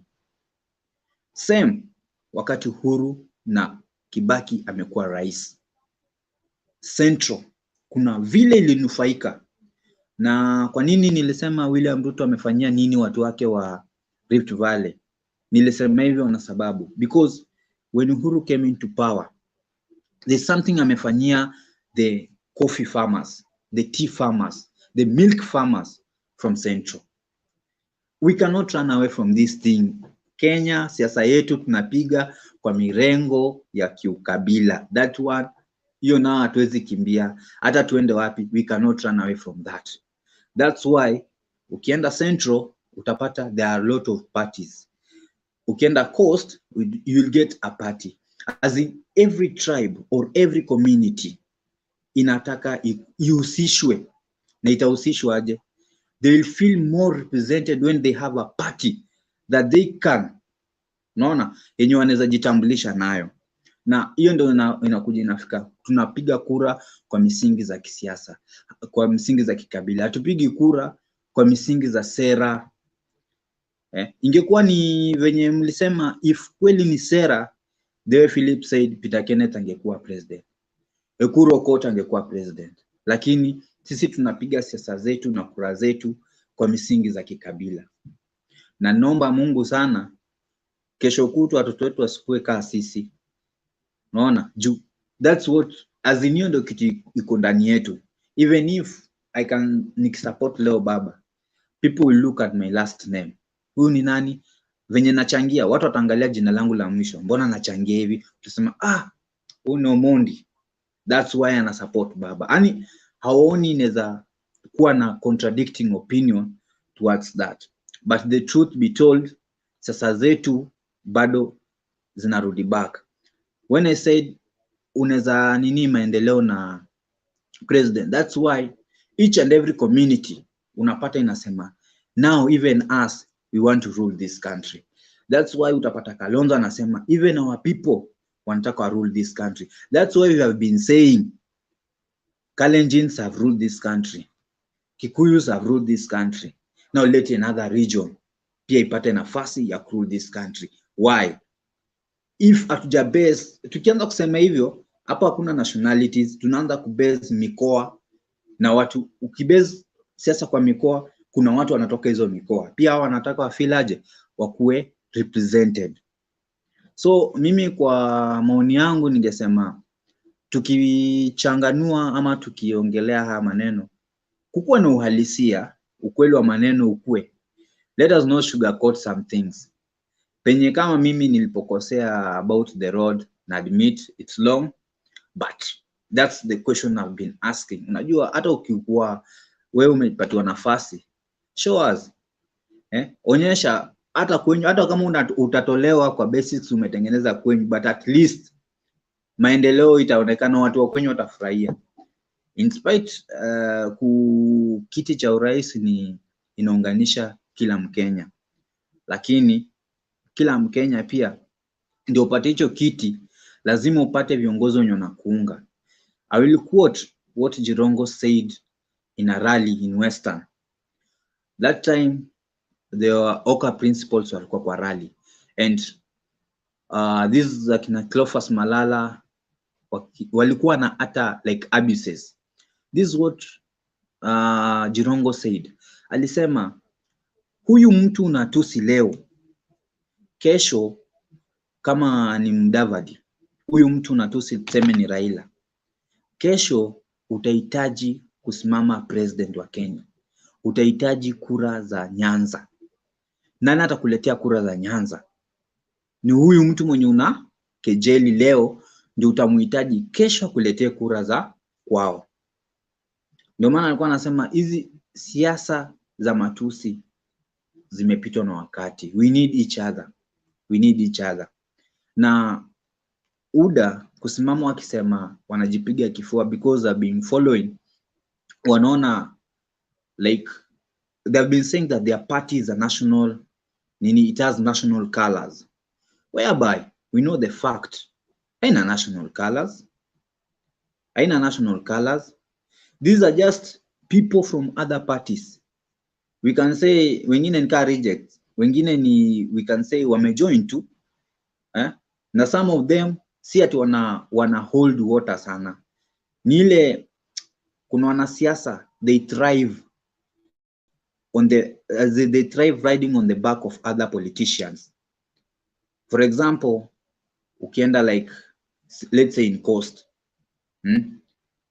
mtu kama the time when Joho walikuwa Balala and Omar wakipigania who will be the kingpin of Coast, yeah, it just took kiongozi mmoja Raila kusimama, he started grooving Joho pole pole pole pole pole pole.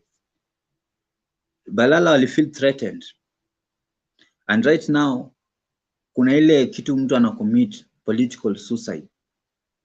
The side unachagua saa zingine inaweza either kukubenefit ama inaweza kurudisha nyuma. And right now ukienda usimame useme mtu mwenye anatoka Coast, sema amesimama, tuangalie kama Kingi alitoka ODM but he formed a party, lakini the same party alisema anataka apiganie haki ya Coast. Atasikizwa aje?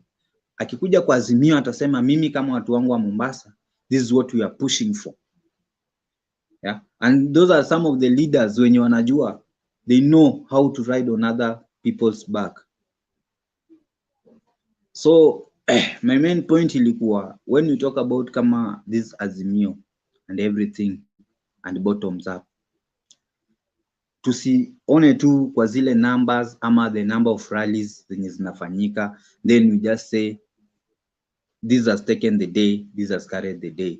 I think it's too early and people wanahitaji more education. I like it the way Philip unachambua, at least mtu unaelewa zaidi, and even as mimi nitapata that information, I'll help my other friends niwaeleze from what I've learned, because hapa hivi we are exchanging ideas and we are learning.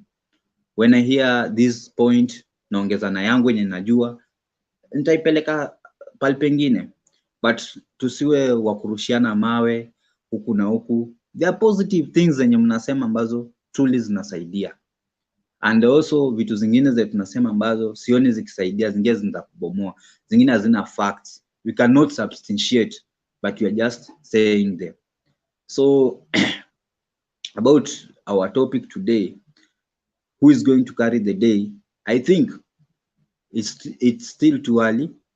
Wacha campaigns zianze kushika moto, because even ukisema Azimio, people don't know about the 10 points ambazo Azimio ziko, but UDA they have their model which is bottom up, but Azimio iko na 10 big points ambazo campaign ikianza watu wataelewa, watu wataelezwa, from there tutajua. But as things stands, it's too early kusema who is going to carry the day, but venye tunaona venye upepo unapepea, nazosema it's a 2-horse race, UDA na Azimio. So tupige siasa safi, wacha tuone whoever mwenye atatuongoza, bora tupeleke the right direction. All we need is one country, one nation, one Kenya, not a divided nation. That's all.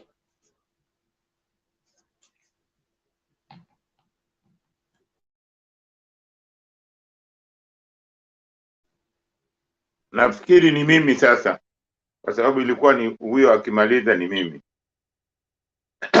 Jo na nani wameondoka. Anyway, asanteni sana, lakini nimesikia vile umesema. Kwa mimi, kwa maoni yangu, naona Azimio. Mimi niko hapo boss.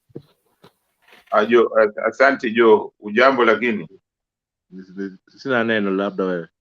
Niko si jambo. Mimi naweza kusema kwamba Azimio nafikiri itaongoza kwa maoni yangu. Je, mimi nataka kuuliza swali hapa, na yule mtu anaweza kunijibu, anijibu tafadhali. wakati Mwai Kibaki na Raila walikokuwa kwenye ile serikali hiyo ya Kibaki, tuseme serikali ya Kibaki, alitumia approach gani? Ile economy yake ilikuwa inaitwaje, ambao watu wanaisifia sana, kila mtu anasifia kwamba wakati wa Kibaki tulikuwa kila mtu alikuwa na pesa. Ilikuwa inaitwaje? Vision 2030. Ilikuwa inaitwa Vision 2030. Sio ni mpangilio fulani walionyesha kwamba from 2013 kuendelea mbele. Okay, hata kama ni vision, ilikuwa ni sio bottom up.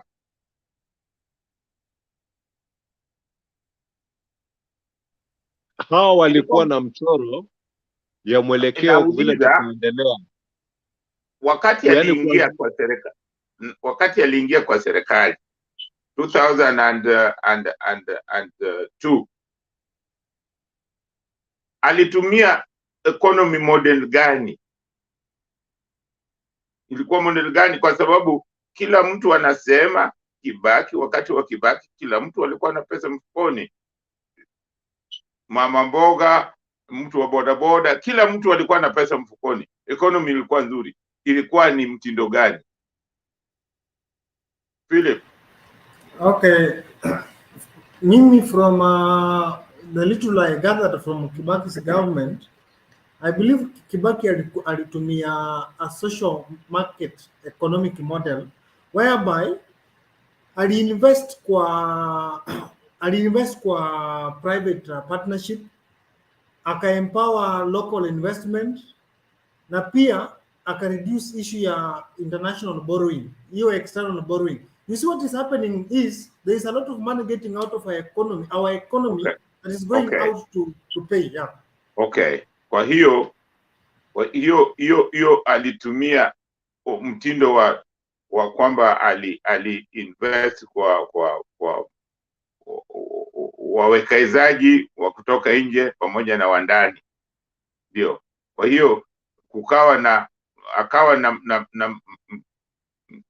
akawa na mikakati vizuri bila kutumia pesa vizuri na kuweza kulipa madeni na kutokopa.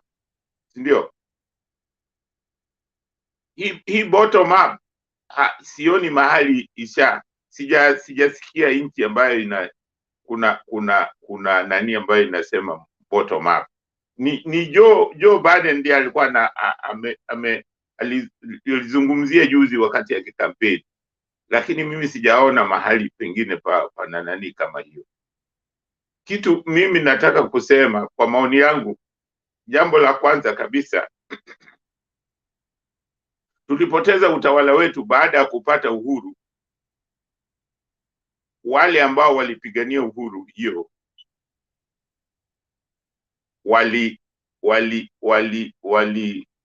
walibwagwa kando. Watu wengi ambao walimzungusha mzee Kenyatta walikuwa ni watu ambao hawakushughulika, ambao wengi mababa zao walikuwa machiefs na nini. Hao watu walifanya nchi na advice yao walifanya Kenyatta asijenge uwiano. Uwiano ndio kujenga, ndio inaleta political stability. Uwiano hawakujenga, na umeona hiyo imeendelea mpaka juzi. Uhuru na Raila walikaa chini wameangalia, na hiyo ndio nasema uongozi ni wa kuelekeza wenzako sehemu mnaona kwamba kuna ubaya mahali fulani. Walikaa chini wakaona kuna mahali fulani tulikosea. Walikosea wale waanzilishi mahali fulani, walikosa njia. Ndio maana tuko mahali tulipo. Tunazozana, tunajibagua kwa ukabila, kwa sababu biashara au economy model yoyote haitaki vurugu, haitaki kuzozana. iwe bottom up, iwe kitu gani, inataka utulivu na umoja. Hiyo ndio inataka, ni kama mapenzi. Mapenzi haitaki kelele, haitaki kupigana, haitaki malumbano.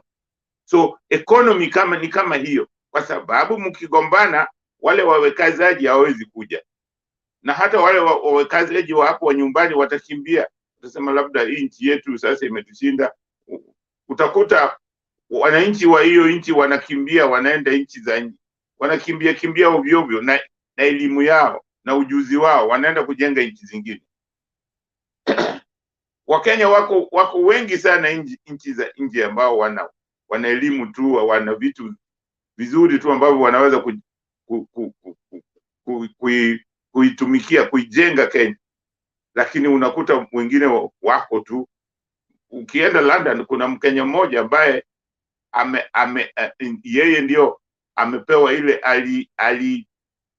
alifanya mkakati wa transportation ya London mzima, ni mwananchi wa Kenya, lakini sisi pale Nairobi hatuwezi kumtumia. Unaona, watu wengine wanamtumia na ni sisi ndio tulimuelimisha. Unaona, sasa watu wanamtumia, sisi hatufaidiki. Kwa hiyo jambo la muhimu sana kabisa katika nchi yoyote ni kwanza umoja. Ndio maana nasema kati ya bottom up na azimio la umoja, azimio la umoja ndio mama wa kila kitu. Inatakiwa sisi wana Kenya tusikilizane.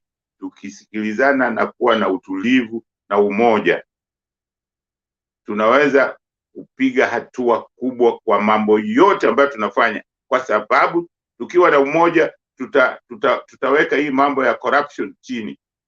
Hii mambo ya corruption tutaibwaga, mambo ya uonevu tutaibwaga, mambo ya judiciary wanaingia katika mambo ya siasa, tutakomesha hao. Wache siasa itumike kisiasa, kwa sababu siasa ndio hujenga kila kitu. Siasa ndio hujenga hizi vitu zote, ndio inajenga sheria, ndio inatunga sheria. Ukianza kuivuruga, unavuruga nchi.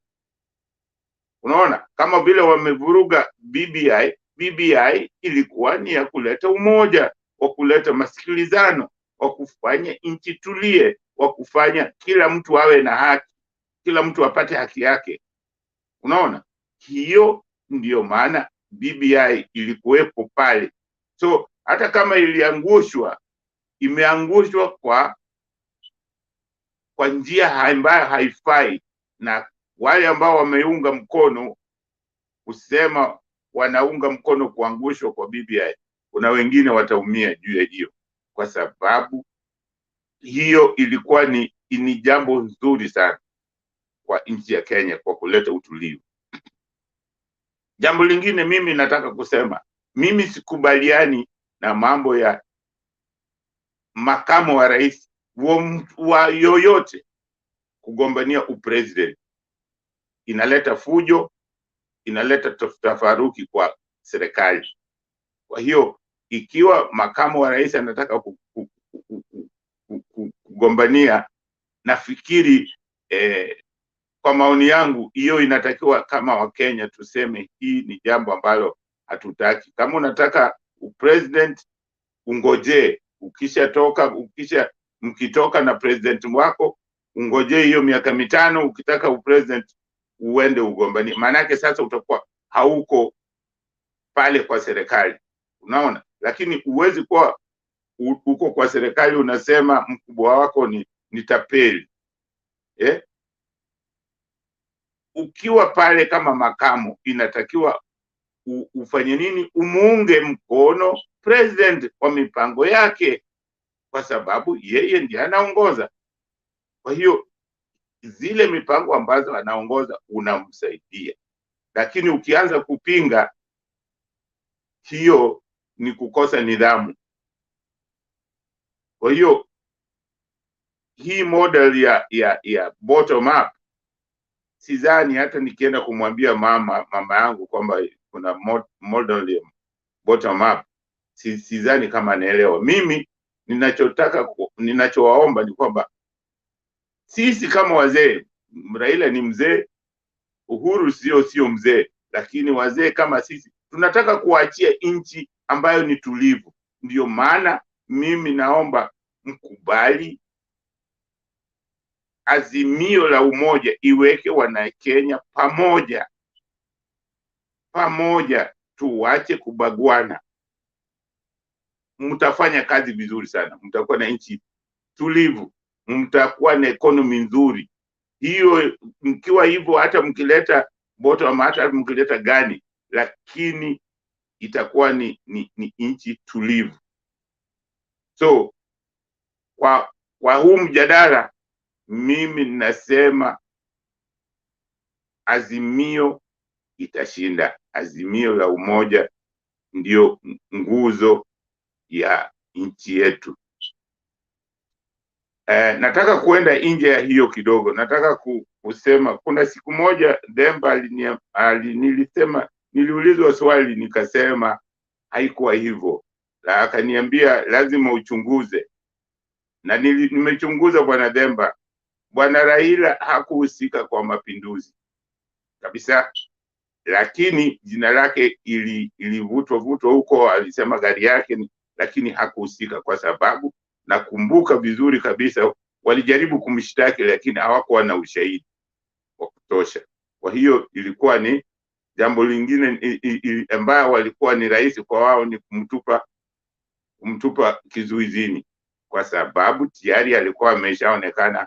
Ndio watu wale walikuwa wanataka mageuzi, walikuwa wanataka tupate vyama vingi. Tulikuwa tumechoka na KANU, kwa sababu wakati wa Kenyatta hakupiga hatukubadilisha section 2A kuwa one party system. Ilikuwa tu ni KANU, hakukuwa na chama kingine, lakini ilikuwa ni chama kimoja. Lakini katika constitution yetu ilikuwa hakuna kizuizi ya mtu yeyote kama akipenda kuanzisha chama chake angeanzisha. So mtu alikuja kugeuza hiyo, ilikuwa ni Moi na Njonjo marehemu. So hiyo naweza nikasema hivyo kwamba niliangalia hiyo kitu kwa makini, nilisikiliza vile Demba alisema, nilimsikiza, hakuniambia lakini nilimsikia kwa yale matamshi alitamka. Nilienda nikachunguza sawa. Manake nilikuwa nafikiri labda huenda nilisahau. Kwa hiyo mimi kwa mjadala wa leo nasema azimio la umoja nafikiri ndio itatuongoza vizuri. Asanteni sana. Asante Jakindube. Niko na nini kidogo, so hamtaniona sana kwa kutoka kwa curtain.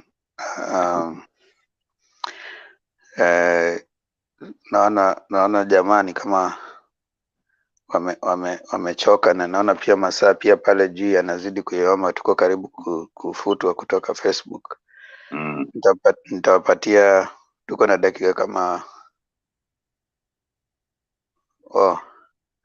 bado kuna muda, so nitawapatia tena raundi kadhaa tuweze kufanya mchango wetu. Nitaanza na Philip, nikuja kwa Joe, tuende kwa Jontes, then turudi kwa Jakindu. Philip, dakika zako 5. Okay, fine. So there is something na si dakika za mwisho, so you can unaweza usimalize points zote. Fine. So there is something that Jakindube has said that is, I believe, is so important that we also need to reiterate. The issue we need in this country are not even academic approaches to the problems we have. We need a president who is going to ensure that we only have 3 things dealt with. The rest will set themselves in place. The issue of corruption.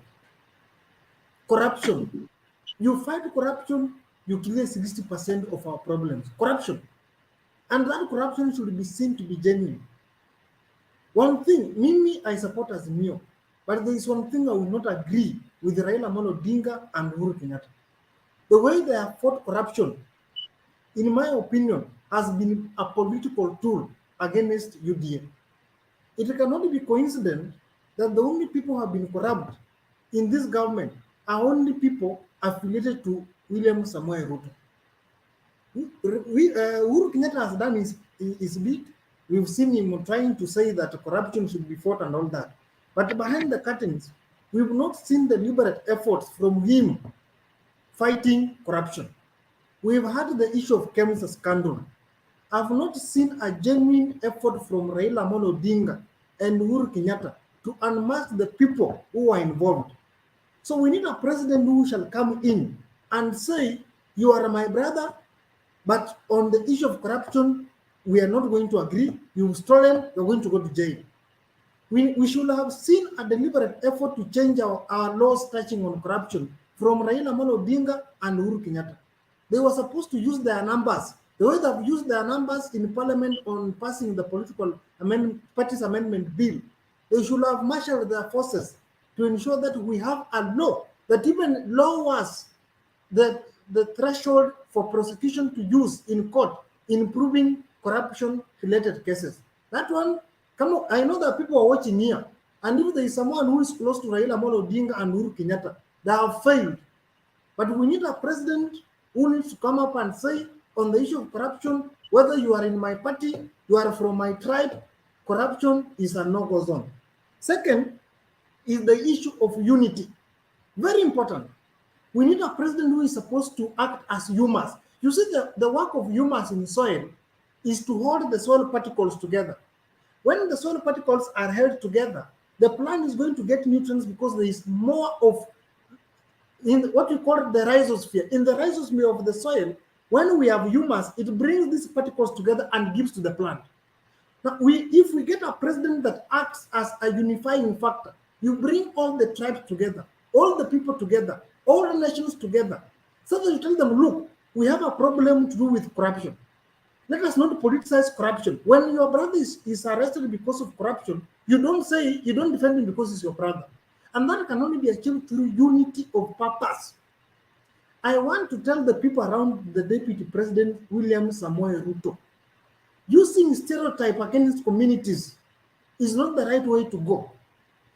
The people we call middle class, na hapa ndio makosa niko Kenya. There are people in Kenya called the middle class, people who are educated, well informed, they have an average access to resources, but these people are hiding in comfort zones.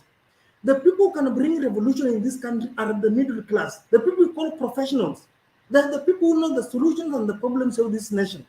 These people have access to the lower class. Majority of the people in the lower class wameajiriwa na watu wenye kwa middle class. But the people in the middle class say they don't want to get involved in politics. And therefore they leave the people who are at the apex of the political regime to exploit the people who are at the bottom of the regime. Watu wenye kwa middle class, like the people who are on Motembei TV right now, I'm sure these are the people who they know the problems we have in this country. But how many of you go outside there to meet the common mwananchi? Umwambie kwamba the problem we have bottom up in hii na hii in a language that mwananchi understands. Na umwambie problem ya Raila Amolo Odinga ni 1 2 3. Shida ya Uhuru Kenyatta ni 1 2 3 in a language that mwananchi understands, so that you participate in shaping the decision for the common mwananchi. How many of you do it?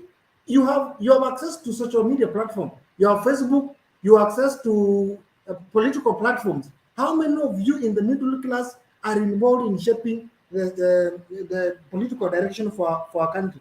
Third, the issue of tribalism. Mwalimu Nyerere said that a nation that thrives on tribalism shall not prosper. We must ensure that maneno ya ukabila, kuita mwenzako Mjaluo, atukusema Wajaluo narusha mawe, that thing must be killed. And it cannot be killed if we have a group of people called the middle class, seated comfortably, allowing the political class to use tribalism, to use corruption, to exploit the common mwananchi. These people must come out. They must say we don't want corruption. They must say we don't want tribalism. They must say we don't want to be divided along our differences, our personal differences. The issue of ethnization of our politics must get out. Commercializing politics. I've never understood why in our political arena, a member of parliament should use over 60 million to get elected. Why? Politics is an investment. Mtu akitumia 60 million for an election na mshahara yake ni 500,000. 500,000 in a year is 12 million. 12 million times 5 is 60 million. You cannot tell me someone is going to use 60 million to get elected, alafu mshahara yake ni 60 million. This is where corruption comes in. I've used more money to get elected, I have to get it back. So we must come out and say, AZIMIO, what do you stand for in terms of corruption? Bottom-up economic model of UDA. What do you stand for in terms of corruption? And that's the problem which we're having. Finally, as I conclude, is the issue of OCA. From where I sit, OCA is not going to survive, even beyond March. In OCA, we have spies for Raila Amolo Odinga. I am strongly convinced that Kalonzo Musyoka and Gideon Moi were sent to OCA to checkmate Musalia Mudavadi in there. But a time shall come when OCA is going to make a decision. And when OCA decides to join either William Samoei Ruto or Raila Amolo Odinga's AZIMIO, either side is going to have casualties. And for the bottom-up group, the only way you can benefit from OCA is by insisting that they get to the ballot. That's the only way. If Musalia Mudavadi, if Kalonzo Musyoka decides to be OCA's flag bearer, supported by Musalia Mudavadi, they're going to affect Raila Amolo Odinga's votes. Because remember, these two are coming from Raila Amolo Odinga's former strongholds. And so if there are people who are going to vote for them, of course they're not going to win, but if the people are going to vote for them, most likely these are Raila Amolo Odinga's supporters. So William Samoei Ruto, if he's a wise politician, he should not be negotiating for Musalia Mudavadi to join his camp.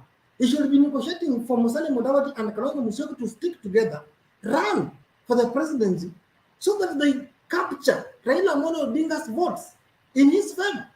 But if he joins them, then Raila Amolo Odinga's votes are going to, okay, these are people who are just betrayers, therefore we are going to stick with Raila Amolo Odinga.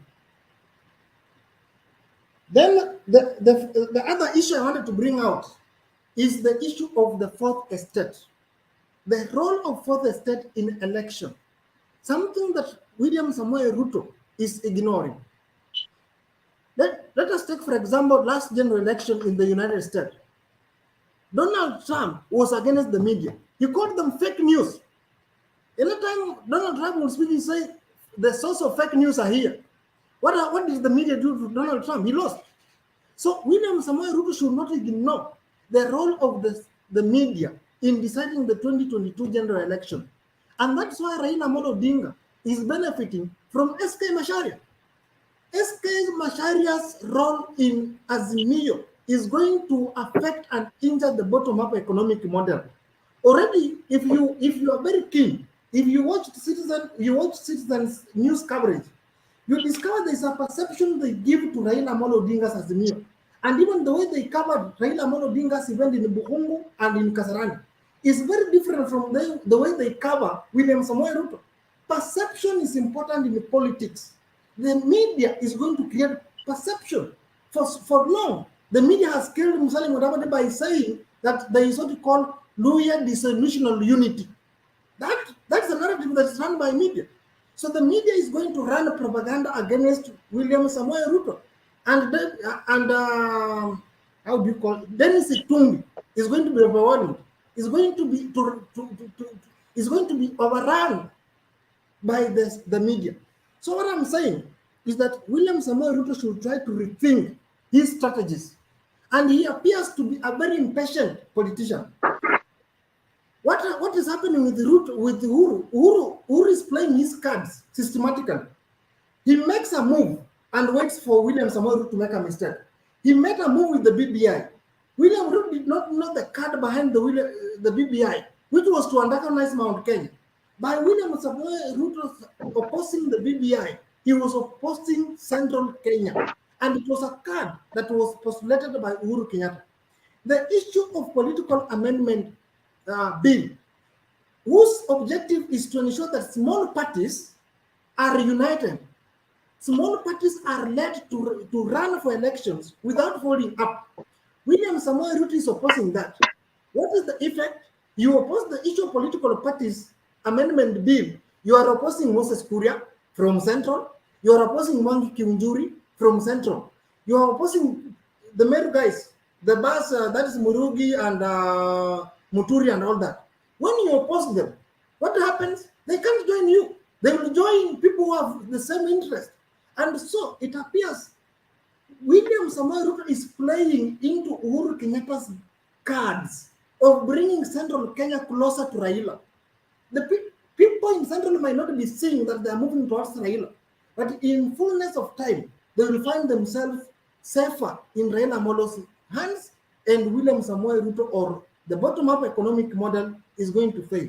What I'm just asking, what we should not see from AZIMIO La Umoja, they should not come here today asking for votes on a unity platform.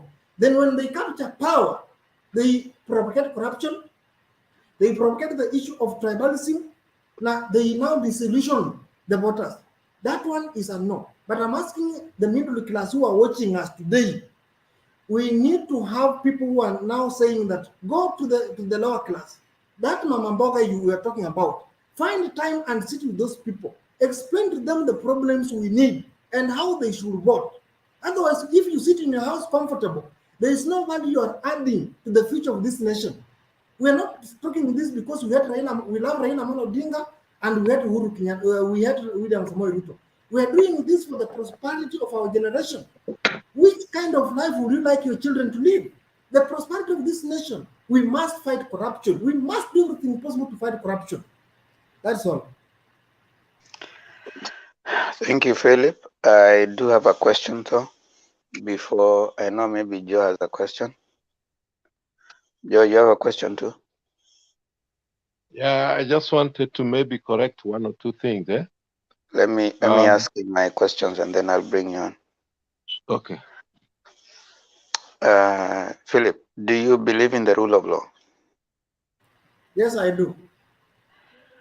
What are the rights of an accused person? Of course, the right to be heard. And when is someone found guilty? If he's convicted by a competent court of law. Within which laws? The laws applicable to a particular case. But in this case, the laws of a nation or a country. Thank you. Now, I want to ask whatever statement you made about corruption is more of a political statement than a factual statement. So, every person, it's more of a political statement than a factual statement. Number one, we have the presidency that has William Samoei Ruto and Uhuru Kenyatta. The people they can hire or fire are the cabinet ministers. Okay?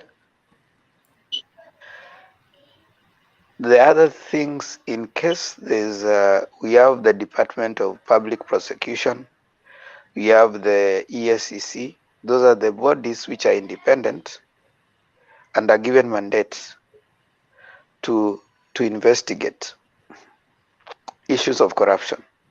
Okay? And that evidence is now taken to a court of law. Are we together? Now, as we stand right now, do you know how many cases are there in court that are corruption cases? Do you know? Do you have that list? of course, there are more. No, do you have the? Do you know of big people who are in court right now because of corruption? Yeah. Now, Do you want the president to wake up and say jail so and so? No. So when you come and say that, you know, I haven't seen them saying take so and so to court, we don't want any, personally, I don't want an imperial president. I don't want a president who is going to wake up and decide that I'm going to jail so and so because something has been found against them. I want a country that is ruled by the law. And a country ruled by the law, there's the executive, there's the legislature, and there is the judiciary. The three arms of government maintain what you call checks and balances.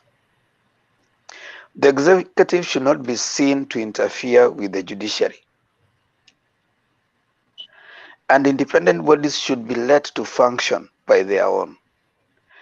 There's no politician that will be taken to court and say that whatever it is they have done is not political. There's not a time that will come, and you'll never hear that. It doesn't matter, because even when someone comes, Kenya has tribes. So when someone is taken to court, they will say it is we are targeted. When they steal, they are alone. So I don't buy into this political statement that why is it that only people that are in UDA side that are targeted? There are people that do not have any leaning and they're in court. It is not to say that only Waiguru is in court right now. It is not to say only Gachagua is in court right now. It just happens that they are joining UDA. Those people also belong to a church. Why is the church not saying that the church is targeted? They belong to a family. Why aren't the family coming and saying that we are targeted as a family? They also belong to a chama. Why is the other chama members not coming in and saying that we are also targeted? It is only convenient right now because they have joined a certain political affiliation and they are looking for sympathy. Now they can wake up and say that they are being targeted. I just asked you a question when I started. Do you know how many corruption cases are in court right now? Do you know those people, what parties they belong to? I think it is a statement, first of all, a nice political statement, but it's also a statement of ignorance. When someone stands up and says that, you see, we are targeted because we belong to a certain political party, is there a court process that was active before Gachagua joined UDA? Yes. The court process started even before Gachagua joined UDA. The NYS case was there even before Waiguru decided to join this other party. And it was like, it doesn't mean because you join a party, you are caught, things stop. You get what I mean, Philip? But there's something I wanted to. So, you're right. You're right. I've gotten your point. So let me finish. You talked for a long time. It's okay to just calm down. Listen. This arbitrary statements where people come up and say, we are targeted because we belong to UDA. Does it mean if you belong to UDA, the law should stop to take its course? Because Gachagua case was in court even before he joined UDA, so his case should stop. I think once you take a political decision, you should cease to involve the other people or want to reap political mileage out of your situation. And that is what people do. There are people even who are in Raila's side. Can you mute? I think Jakindube, can you mute?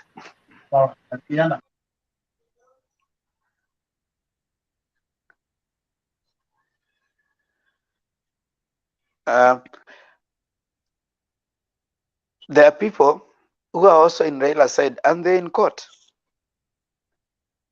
We should seize this issue of being used by politicians, because politicians belong to different societal processes.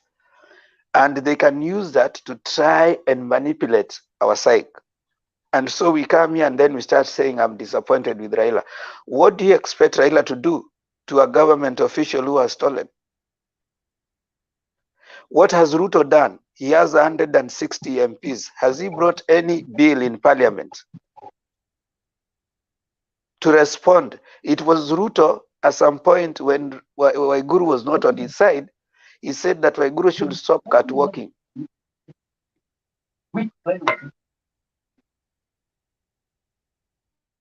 Yeah? But now, because Waiguru is on his side, those are clean men, they are being targeted. Brainwashing people in the imagination that they are coming to Yap and say, oh, they are being targeted. Raila does not, are you saying therefore Raila controls the judiciary? That people should be jailed? Jailing is the work of the judiciary and is upon evidence produced in court. As much as we love politics, we should also be aware of the constitutional requirement. Uhuru can only fire a minister, he cannot jail a minister.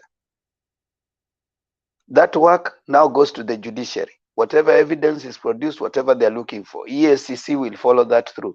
We should respect institutions.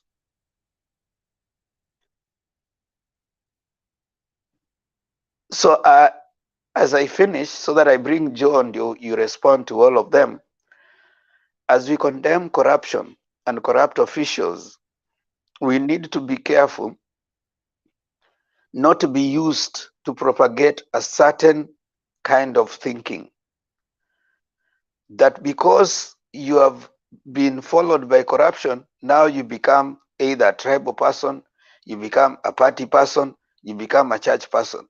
Gachagua goes to church. Why hasn't he says that my church is being targeted? I'm being targeted because I've joined this church. I'm being targeted because I've joined this place. Why hasn't he said that the people of Kenyan or wherever he is presenting are being targeted?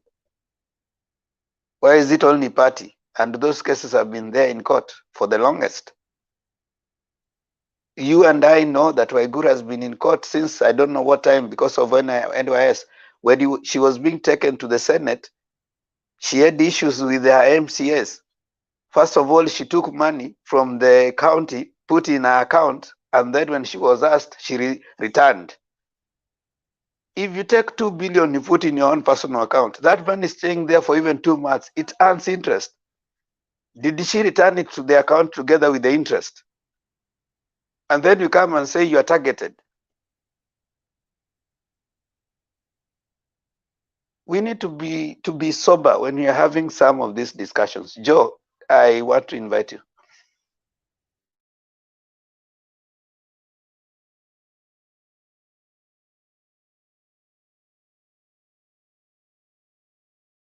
Mic is hanging. Yeah, it's on now. Yeah, thank you very much, Demba. Nimesikia hiyo elaborate submission yako. I want to pick it from where Philip left. I think you got some things very right. The middle class has been letting us down. But I think we should ask ourselves, mbona middle class ambayo nyinyi hapa ambayo mko hapa mnajua upande wa kushoto wa siasa na kulia na katikati, na nyinyi hamwendi kupiga kura? Lazima tujiulize hiyo swali sana. What I know is the politicians make the polling to be very, very rough. Ukienda kwa polling station, you don't know what will come, watu utapigana, ukienda na gari yako hiyo umenunua Dubai, labda utavunjwa dirisha na vitu kama hizo.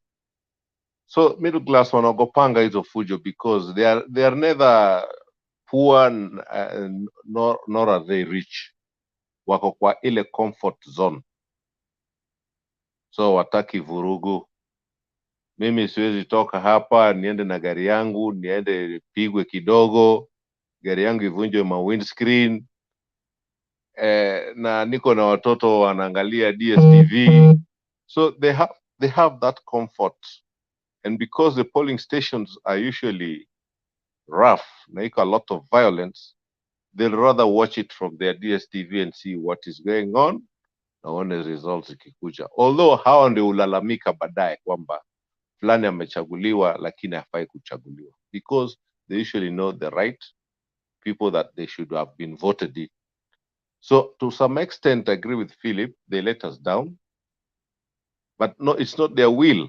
Sometimes it's because the polling stations are just too, you know, hostile to them, and they want to live in their comfort.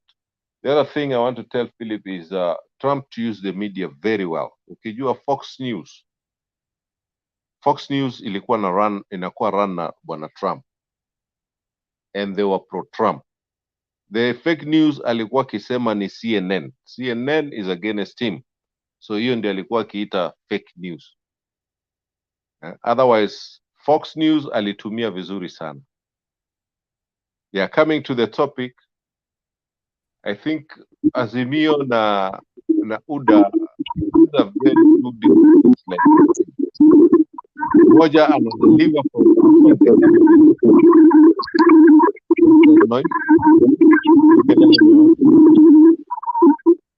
ama ni mimi peke yangu naisikia? Yeah, imesimama. So ingine deliver. Then one thing Ruto should know that he is not running against a community. Iwe ni community gani? Asianze kusema wale wa kutupa mawe. That is, he's referring to whole community. Akienda Western alikuwa anasema watu wa kukula kumbi kumbi. I mean, he's not running against a community. If he's running against Raila, he should talk about Raila. Na weaknesses za Raila. If it's Mudavadi ndiye anaona anamchallenge, he should talk about Mudavadi. Sio ati hii watu wa kukula kumbi kumbi. That is a whole community, my friend. A community ambayo wako na almost 6 or 5,000 votes. So yeye mwenyewe anajiharibia. I've never heard Musalia, who has declared his standing, akilamp Wakale na jina negative ama kitu negative, because he knows he's running against Ruto and he needs votes pia kutoka kwa Ruto, kwa jamii ya Ruto. So hawezi sema ati hiyo jamii wanakaa mna hii. Hapana, hiyo sio mzuri. I've never heard Raila akilamp jamii ya Ruto ati wanakaa mna hivi, ni watu wa hivi. No. But Ruto is using a whole community and our abuse. He is actually dividing people. Na hiyo sio mzuri kwa hii nchi. The other thing is he has never delivered vile ilikuwa nimelist.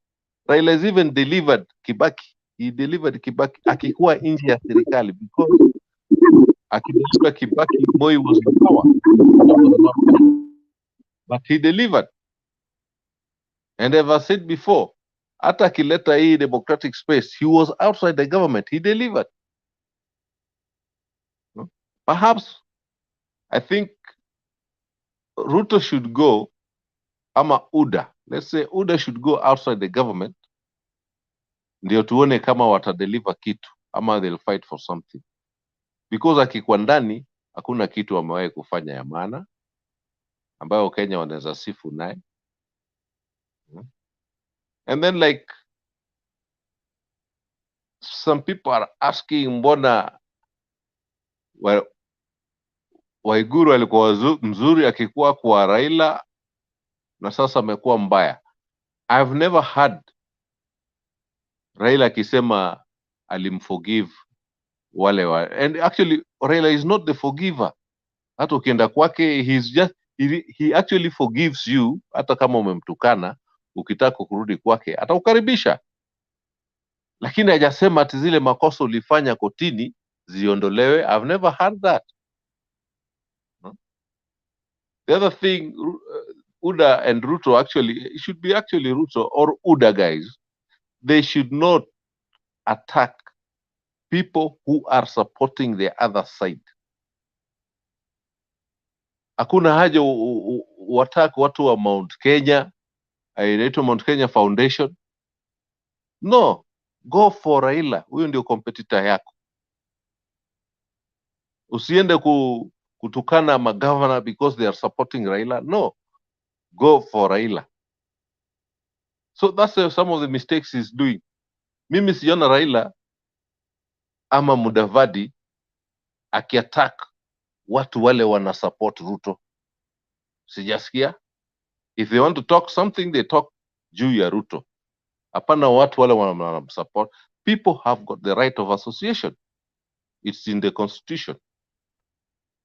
So mimi leo nikisupport Bwana Themba, don't attack me kama una compete na Themba. Just attack Themba himself. Mwambie Themba, mimi naweza kushinda sababu ABCD. Hapana attack mimi, I'm just a supporter. And I have that right.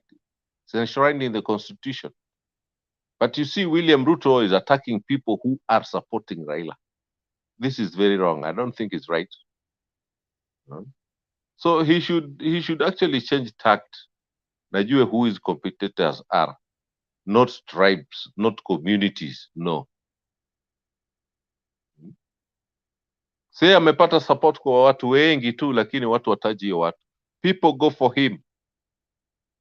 And that's how it should be. I mean, you cannot be in a football match and you're playing, then you start attacking supporters when they're cheering. Hiyo ingi. Wewe kama ni striker, angalia defender. Hapana the spectators, wale wanachia. It is wrong. So that's the point I wanted to put across, ambayo nilikuwa nimesahau wakati nilikuwa nafanya submission wakati wa kwanza. Ningependa tu mimi kama na challenge ya Kindube, wacha ni challenge yeye, tushindane na yeye. Niseme wewe Jakindube huwezi hii na mimi naweza hii. Sio kwenda kuingilia mabibi yake na watoto. Hiyo inaleta chuki kwa watu wengi sasa. Labda hata nimeingilia mjomba wake, jamii yake, klani yake. Sasa inaleta chuki. We should compete na Jakindube. Niseme mimi ni mzee kuliko wewe. Aniulize wewe kwani ulizaliwa lini? Lakini sio kuingilia watoto wake. It is wrong. Hiyo inaleta chuki kubwa ambayo si ya maana. Utakuta sasa watoto wangu wanamchukia yeye na vitu kama hizo. But nikijua they just babangu na yule wanashindana kwa jambo fulani, sawa. Wacha washindane kama ni mbio. Ni hayo tu Bwana Themba. Naona hata masaa zimeenda. Okay, now I can respond. Yeah. Okay, fine. Then I got your point. Of course, there are some points I'm totally agreeing with you. I'm agreeing with what Jontes and Joe are saying, that even William Samoei Ruto himself is not a saint. But what I'm saying is, we need a genuine and deliberate effort in the fight against corruption. And Themba, we cannot ignore the role of President Uhuru Kenyatta in the fight against corruption. You see, let me give you the relationship between Parliament, the executive, and the judiciary, and their role in corruption. And the reason I'm saying that Uhuru Kenyatta has failed in ensuring that corruption cases are prosecuted. When it comes to judiciary, the role of the judiciary is to ensure that they actually use evidence. Bwana Themba iko inakuja mingi sana, sijui nani haja mute. Oh, pole, nimezima hiyo YouTube. James mute. Thank you. Okay, fine. So I was saying we cannot underrate the role of President Uhuru Kenyatta and Raila Amolo Odinga and even William Samoei Ruto in the fight against corruption. But because Uhuru Kenyatta is the president, he is the CEO of this nation. If things go wrong, we are not going to ask William Samoei Ruto more than we will ask Uhuru Kenyatta. Now, the judiciary is using applicable laws which are made in Parliament to prosecute corruption cases. What are those laws? We have the Anti-Corruption Act that is being used by the judiciary. We have the Penal Code that is being used by the judiciary. We have the constitution that is being relied upon by the judiciary. Now, the judiciary does not arrest people who are involved in corruption. The judiciary does not investigate these people. The judiciary does not prosecute. These are the roles that are falling within the mandate of independent commissions and also the executive. Now, Uhuru Muigai Kenyatta and Raila Amolo Odinga, let us face the reality. I am in AZIMIO personally, but I am telling you the truth is Uhuru Kenyatta and Raila Amolo Odinga are in control of parliament. Parliament knows the legal weaknesses of the laws that are being used by the judiciary to pin down corrupt suspects. So why is it that these two are not using the influence in power and the influence in parliament to ensure that they change the laws in favor of anti-corruption programs? For example, why is it that the DCI can investigate, yet the very same DCI cannot appear in the docket to actually acknowledge what was investigated? The DCI has investigative powers, but doesn't have prosecutorial powers. The DPP has prosecutorial powers, but does not have investigative powers. Such that an officer of the DCI who investigated a suspect will not appear in court to testify against that suspect. How sure are you that those corrupt cases are going to succeed? The issue of witness protection, it falls under President that is not true, Mr. You'll of course reply. You'll of course reply. No, just hold on. There's something you've said there that I don't think is true. When a case has started, the investigative officer are also invited to give their views. It is them because they can appear as a witness. You know, they are prosecution witness and their defense witnesses. Part of the prosecution witnesses are the investigative officers. So that one is also not true, what you're saying. Investigative officers from the DPP or the DCI. That is factual. There's a prosecutor, and a prosecutor has their prosecution witnesses. Now, prosecution witnesses include the investigating officer. Okay? So you might need to go check that out because you are mixing up things. You are misleading people. When a case has, who brings a case to court? All right. Now, ESCC deals majorly with, and there's even anti-corruption court. Okay. It deals majorly with corruption cases. All right. Now, if you go to the DPP office, they do the investigation. Now, Director of Public Prosecution has the prosecution. Now, they build their case before they take it to court. Okay? Now, that's due process of the law. You don't want to see people simply because someone woke up and said, Philip stole from me. You are taken and then you are jailed because of that. There should be watertight evidence. And as the law says, he who accuses must prove. All right? If I accuse you, it's not up to you to give me evidence that you stole. It's up to me who is accusing you to prove. All right? So when you come and say that, oh, you want to see the president going there and coming up with the laws and stuff, let me tell you something. Have you seen the role of ESCC? Why is it that you have so many people taken to jail, but criminal cases have not ended? I mean, criminalism within the society is not ending. You don't control a society by taking many people to court or to jail. You control a society and improve on the other functions of ESCC, including educating the society against issues of corruption, attitude of the society. You know, so If you insist on just taking people to jail, that is just but one of the responses. But I wanted to correct you. It is not true what you're saying. You are misleading when you're saying that the criminal, I mean, those who are investigating officers are not investigating officers, are prosecution witnesses. All right. And now, when a prosecution witness goes there, the defense is supplied with everything. So it will depend on the fact, what I think about you, you know, like when you're thinking that so and so is not enough evidence, you need to prove before the court.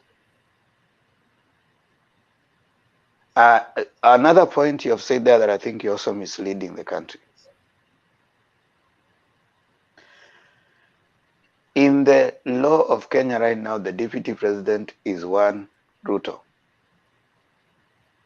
If you listen to them yesterday, they said they had 160 MPs. He has been saying that all over.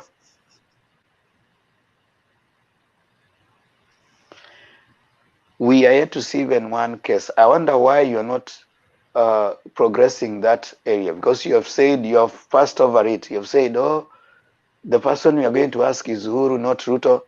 Ruto is in government. He has said numerous times that he is the deputy president of this country.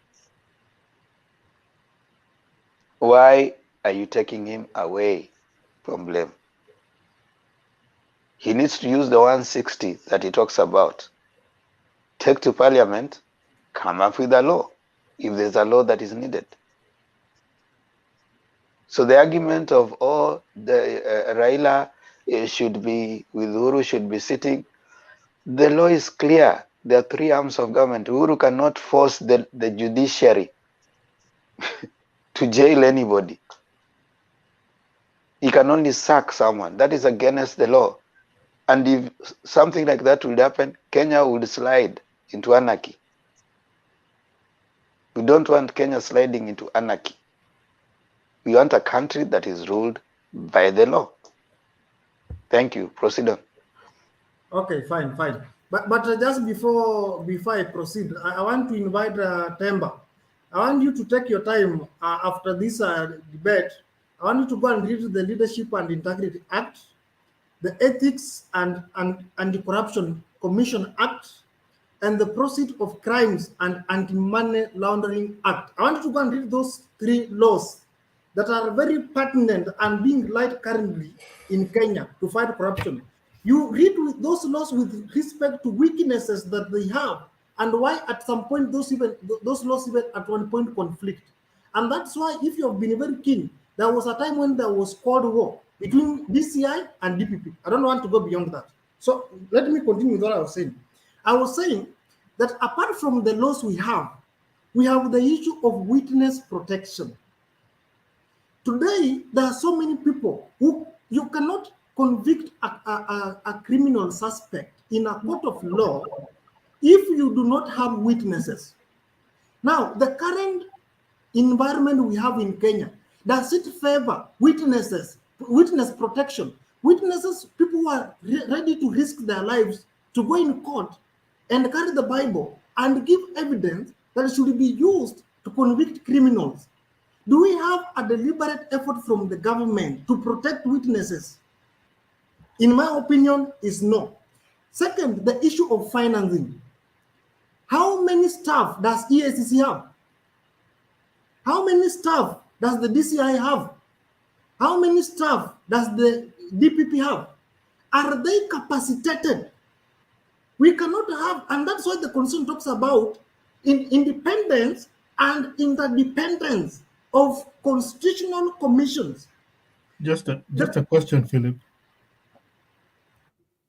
My understanding is that today the topic for today was a discussion about bottom-up versus the AZIMIO approach. I'm a bit lost as to what the topic is. Of course, yes, that's the topic. But what we are trying to say is between these two groups, we are trying to link these two groups in relationship to the problems we are having today and how those two groups are going to use the ability to solve the problems we have to get elected in 2022. Because it's what is the topic is asking about between these two groups. Which one is going to emerge victorious in 2022 and why? And that's what we're talking about, the issue of corruption. We're talking about corruption in relationship to AZIMIO and UDA. We're talking about bottom up versus whatever the economic approach that AZIMIO La Umoja wants to present. Those are the two. We have narrowed down the subject for today to economics. What does AZIMIO stand for? What does AZIMIO stand for?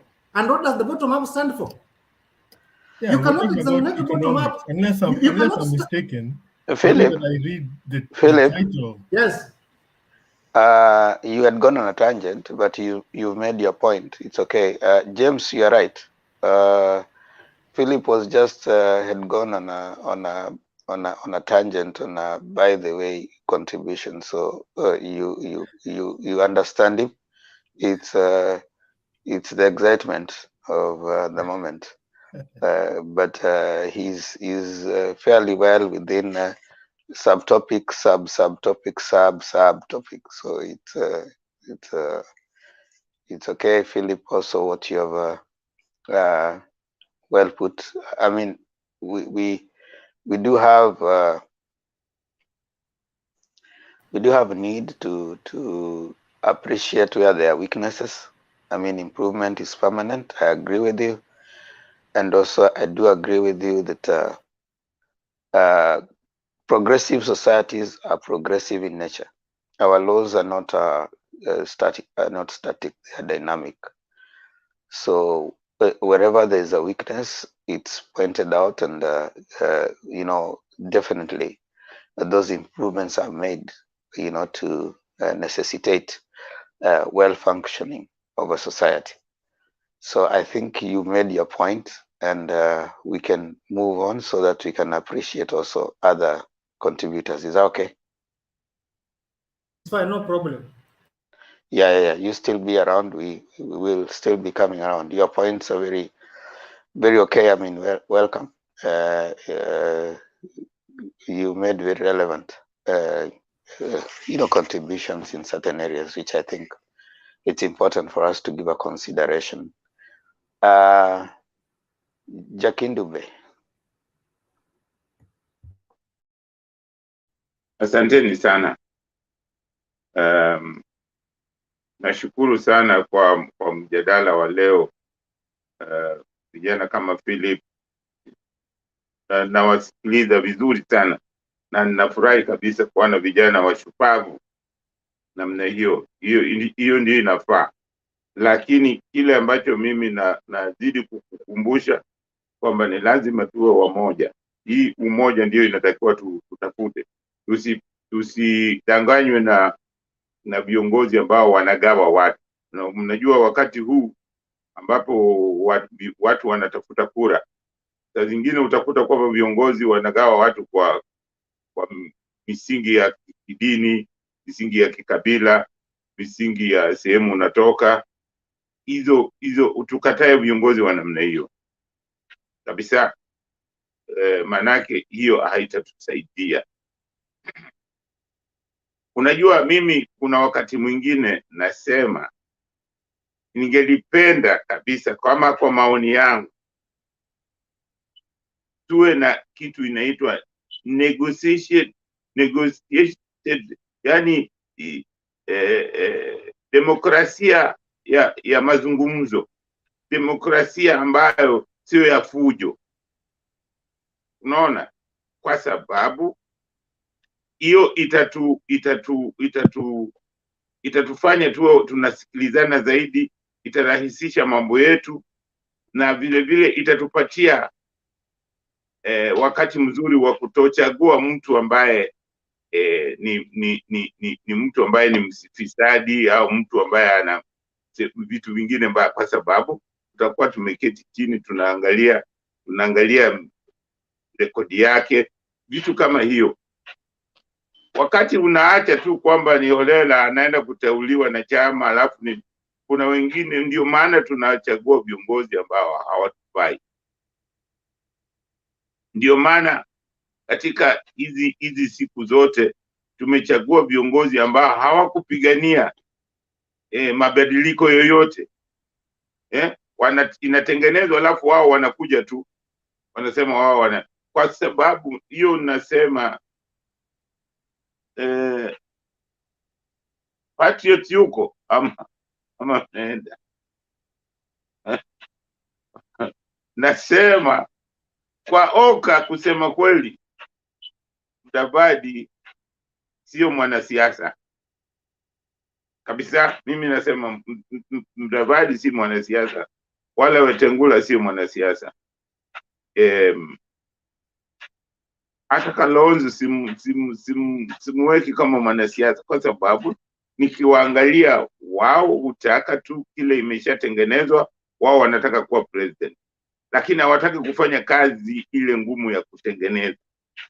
Hawataki kujenga nyumba, wanataka nyumba ishajengwa, wanakuja wanasema sisi ndio tunataka kuwa kiongozi wa hii nyumba. Hiyo mimi naiona haifai. Ndio maana nasema Mudavadi si mwanasiasa, kwa sababu mwanasiasa gani ambaye anakimbia mkutano ikiwa kwake, anaenda kuogelea Mombasa baharini huko? Huyo ni mwanasiasa gani? Manake wale walikuwa Buhungu pale ni watu wake, ni wapigaji kura wake, na yeye aliwaacha pale wakaenda. Hao mimi nasema hao sio viongozi ambao wanafaa kuongoza nchi yetu, kwa sababu sioni kitu ambayo wamefanya, sioni rekodi yao. Wao saa zote utaka ile kitu ishafanywa ndio wanataka. Mtu ashafanyia hiyo kazi, wanataka hiyo. Mtu ashafanyia kazi hiyo sidhani kama ni uongozi vizuri kitu kama hiyo. Na tena narudia tena, nimesema jana, juzi nilisema kwamba katika Azimio la Umoja, mimi nawaomba Wakenya wote wale watakao ambao wanaiunga Azimio la Umoja mkono kama mimi sikai kwa fence. Yule mtu yoyote anataka kukaa kwa fence akae kwa fence, lakini mimi sikai kwa fence. Mimi naunga Azimio la Umoja kwa sababu kwa maoni yangu jambo ambalo imekuwa ikinisumbua ni kuona, nilikuwa nataka kuona Kenya tuko wamoja, nataka kuona tuko wamoja, nataka kuona hiyo mambo ya kubaguana kikabila imeisha.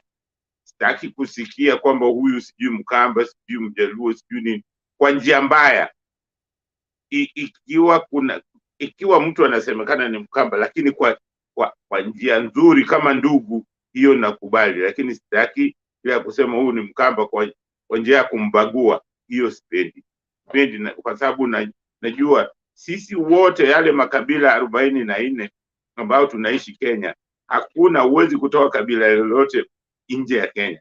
Kwa hiyo ni vizuri tuishi kwa kusikilizana, kwa sababu tutafute njia ya kuishi kwa kusikilizana, na njia ya kuishi kwa kusikilizana ni kuwa na umoja. Huo umoja ndio itatupatia mambo yote ambayo tunayataka katika nchi yetu. Kwa hiyo hata mambo ya ufisadi, Philip inakuudhi sana, hata mimi inaniudhi sana, lakini ni lazima tuitafutie suluhu.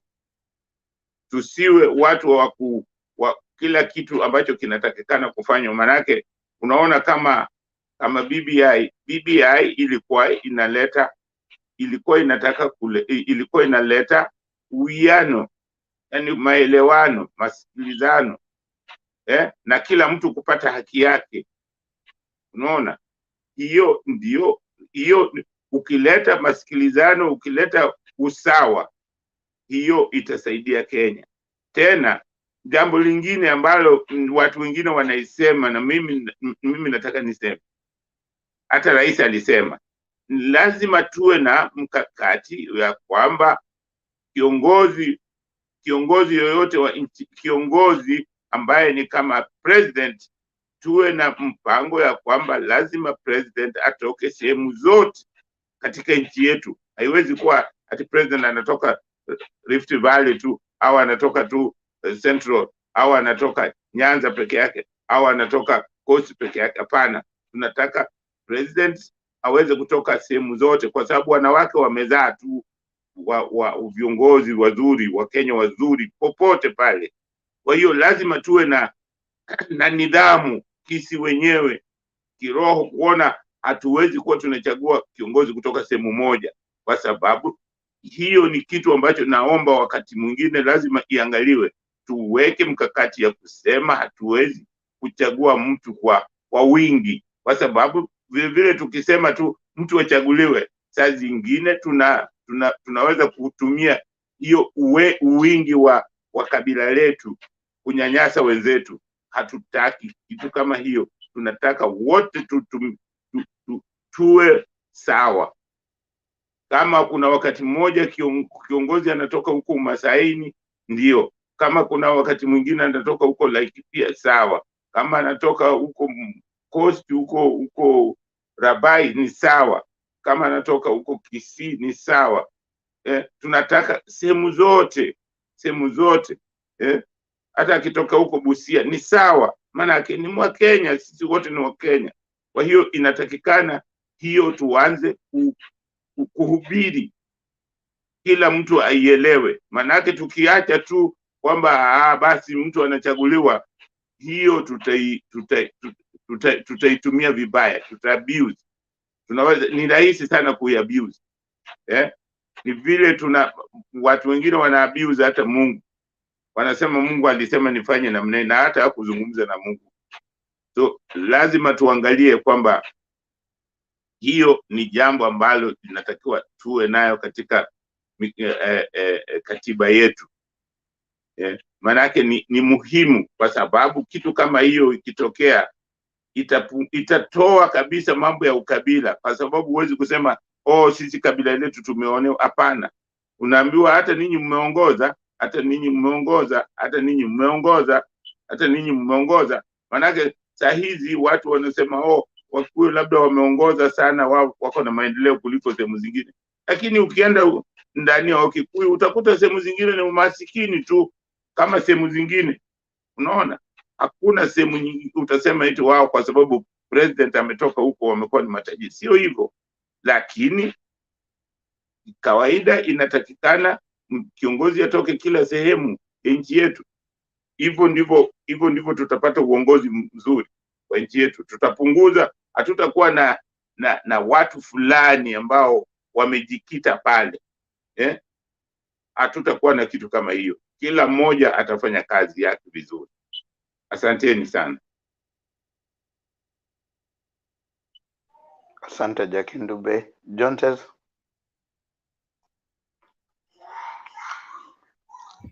Thank you, Themba. Hello. I'd like to begin by, I've Jones, I've had. Jonas, there's Jontes and then there's Jonas. So let's hear Jontes and then you come in. Okay, so. Okay, thank you Mr. Chair. Na unajua watu wanaweza hisi kama divert from the main topic, but kuna watu tumekuwa hapa kuanzia saa 3 ama earlier than that, so we had touched on it hiyo ya about the topic that we have, the RUTO'S bottom up revolution push versus Azimio la Umoja. So some of us tulikuwa tushatoa our opinion. That's all. Unaona sasa we are getting into sub topics as you had said, but tulikuwa tunaongea, nikasema it's true, sisi kama middle class, let me say, like kama hiyo ndio status zetu, tuna fail, na pia as a country tuna fail kama voters, because some of us have the knowledge but we are not using the same knowledge. Like here we are articulating the issues and we are discussing them very well. Mi chenye ningezaomba ni tuchukue the information yenye tunapata hapa, at least ukiwa na voters penye umesimama na youths, especially me, what I have been doing, because mimi I'm in Azimio and I'm Azimio mbaya mbofu. So what I've been doing, I've been talking to the youths na try to pass the information that I get. That's why nili congratulate some of the panelists here, because wame add something positive even if tunaenda kuargue nikijua this is what I'm basing my debate on from what I've learned, because wanasema education huwa haiishi. Hata kama umesoma PhD aje, masomo ni kitu cha kila siku. So on that point, to touch kidogo about the issue of corruption, it has been what many people have been complaining. Like you see, Philip anajaribu kubeba that burden anaekea the president and the former premier, because they are ones who are heading the government. At least tunaweza sema saizi under the paper deputy president ni William Ruto, but as things stands right now under the layman's eyes, mi naona he's the official leader of the opposition, but Raila is the vice president. So naelewa when Philip anabeba that mzigo anawaekea, but truth be told, they have tried in their own ways, because from the past government, the past 5 years zenye Uhuru and Ruto were in together, as they were friends, they were doing each and everything together, the cases of corruption zilikuwa juu kidogo, but kwa hii the second term, them themselves wanasema the cases zime reduce. And mark me, I'm not saying that we haven't had cases of corruptions, but the cases zime reduce kidogo. So on matters concerning corruption, because even me, I know that's the biggest problem that we have. And if we can get any person who will fight corruption, to me, that will be the best economic model tunaweza have as a country, because we are losing a lot because of corruption. Tunabaki nyuma sana because ya hii corruption. And truly, government penye hongera inafaa tunawapongeza, because at least tumeanza kusikia of late government inaweza kuja na report waseme this is what they have recovered from the few cases that have been tried in court. They have been saying that, and tunaweza sema these cases zinakata cross, because we have had the scandal of KEMSA ambayo most people who are implicated walikuwa close, let's say close to the president or to the ODM leader. That's why unaweza pata the burden inakuwa laid, like they're turning a blind eye on those cases. But pia venye mlisema, it's a process where the judiciary wanakuwa involved. Pia tumekuwa na tetesi kwamba pia mahakama pia kuna tetesi kwamba hazijakuwa zikishughulikia kesi za ufisadi kwa haraka ama with that agency ambayo inatakikana. Na pia kumekuwa na tetesi pia the DPP's office ama the DCI's, as in that time wenye kulikuwa na boiling pot ya the DCI na the DPP, if I'm not wrong. Na hizo vitu zilileta issues mob, kwa sababu the DPP anasema they have the file, they have prepared it, but when they take it to the court, unapata kuna issues mingi zinatokea about evidence. Mahakama itasema ushahidi uliofikishwa si wa kutosha, but it's true, unapata mtu ameiba. Like for example, let's tuangalie kesi kama the recent ones, like the ones which have been in media, to the media. For example, the Waititu's case, it was evident, although forgive me, because they say a person is innocent until he's proven guilty. But in some cases, it's just open to the public's eye.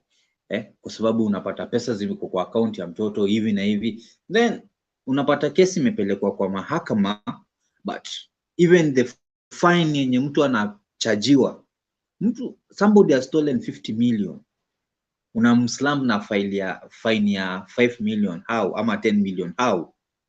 See, he will still again even 1 billion knowing that atapigwa fine ya 50 million. So I think even our laws pia ziko na loophole kidogo, na pia side ya mahakama pia kuna loopholes kidogo. So me I think even this issue of the bottom up na nini, the best model yenye mimi personally mimi naweza change, let us change everything. Our fight, let's our fight ikue juu ya corruption. Na the only person actually as in whose hand are we safe? Tunaangalia wote ni wana dosari, but kuna mtu mmoja at least unaona naweza entrust kura yangu kwa huyu mtu, at least naona he can stand, anaweza raise voice yake, hawezi kubali vitu fulani zikifanyika akiwa anaona. Although yes, corruption itafanyika, but at a minimum rate. Even during Kibaki's era there was corruption, but it was minimum. But during this term imekuwa rampant. That's why unapata we are even borrowing money to come to fund some of these corruption deals zenye zinafanyika saizi at the moment. So the biggest fight yenye mimi naweza omba tunaweza jua tuko nayo ni about corruption. Na if ningeomba sana venye tuko hapa hivi, let us educate those people who are outside there. Let us just give them the information that we have, because if I believe if I can educate 10 voters, then I make sure if they are going to vote, even if it's for Baba, they know what they are voting for. It will be a plus. If I educate 10, Temba 10, Philip 10, Lekindu Bay 10, Jones 10, will be changing.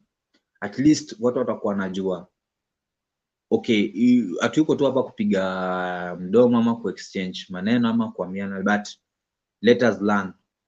Kwa mfano Azimio ni umoja, na venye Jakindu Bay amesema, mimi nafurahia sana kwa sababu tumeona at least for once Raila can campaign in Central Province without any hiccups ama hichi ama bila tear gas.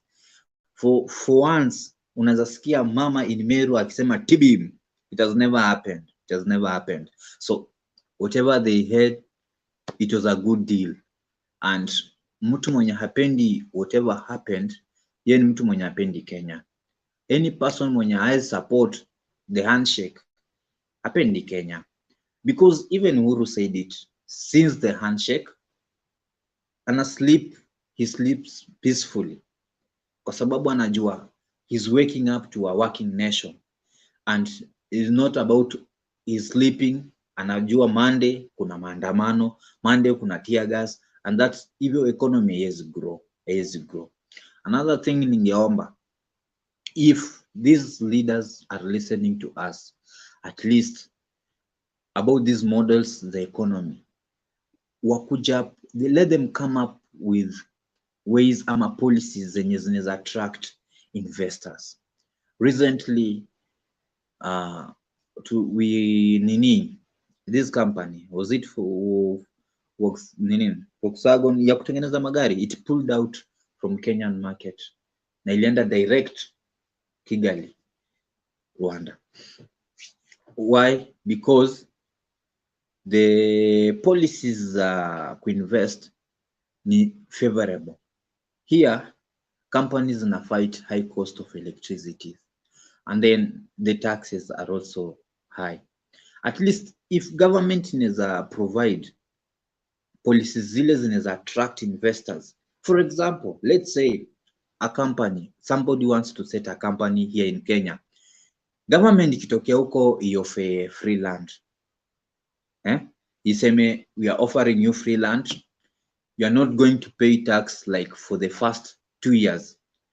Remember, I know watu watasema mbona slipe tax. Remember, if this company inafanya kazi, it will operate in Kenya for those 2 years. It will employ workers. These workers, their salary itakuwa taxable. Now, the tax yenye wangeza tax this company once for those 2 years, they still get that tax, but from the employees who have been employed, ambao watakuwa taxed. Unaona? So for the company watapata the deal inakuwa favorable kwao. At least the government imeoffer land. This company, many companies don't ziko interested kufanya nini? Kufanya business na sisi, and therefore our economy yetu ina depend mostly sana economy yetu ita depend mostly sana kwa ma youths wenye wako unemployed. If wata get something to do, no, giving them money will not solve their problems. We believe in teach a man how to fish and he will fish forever, but ukimpatia samaki atakula leo, kesho atakula nini? So me, I believe just the policies, if we change our policies and then tufate the constitution that we have, since hatuja amend the constitution yenye tuko nayo venye iko sio mbaya, if we follow it to the letter, it's a nice constitution na vitu zinaweza fall into place. We can have a prosperous country yenye tuko pamoja, no matter which side wins, no matter which economic model wins, but tukiangalia umoja, turekebishe na our policies, tukue kitu kimoja, I think this country inaweza move mbele sana. Na pia kuinsist na to educate our people. Let us just educate our people. If you have the knowledge, share it with others. That's all. Thank you. Thank you, Jones. Jonas, time ni yako sasa.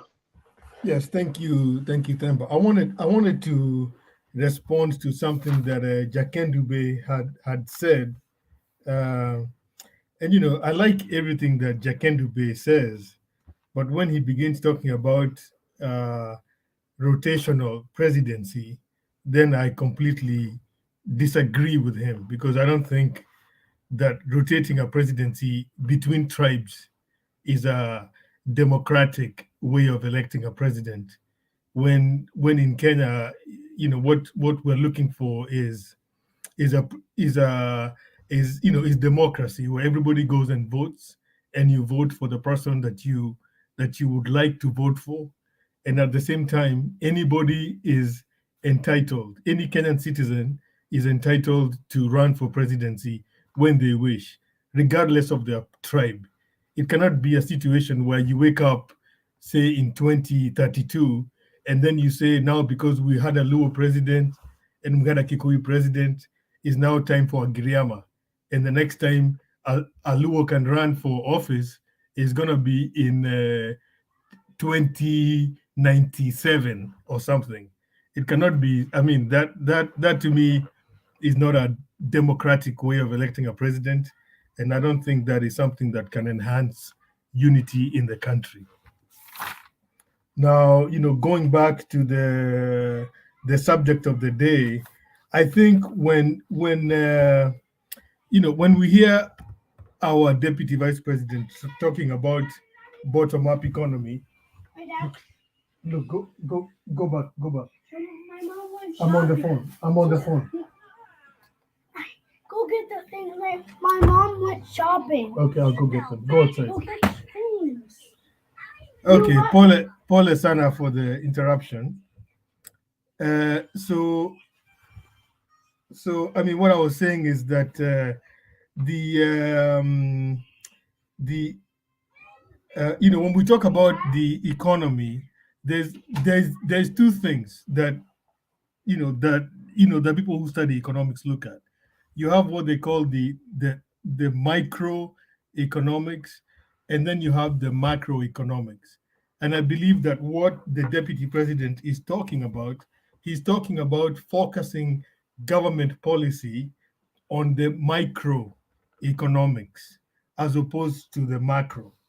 Now, the macro would be things like inflation, maybe something like the central bank interest rate, things like the exchange rate of the Kenya shilling versus the dollar. Those would be macroeconomic things. But I think, now the focus that the DP is talking about is focusing government policy. The primary thing, when the government is making a decision on doing something or in investing money, they need to make sure that it primarily, the primary thing that they're looking at is the microeconomics. And I have a number of examples of things that government can do that would focus on microeconomics that would probably enhance the economic situation of majority of Kenyans. So I mean, basically, what I'm saying is that the DP has not really come out and given like a like a detailed layout of what he means by bottom up, but bottom up in other countries or in other places has been understood to mean a focusing of government policy on the microeconomics. And just one thing I was going to say, for example, like people talk about all these loans that that the DP is talking about giving to small business enterprises in the country. The governments in other countries who subsidize those loans by insuring them. So if the government is able to insure those loans, then somebody who is borrowing that loan is likely to get a lower interest rate. And that's something that government can do and that governments do in other places. Another microeconomic thing that government can do is even something small things like probably deciding we're not going to allow importation of potatoes. And if we're going to import potatoes into this country, then we're going to have a high tax rate such that a farmer in Nyandarua is not competing with a farmer in the US, to sell their potatoes. And the same thing for fish. I don't know why we're importing fish from China. It doesn't make any sense. So I think there's a lot of microeconomic things that need to be looked at. And I believe these are the things that the DP is talking about or is going to begin to elaborate, as he begins to come out with their manifesto. So that then we're able to compare what he's saying versus what Raila is saying. Now, on the other hand, to talk about Raila also has not really come up with any economic, he's not, he has not really told us economically what he wants to be, to do, other than saying that he wants to give some social, how you can go out and give, welfare, what in the US they call welfare, where you just go out and you give, people below a certain economic line, and you just give them money for their day-to-day needs. And that's what Raila is talking about. And I don't know if that really is an economic, it's something that you could, you would call an economic policy rather than just calling it a welfare.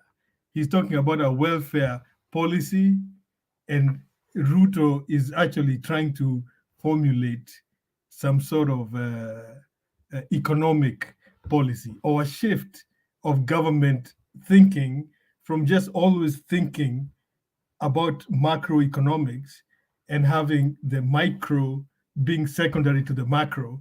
And maybe you can do it the other way around. I think it's possible. And that's my submission for today. Okay, thank you. This is Lusweti.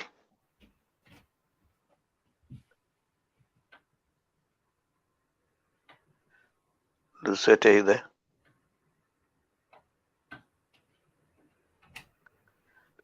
Okay, Captain Robani. Thank you very much, Temba. I'm around. How are you guys? We are good. It's been long since I talked in the forum because the other day you are bringing in the bottom up thing, and I decided to stay behind because even me, I don't understand how it will work. When you see all these guys, they are coming up with this bottom up thing and AZIMIO or something, giving out 6,000, and that one of coming up with bottom up economy. I see these things, they are somehow the same.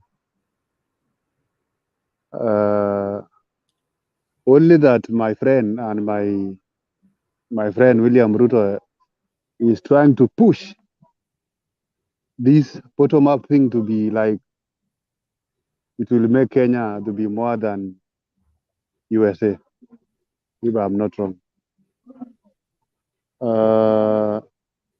I want to applaud the previous panelist who was there that let's rule out this thing of saying that because this time round it was a Kalenjin who was leading or Kikuyu, let's give another try. If you use that direction, I think we are failing because we have leaders who have good ideas for this country. If we will go in such a way that we will do a raffle and each and every tribe select their own their own here the first 10 years out they'll be leading, then they will wait for their term to come. What if that time they don't have somebody to represent them to be president? Does it mean we will not have the president in the country because their term is supposed to be on that very same year, but they don't have anyone to be on the ballot? Shall we not have the president? That is, no, we have to have the president in the country. Let's vote and vote wisely. Let's vote and vote wisely.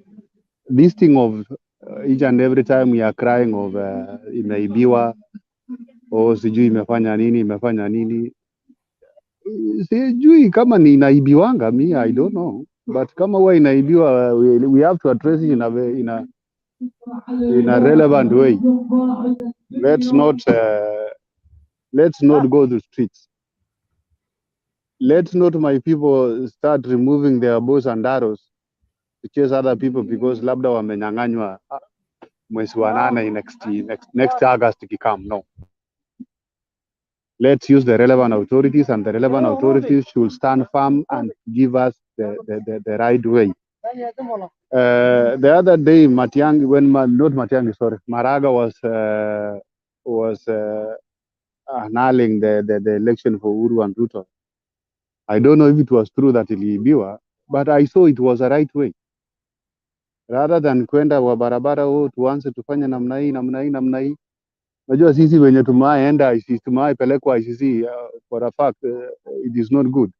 It's not me personally nilipelekwa, but vile William alipelekwa, some of us wenye tunamsupport, it was not a good thing. Haikuwa kitu mzuri kwetu. So kama umwai umwa na nyoka, hata ukiona kamba boss, utakimbia kidogo.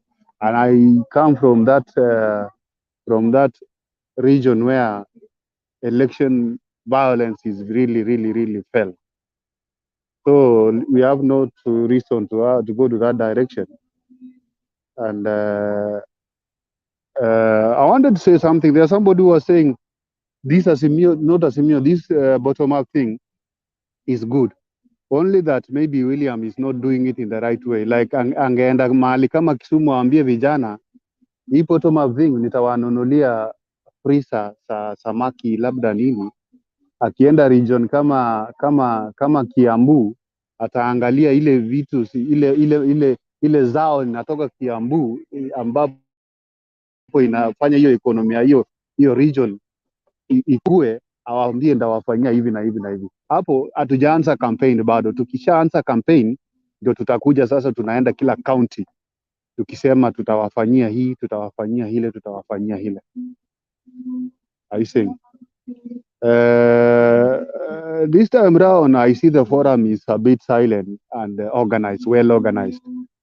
I don't know, maybe because some of the people who are, I cannot maybe victimize anybody anyway, but I see the forum is very good. I don't have any other thing, Temba and the other panelists, I don't have any other thing. Maybe if a question I can answer.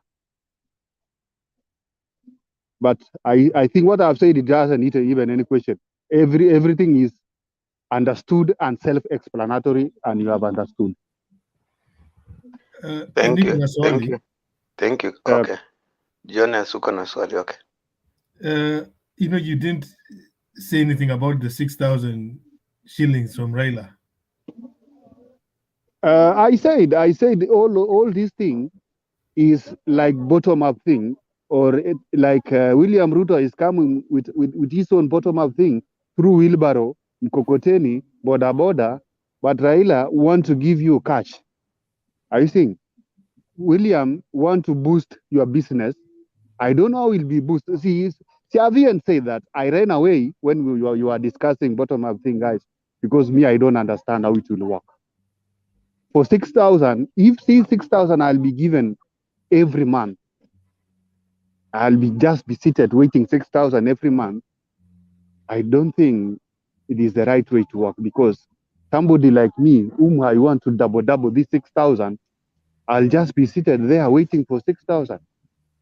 If 6,000 they are giving somebody who is clever, the person can double each and every time. Next month, hivyo itakuwa inazaa. Lakini sasa wale idlers, they don't know how this 6,000 I can use it, or I can multiply in a way. See, of course atakuwa anakaa tu akijua hapo mwezi inaisha napewa 6,000 ama namna gani? So hii 6,000 ile wanasema you can give a man a fish or you can teach a man how to fish. Hii ya 6,000 ni kumpatia mtu samaki instead of teaching the person aende akajitafutie zake. I think that's a difference. Come again? I'm saying giving welfare. When you go around giving, when you have a welfare, if you're gonna have a country where you're just gonna go and give people welfare instead of empowering them to provide for themselves or to begin to provide for themselves, and then you go and then you develop a culture of welfare. I think there's a big difference between the two, between giving welfare and empowering somebody to do something for himself versus giving somebody, free money, welfare. Those are two different. They're very different. But it can be different in a way. I understand that. But all these things, we are trying to bring this youth from down, yani kuwainua, yani kwa lugha ingine ya Kiswahili rahisi ni kuwainua. Naona. Lakini sasa hii 6,000 mimi nilisikia ilisemekana kila mwezi tutakuwa tunapeana shilingi 6,000 kwa kila kijana. Hello. Ama namna gani? Yes. Hello. Hii uongo sio kwa kila kijana bwana. Sikizeni hivi vitu vizuri, si kwa kila kijana. That's why you understand. Youth.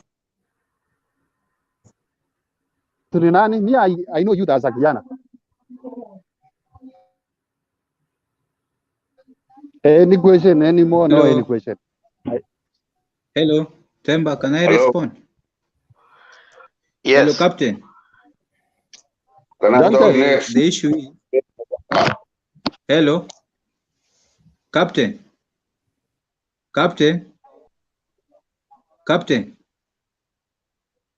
Hello. Jones. Are you getting me? Yes. Hello. Captain. Yeah, go on. Next year. Okay. This is what I wanted to tell you, It's like you have been misled by the information that you got about the AZIMIO's plan. Okay. With AZIMIO, they are doing something that's called trickling down. That's what I've been hearing. That's how they are explaining their model. Just trickling down. But the 6,000 is the welfare, whereby they're not giving it to every youth or every person. Okay? There will be, that 6,000 will be distributed to only those families which are vulnerable, the family which are less fortunate. I don't know if you are getting me. Because the study says we have around like 2 million Kenyan people who cannot afford even a meal, to put a meal on their table. So that's why the AZIMIO, Raila, proposed that for those people, they'll try to provide 6,000 shillings to them so that they can also put a meal on their table. But it's not that each and every person will be given that 6,000. I think hiyo ilikuwa tu welfare kusaidia wale watu wenye wako less fortunate kwa society yetu. But their model ya pesa ni trickling down, au wanatumia the same system that we are still using right now. But kwa zile they had their 10 points ambazo they launched at Kasarani. Hizo ndo wata base their campaigns upon. Unajua for UDA, they already started their campaign early using and preaching the gospel of bottom up. But for the AZIMIO people, they were still uniting people, arranging those meetings, going to counties to ask questions so that they can come up with solutions. So what happened at Kasarani, the solutions zenye baba alipata, aka make 10 points ambazo alisema campaign ikifika they will expand on those points, they even add some, but mostly aligundua shida zenye tuna face kama wa Kenya kwa hizi kaunti zote ni ziko under 10 points, in which hizo ndio zenye na rally yake behind those 10 points. Lakini the 6,000 is just a welfare ya kusaidia those families wenye wako less fortunate. It's not their model ya economy, no. Hiyo tu 6,000 ya kusaidia wale watu wajiwezi. Sijui kama umenielewa. You know, Jontes, yeah. Baba, I think what happened is after Ruto went around talking about bottoms up, bottoms up, bottoms up, and people imagining that bottoms up means that they're going to be given money, Baba's campaign on the other side to, to balance or to counteract this idea of bottoms up, he then just went out and said, we're going to give people 6,000 shillings. As just as a contest of who's going to give more, or which one is going to be more appealing to people. Jones, I don't know that it was a really thought out, because even when you say 6,000, is it 6,000 for 1 month? Jonas, 6,000 for every month? Jonas, Yeah. have you read that kind? Have you listened to the explanation of the 6K? Yes, I've heard what Jontes has said. Not even Jontes. Have you tried to listen to maybe read or heard where it is being explained how the 6K is coming in? You see, the fact that someone went ahead and talked about something does not make them monopolize the conversation. So the fact that Ruto said bottom up, it doesn't mean nobody else should talk about any other economic model or come up with any other thing. So, and even if Baba talks about something, it doesn't mean he has monopoly over that, so nobody else should talk about it. It's kind of, in my view, interesting that we start saying, oh, because Ruto says this, so he said this. No. Because Ruto was carrying the day in the headlines. Let me finish. Sometimes politicians, to change the headline, they introduce a new topic or a new subject just off the cuff, and then it seems like it's actually something which is thought out. But I mean, it's not unusual. Okay, I think we can move on. I'll close by saying that Jontes, I'll want to look for that clip when Raila himself is talking about 6,000 to everybody, and I'll send it to you to your inbox. That I'm talking of exactly what he said. I'll not want even to explain it further. I'll be wasting a lot of time here for nothing. Let me send it to you when he's talking, and you'll confirm to me what he was saying. Okay. Wiki boy, are you there? Okay, that's not there. Mulumbu.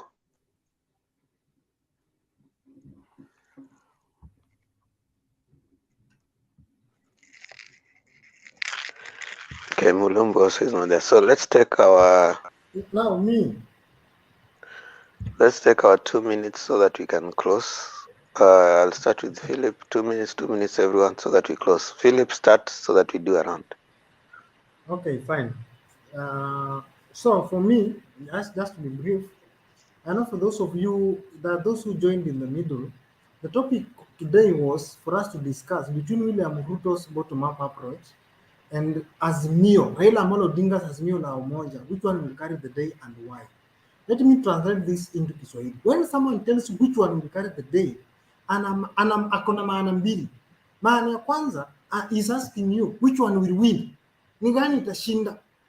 Number two, he's asking you which one will be successful.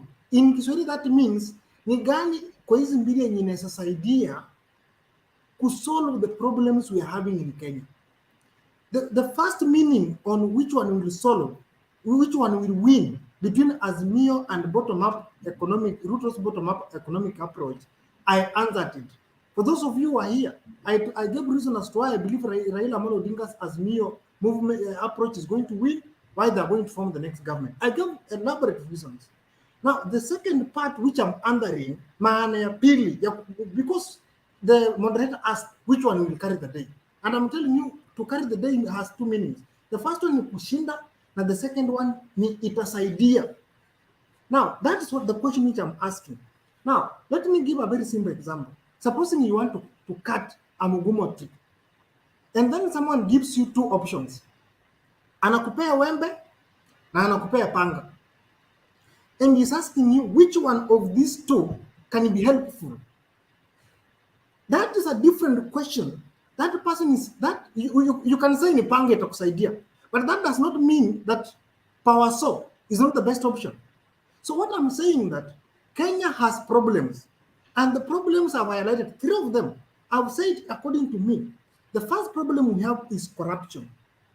The second problem we have is tribalism.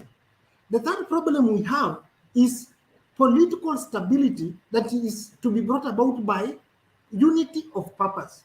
Now I'm looking at AZIMIO on one side and William Samoei Ruto's bottom-up group on the other.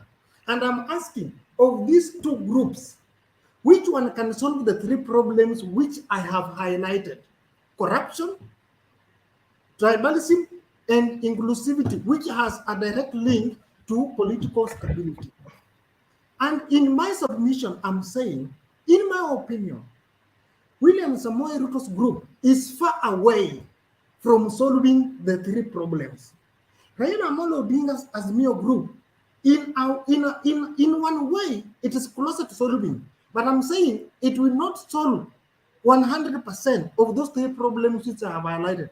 And I've told you, if you want to solve corruption, we need to see deliberate efforts from AZIMIO's Raila Amolo Odinga group in terms of legislation. You need, because there is a weakness in Kenya's legislation. There is a reason as to why there was a scandal of IEBC, where some Kenyan officials were involved in a scandal that involved a tender with some guys in UK. Those guys in UK were prosecuted and they were jailed. But the Kenyan guys were set free. Why? It's because it appears there's a problem in the legal infrastructure in Kenya, specifically in terms of corruption. And that's why I was asking, if Raila Amolo Odinga's AZIMIO group is serious about the issue of corruption, we have not seen them giving us a deliberate audit of the Kenyan legal infrastructure in terms of corruption. They need to strengthen the legal infrastructure. They have the power. They can marshal their troops in parliament and say, let us look at the Anti-Corruption Act. Let us look at the Money Laundering Act. Let us look at the Asset Recovery Act. Wait, what is the disconnect? Let us close the gaps so that if you are arrested as a suspect, first, we arrest the resources, the money you have stolen. We recover it back to the government. As you seek to prosecute the case so that the court can find you guilty or not, we have to first arrest, take our resources, and keep them in such a way that you're not going to stash abroad or so on. But I've not seen that from AZIMIO's group. Second, which I've said, is if AZIMIO is serious about the issue of corruption, then we are supposed to see a deliberate effort in non-discriminatory prosecution of corrupt cases. And someone asked about the cases, corrupt cases. I want to be very clear. and give specific examples of cases that have been prosecuted by the Jubilee government. We had the issue of RUTO'S. Those of you who know how government functions, a cabinet secretary is just I can say it's like the CEO of a ministry, but the actual person who runs a ministry is actually Your 2 minutes are over. okay.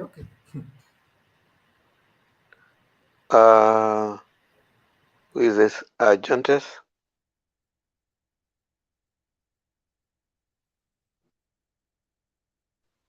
Okay, as much as we have been talking, I've had a chance to go and to flip through the charts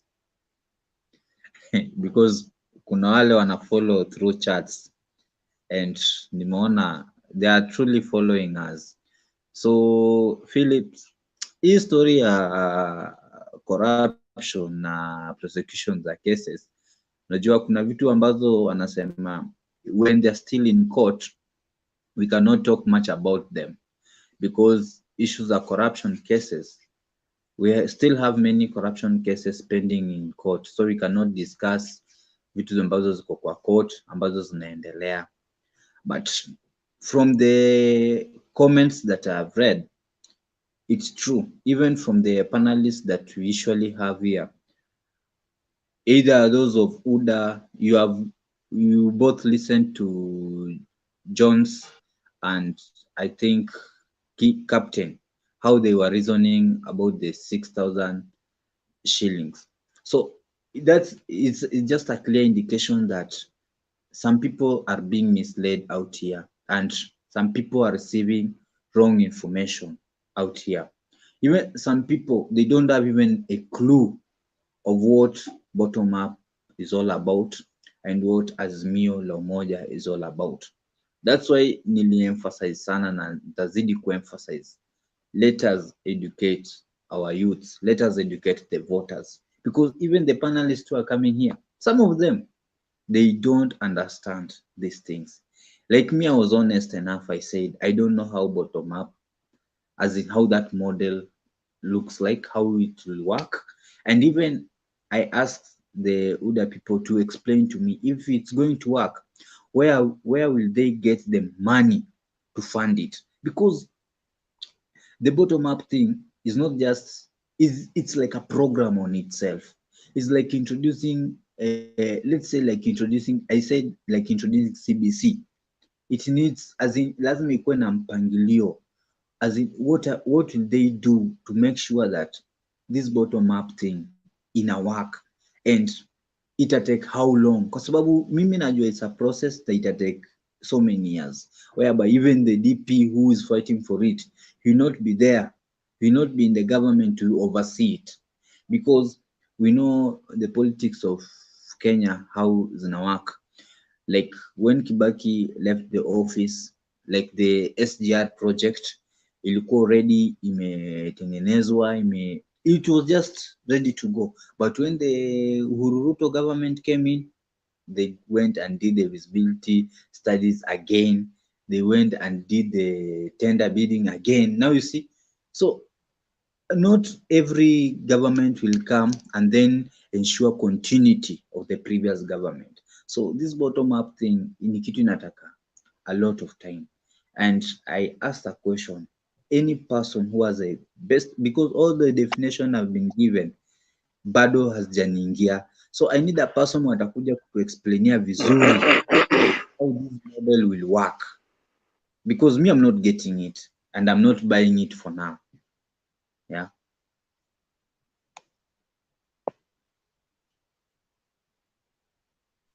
Okay, Hello. thank you so much, Jontes. Thank you, Philip. I think tutamalizia hapo kwa leo, and we continue again later in the day. Wale walikuwa kwa comment tunawashukuru sana. Gitash, Aluman, Chui, and all the rest. Kindly continue subscribing to Mutembei. Stay here for latest discussions and catch you up again tomorrow in the next debate. God loves you. God loves Kenya. tukae pamoja. Asanteni sana. Asante.